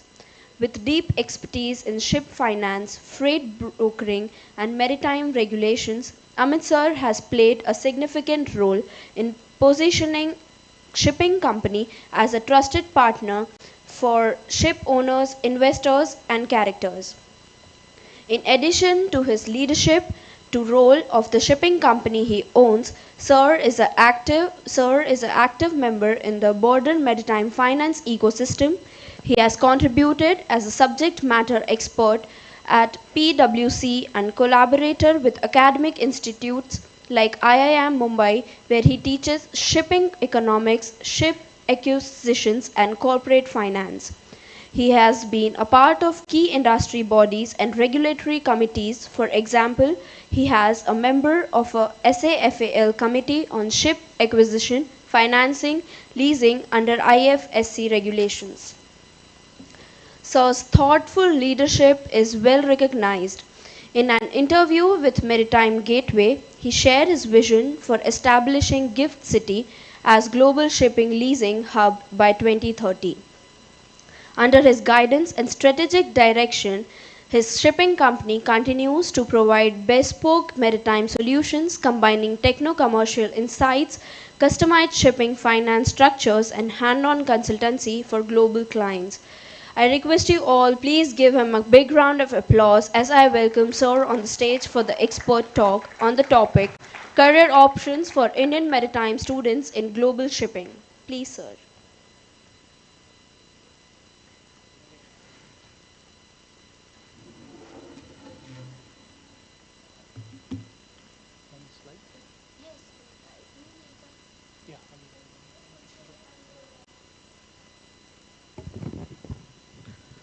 Good afternoon, everyone.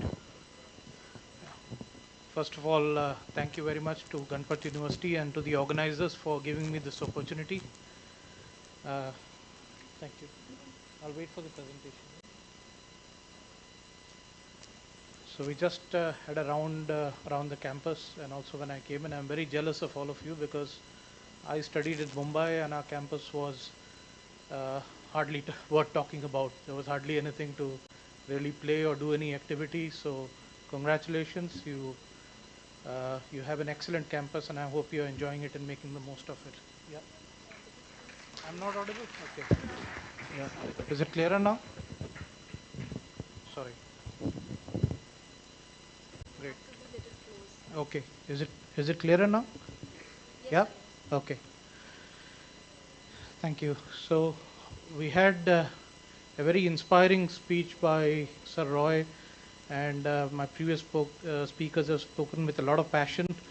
Mine is a bit more technical, so please bear with me. I hope to make it interactive, and please feel free to stop me at any time or ask any questions. I'll be happy to answer because it's a bit more detailed in terms of finance and nuances. But it's important for you from a career perspective, and that's why we're talking about it. So the first slide, let me ask you a question. Can you name one large shipping company in the world? Any one which you think is one of the largest shipping companies in the world? Sorry, MSC. MSC, somebody said MSC. So where is MSC based? Sorry? MSC is not based in Denmark. That's Maersk. That's AP Moller. You can use your Google or Geneva, yeah? So MSC Geneva or Maersk Denmark. What if I told you that MSC Geneva does not own a single vessel, or Maersk Copenhagen doesn't own a single vessel? There's not a single vessel owned by any of these companies. Let that sink in. These large companies don't own a single vessel. The companies that you just mentioned, Maersk Copenhagen, MSC Geneva, they don't own any vessels, right? And the answer lies in this chart that you have in front of you, right? If you look at the bottom half first, where are the vessels normally employed? The vessels are normally employed either in tramp trade or liner trade. I'm sure you know of this. So tramp trades are essentially where you move from one place to another without any schedule, and the liner trade is where you have a fixed train, sort of a proper schedule where you pick up cargoes. Mostly containerized trades are liner trades, and bulk trades are tramp trades. Now I've written global and local, and try to understand and appreciate it as to what this means for ship owning. What it means is that for tramp shipping, I can be based anywhere, right?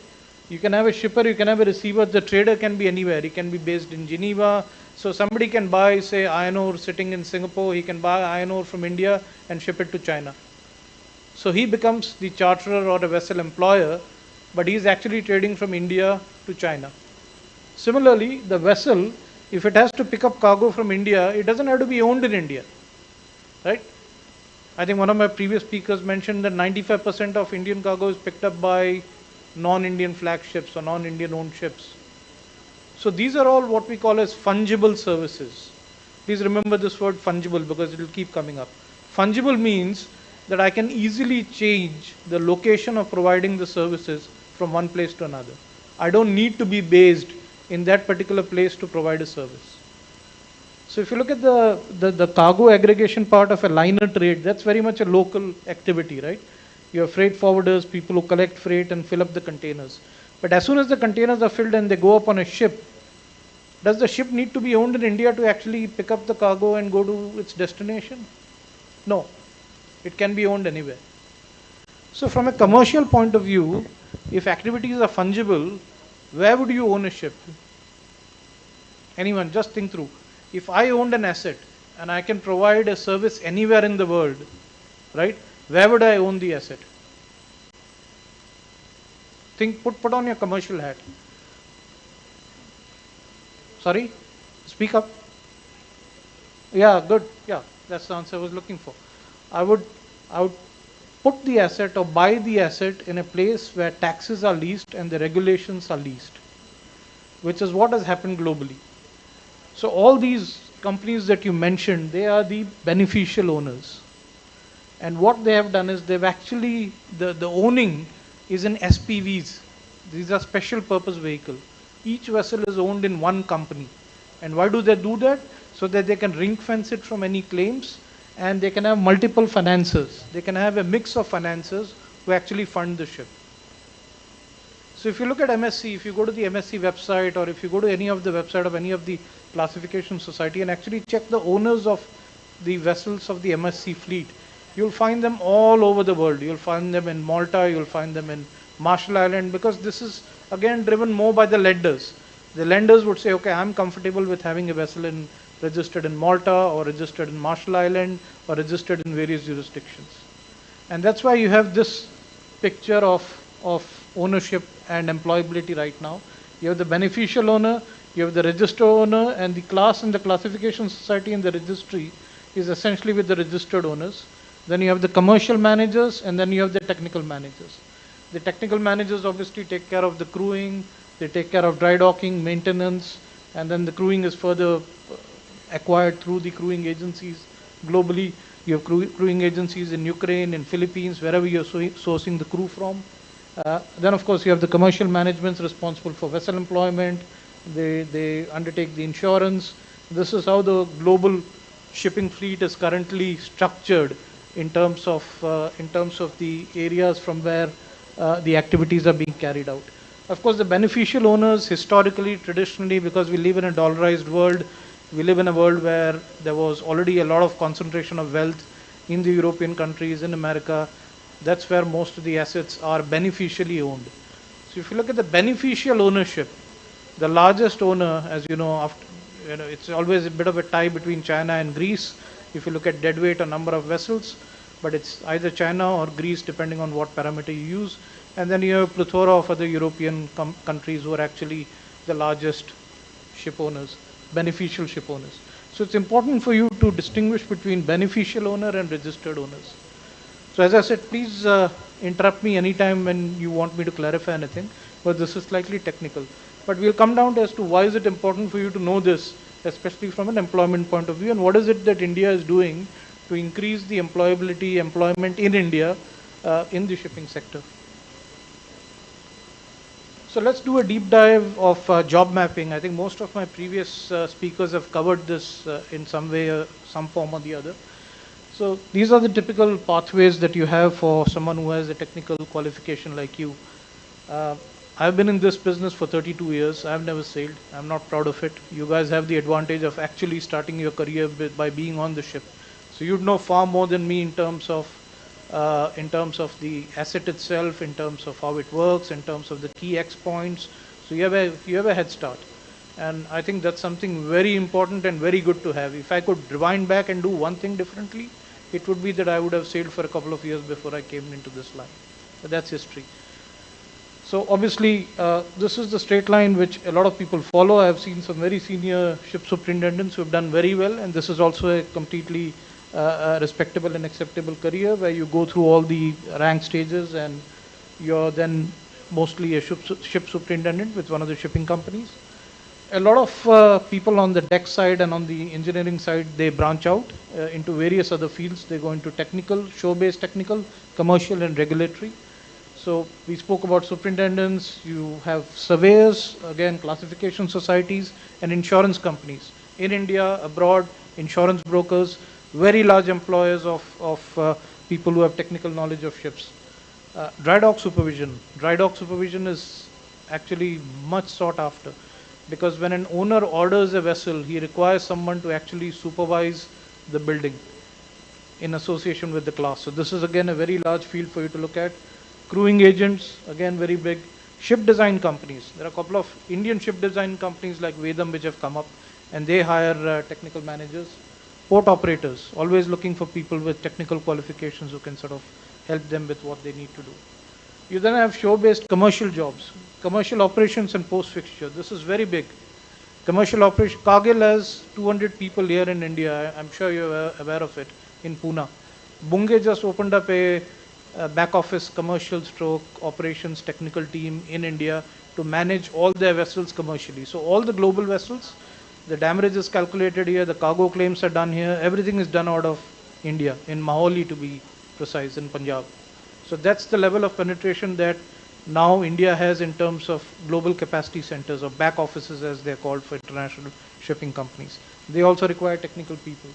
Ship brokers, I know several master mariners, I know several chief officers, second engineers who have gone into shipbroking firms, both on the consultancy side, on actual shipbroking side, depending on what you actually like and whatever your passion is in terms of going forward. Vessel commercial surveys, now this is different from a technical survey. A commercial surveyor, and I think Sir Roy spoke about it briefly when he was describing his career. Commercial surveyors have a much deeper knowledge of the asset in terms of its commercial value.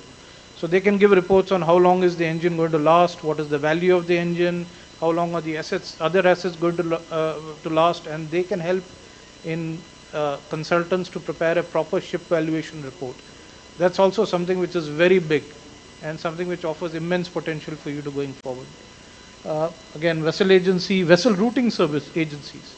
This is also an upcoming area where weather routing is provided to ships. And again, technical expertise is critical for them to develop the software, to market it, to monitor it, to understand how the parameters work. You have ITES, I think Mr. Madhvendra Singh spoke about it and some of the other speakers spoke about it. There's an explosion in IT and IT enabled services in the technical sector.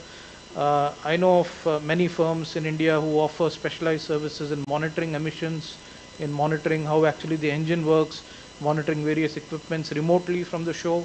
There's also IT systems on board which help the ship function better. So again, a very large area and still untapped.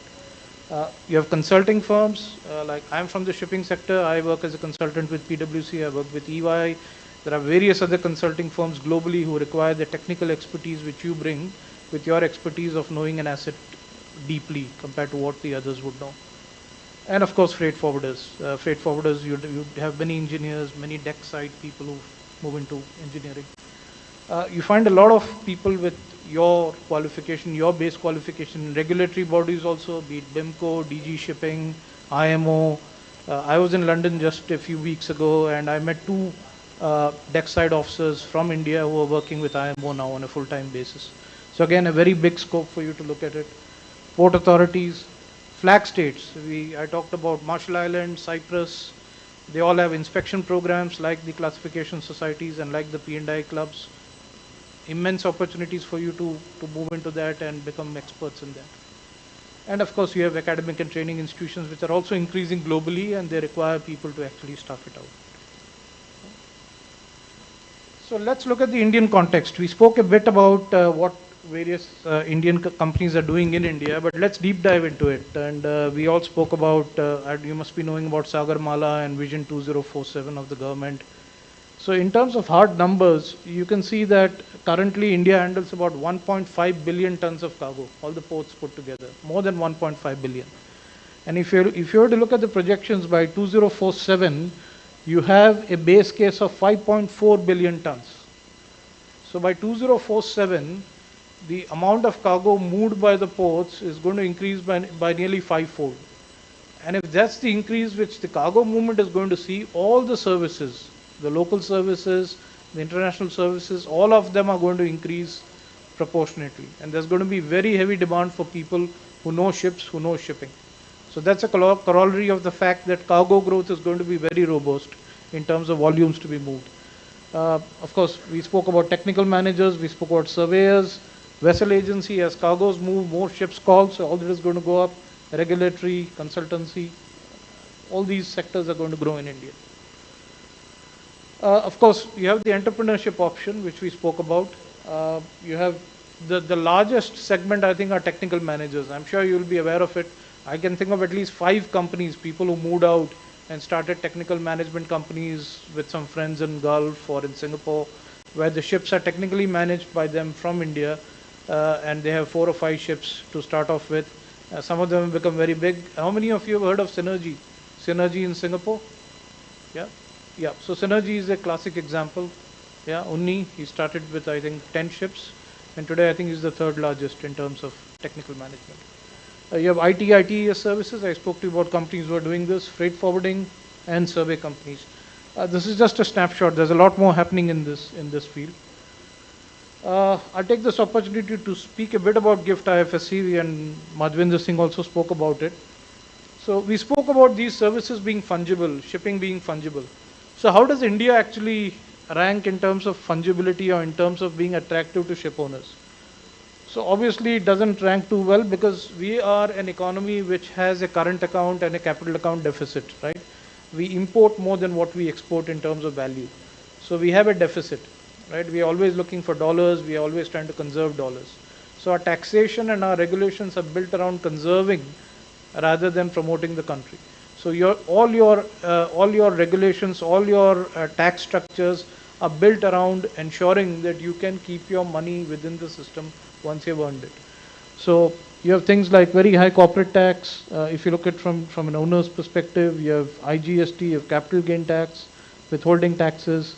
On regulation wise, you have a closed flag, you have reserve requirement and tonnage tax. I won't go too much into finer details, but suffice to say that the Indian ecosystem is extremely complex in terms of taxation and in terms of regulations.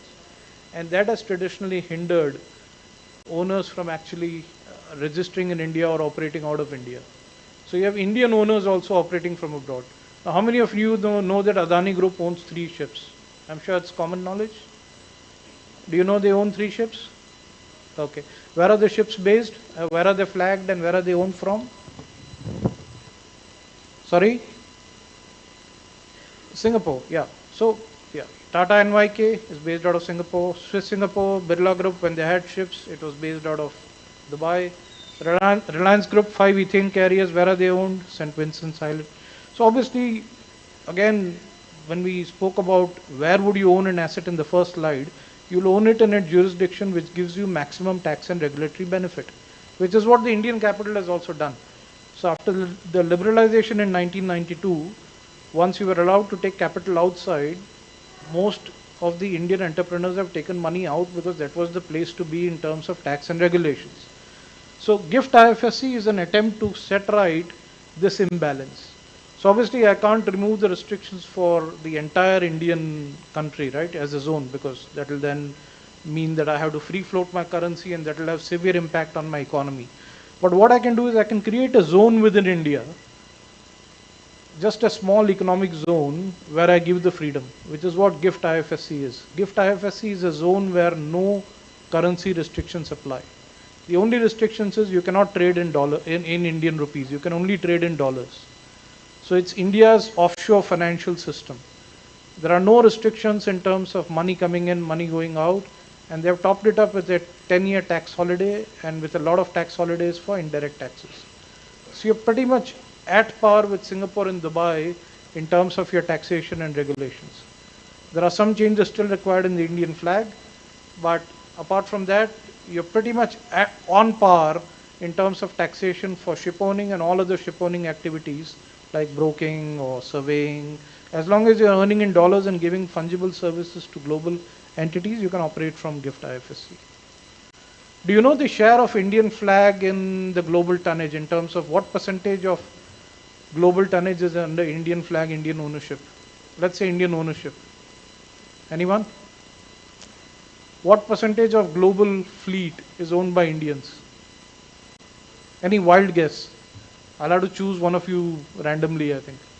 It's the lunch effect, I think. All of you are. What percentage of the global fleet is Indian owned? 10%.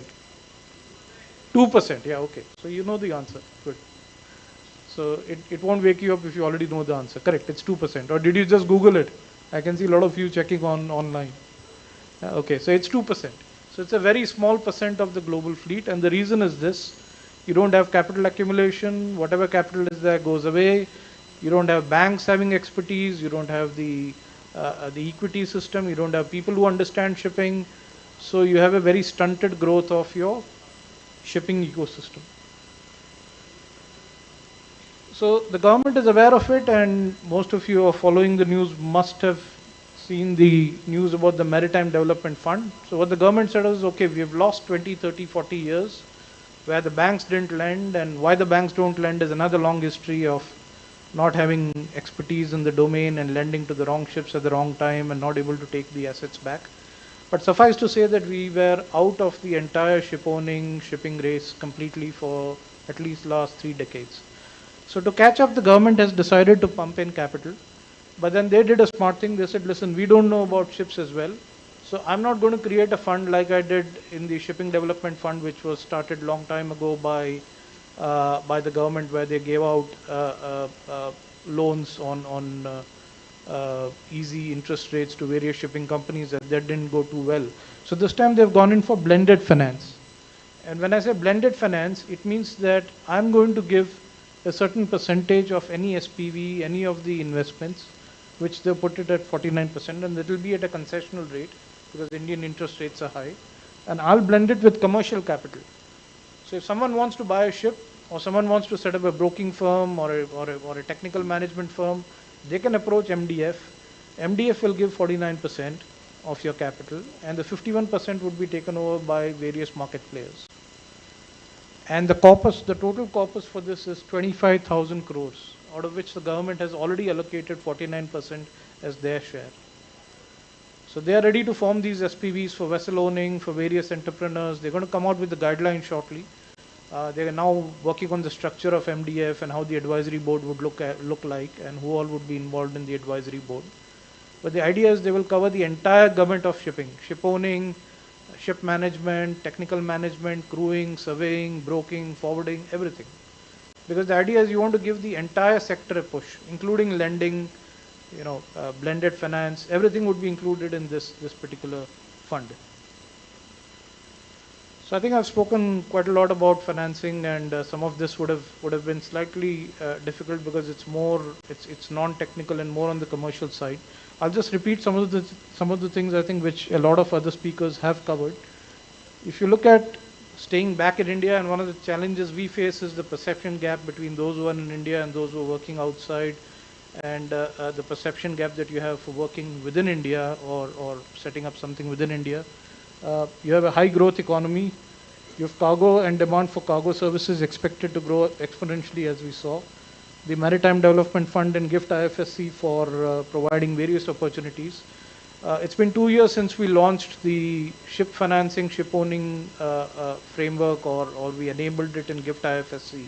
And we already have 34 entities with 23 vessels in a short span of 2 years who have come back under Indian flag back into India. So that shows the success of the GIFT IFSC environment. And it's being continuously developed. They keep checking as to what is it that they have which other ecosystems can offer, which India doesn't have, and they're trying to remedy that. So it's something which is work in progress. You have headroom for startups and lower costs. So if I was to take an example of Singapore, obviously Singapore is easily 8x of what it would cost in India to start a setup or a startup. So even if the markets are currently there to an extent because of the reasons I mentioned, the startup costs here are much lower. The startup environment, the availability of manpower, availability of financing increasingly, and a level playing field in terms of tax and regulations. That's all happening here now. So this would be the place for you to start any such venture that you would think of. And of course, we have increased global demand for skilled shipping services, because global industry assets, they had a fill up after COVID, and that's increasing rapidly. So that's something which will increase in terms of demand.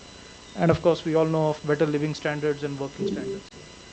I'll just add a few words on personal focus, because I've interacted with quite a few of you in various forums, and I thought these were some of the things which I should highlight.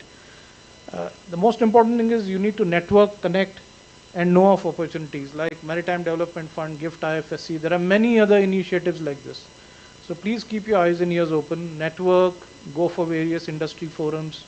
You'll get to know a lot, you'll get to meet a lot of people, and that itself will open up a lot of opportunities for you.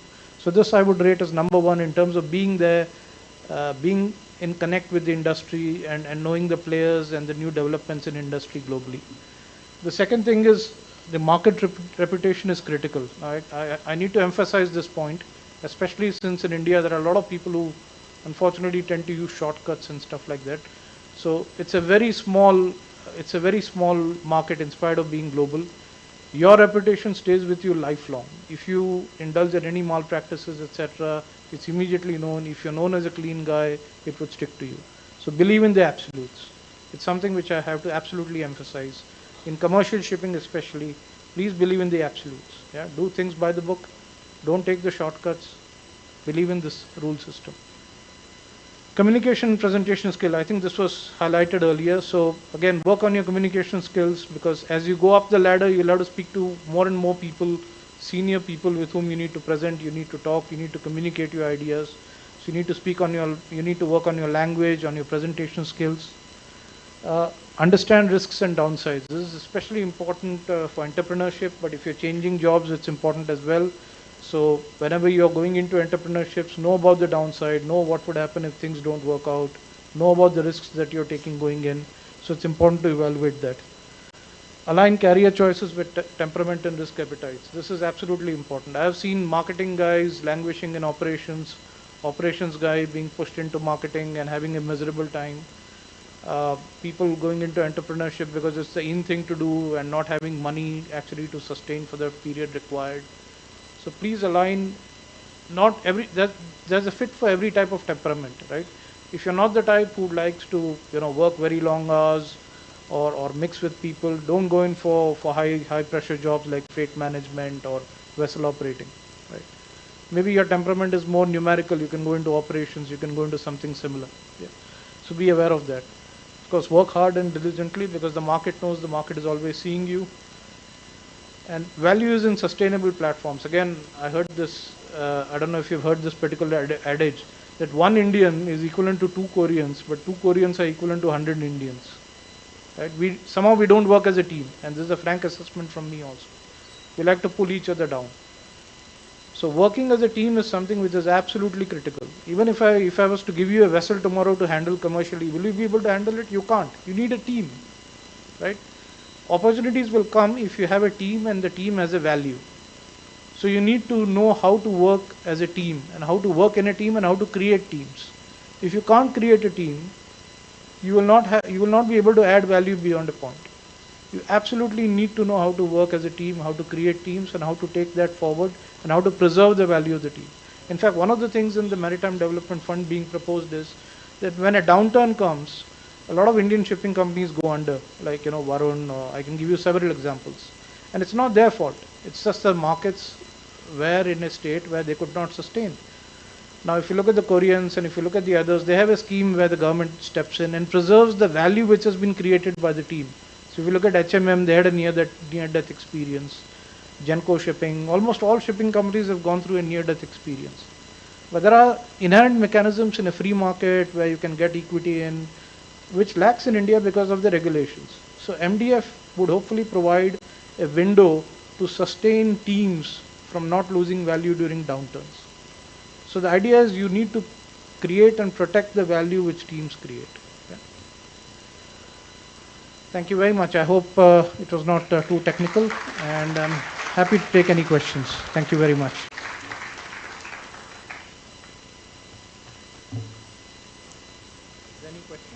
Any questions, anyone?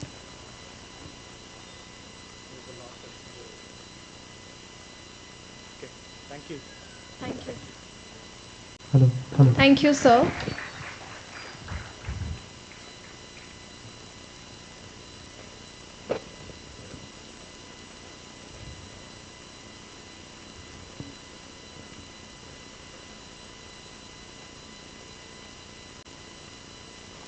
Now I'd like to invite Mr. Bichu Venu sir to come up on the stage to speak a few words. Give him a big round of applause.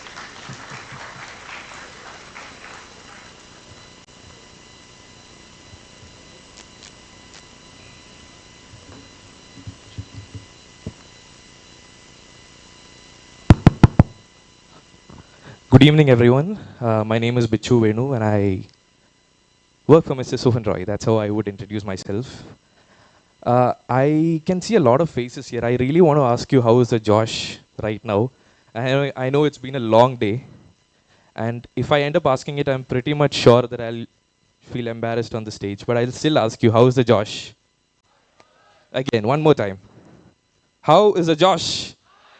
Wonderful. You just surprised me. Thank you. Okay. Firstly, I would like to thank the whole team behind this because Mr. Jitendra, thank you so much, Ms. Remy, and the whole team behind this, because we know that we have gone through a lot of hurdle to make this happen. Schedule delays, a lot of other things. Thank you so much, everyone. My team, Mr. Abul, Mr. Akash, everyone. And last not the least, the guest speakers out here. Thank you so much for accepting our invite and making this a wonderful session. And gosh, my boss would agree this has been one of our best Mighty Mariner sessions. Yes, sir. Absolutely. Thank you so much for the hospitality. So I am here today for another reason, because Sir Sohan Roy had mentioned about the importance of visual communication and visual media playing a huge role. So I'd like to show you something today, but before that, I don't want to show this to you because we have made this. I really want to create an awareness and understanding behind this, not just for the movie it is, but also how important it is for the sake of academics as well. So not taking away anything from the conventional method of learning or movie making, because I personally am a huge fan of the old conventional method. Sorry, I'm taking a lot of time, but just a small explanation. So I personally am a huge fan of the conventional learning and the filmmaking and everything, because I believe everything is a collective idea of coming together and doing things. But you should understand there is a parallel race that's happening, which is the artificial intelligence, and it is so important that you respect it, because I really love the idea that he had put in the example of Titanic. Okay, so for any movie for that matter you take, I'll tell you, I have read a small, probably like a synopsis, like a script idea of Titanic online once. And taking out a scene, I would like to probably present a small scene from it, which is, I'm sure you know the character in it, which is Rose, played by Kate Winslet. So there's a particular scene when she's saved and she reaches the destination. And I read the synopsis, which is written, Rose stands diagonal to the Statue of Liberty and a man asks her name. It's very normal when you read through it. Very normal. But the importance of visual communication is when James Cameron presented it, you can listen to a very mellow music played, and then you can see a camera panning from behind her, and she looks at the Statue of Liberty. So there is no dialogue, there is no script, anything in it. But it makes you understand she is saved from all the family ties and everything, and that Statue of Liberty shows that she has finally gained her freedom. That is how visual communication helps, when it is shown. And then the man asks a name, she says Rose Dawson. Dawson is the name of Jack in it, which is played by Leonardo DiCaprio. So the man who saved her. So that way it created more impact into me. Just like academics, again nothing, I'm not taking away anything from the conventional way of learning, but I believe we have all started losing tolerance on a lot of things. And the very simple example is anything. You all use Instagram, Facebook every day, every minute, I would say. And they have cut down from the idea of 2 minutes, 3 minutes to reels right now, 30 seconds. Why? Because even they started realizing we are losing on tolerance. So simple as that. So we as a team, we have made something recently. And again, as an awareness, we want to tell you, even if you are implementing the idea of visual communication, or I'm not sure how aware are you about AI and the softwares, which is Midjourney, ChatGPT, anything for that matter, everybody can use the same app, but it all depends on the effort and the idea that you put in, the perspective that you put in. So we'd like to present something to you today. We have recently submitted to the IFFI, which I believe is one of the best or the biggest festivals, film festivals across the globe and India. And fortunately, we were lucky enough to win the best AI visual movie of the year at the IFFI. And I'll probably continue this after that. Maybe I think it's better that way. And again, the importance is to understand how realistic and how connecting, just like the academics, when you're able to connect, the students are able to connect to what you teach or what you learn, that is when results come out. And you have 7 theaters out here, 7 screens. So I'm sure you can make use of all of it. So, yeah.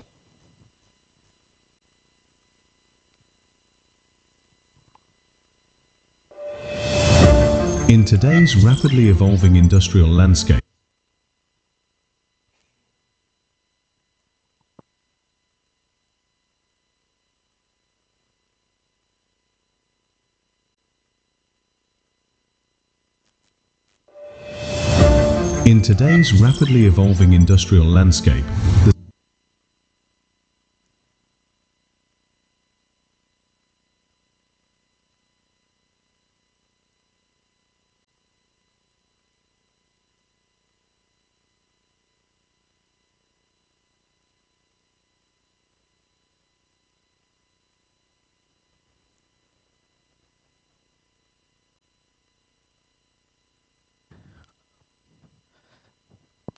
Just give us a second. This is a small technical glitch. Just a second.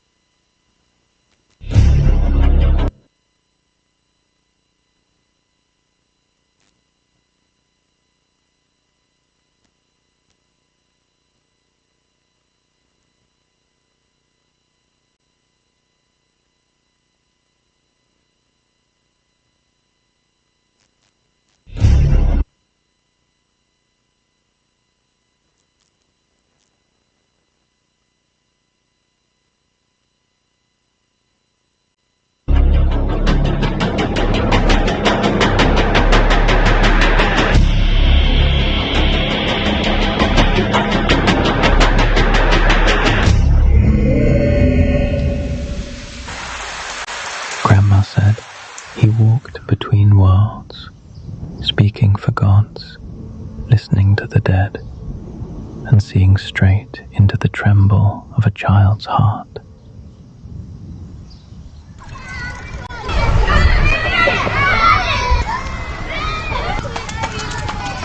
That morning, I chased a kite into the dark mouth of the grove, into the place even daylight feared. But childhood fears are patient. They walk behind you.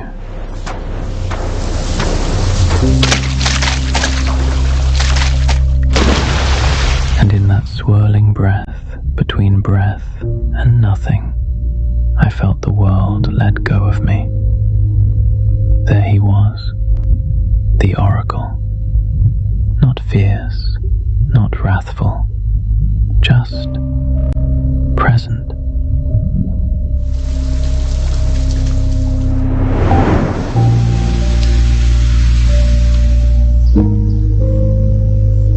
They say he didn't exist anymore, that no oracle lived in our village back then. Maybe not. But I know what held me back from the river's hunger. Some stories step out of themselves and change your life forever.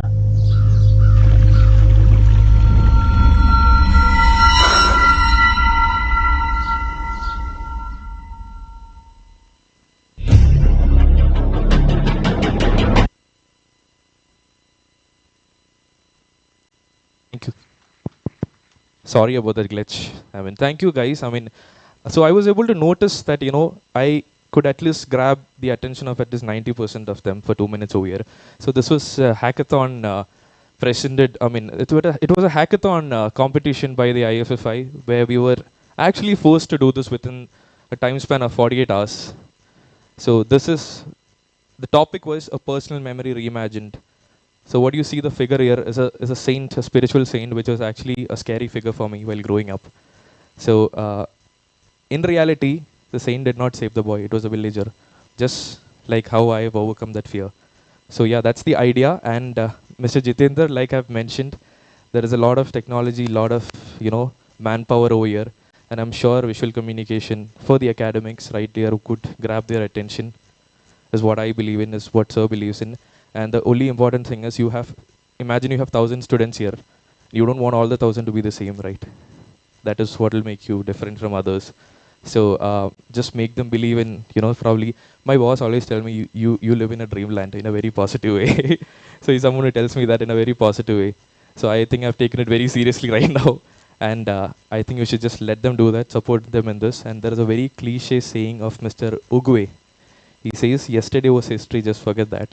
Tomorrow is actually a mystery, which is something in your control, and today is a gift. And that's why it's called the present. So thank you so much. Thank you so much for it.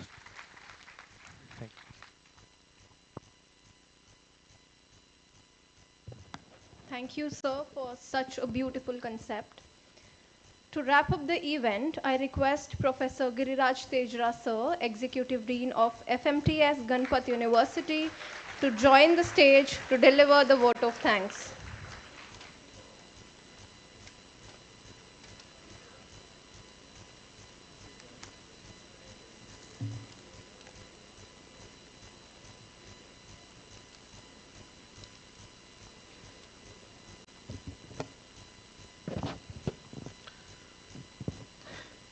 Very good evening and Jai Shri Krishna to all respected guests and dear students and my colleagues.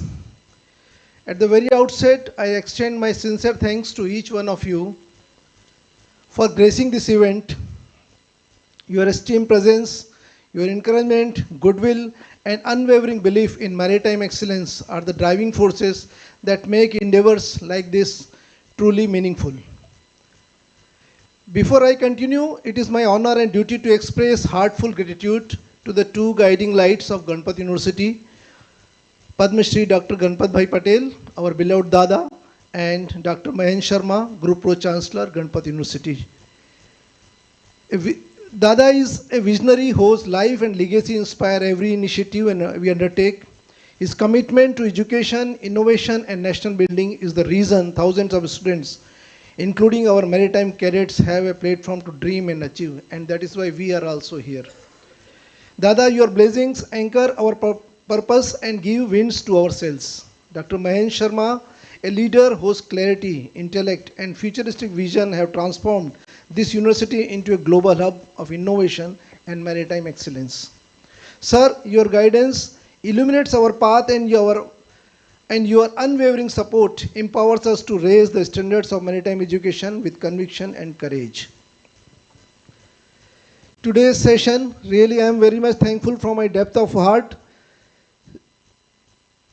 Karmanyevadika raste ma faleshu kadachan, ma kan faletubu, ma te sangatu akarmani.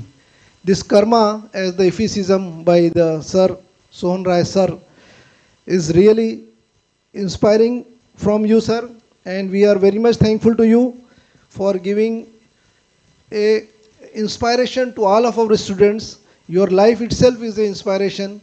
And as I had given you the assignment, one of our house also, sir, to learn what are the things each speaker has told. So that will be the real thanks to them, that what we can learn today and we can implement in our life.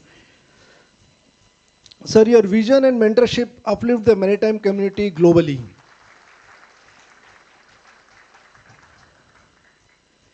You have today's sessions, actually normally we have here placement sessions. All our students actually wait for the shipping companies who are giving the jobs. But here you have raised our levels. Today it was more like entrepreneurships, business, and it is more than the only job. It is the life, it is the career, it is the career designing, as the sir has told us. So you have to design your career. Leaderships, as sir told, leadership is very important. We are also trying to teach sir here servant leaderships, and you are one of the great example of that, and our visionaries also. AI also you have brought in a very proactive and very Mr. Venu also has, we are thankful to him. He has actually, thanks to all of you, so half of my work is done by him also.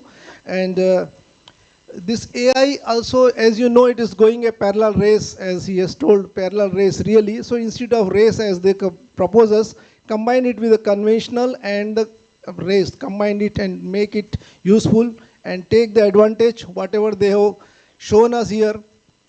Purvi madam, that she has also very simple, short and sweet, she has told that how we can make our career after our shipping career. That is also she has told right from the beginning here.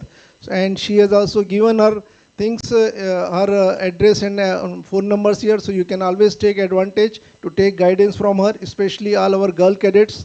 So she is an inspiration for us, I assume. Chirag Behri sir also, you have sir, this your connection with the Iswan. Yes, Iswan. So Bhagwan, Ishwar, something like that. So in the for the shipping fellows, it's really a very good service, selfless service, and all the mariners, you have touched the heart of mariners, and definitely as we were talking, we will be connect with you, and all our students also, most of the students will inspire them to connect with you.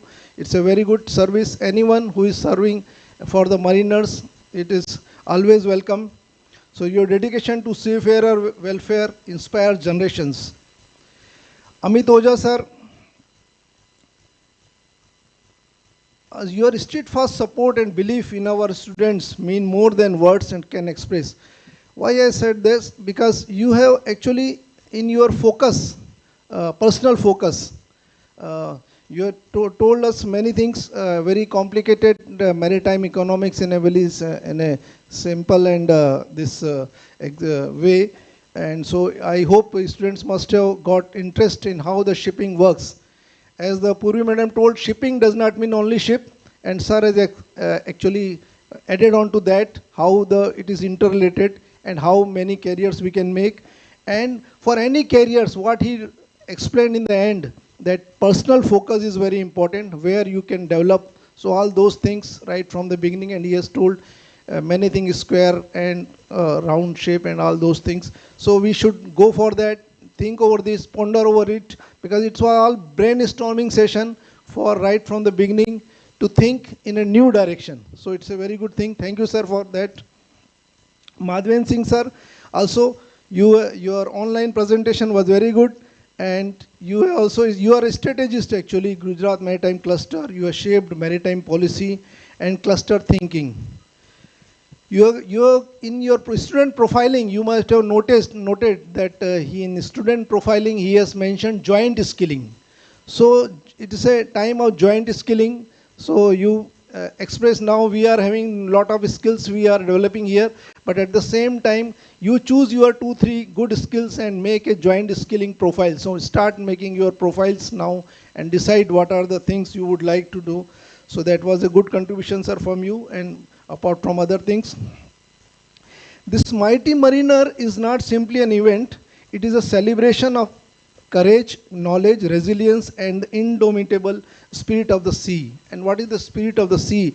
Actually today when I was noticed, Sir Sohan sir and we can, whether it is Bahri sir or other people, there was a feeling of gratitude. When Sohan sir got the second life, and he was also got almost second life, Bahri sir also. So it was actually they are thanking, they are actually there, this life is a thanks to, so we actually thank to their Thanksgiving feeling. This is a gratitude. So the spirit of the mighty mariner is the gratitude feeling in us to give something to others. So it is giving attitude. That is gratitude. So that if you have, you will become mighty mariner. So that is the might of the mariner, is a feeling of gratitude. Once if you have that feeling, other things will follow. That is what these people are having, to give back. So something to give back. Whatever they have got, they will give back. And one more thing I like, that he is not wasting a single minute. So we can know if we have saved life. So we are already, we can learn from others' experience. So we should also not waste time.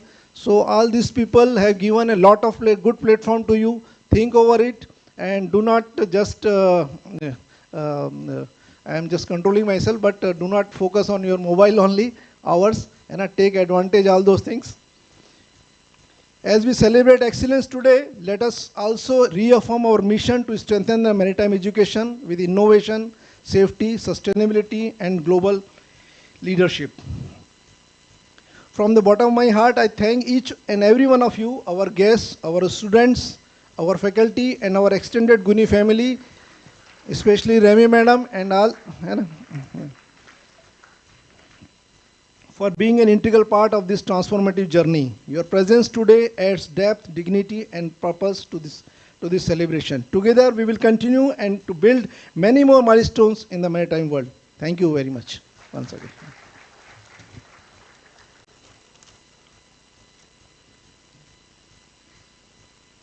Thank you, sir. I request the guests to come forward for a group photo.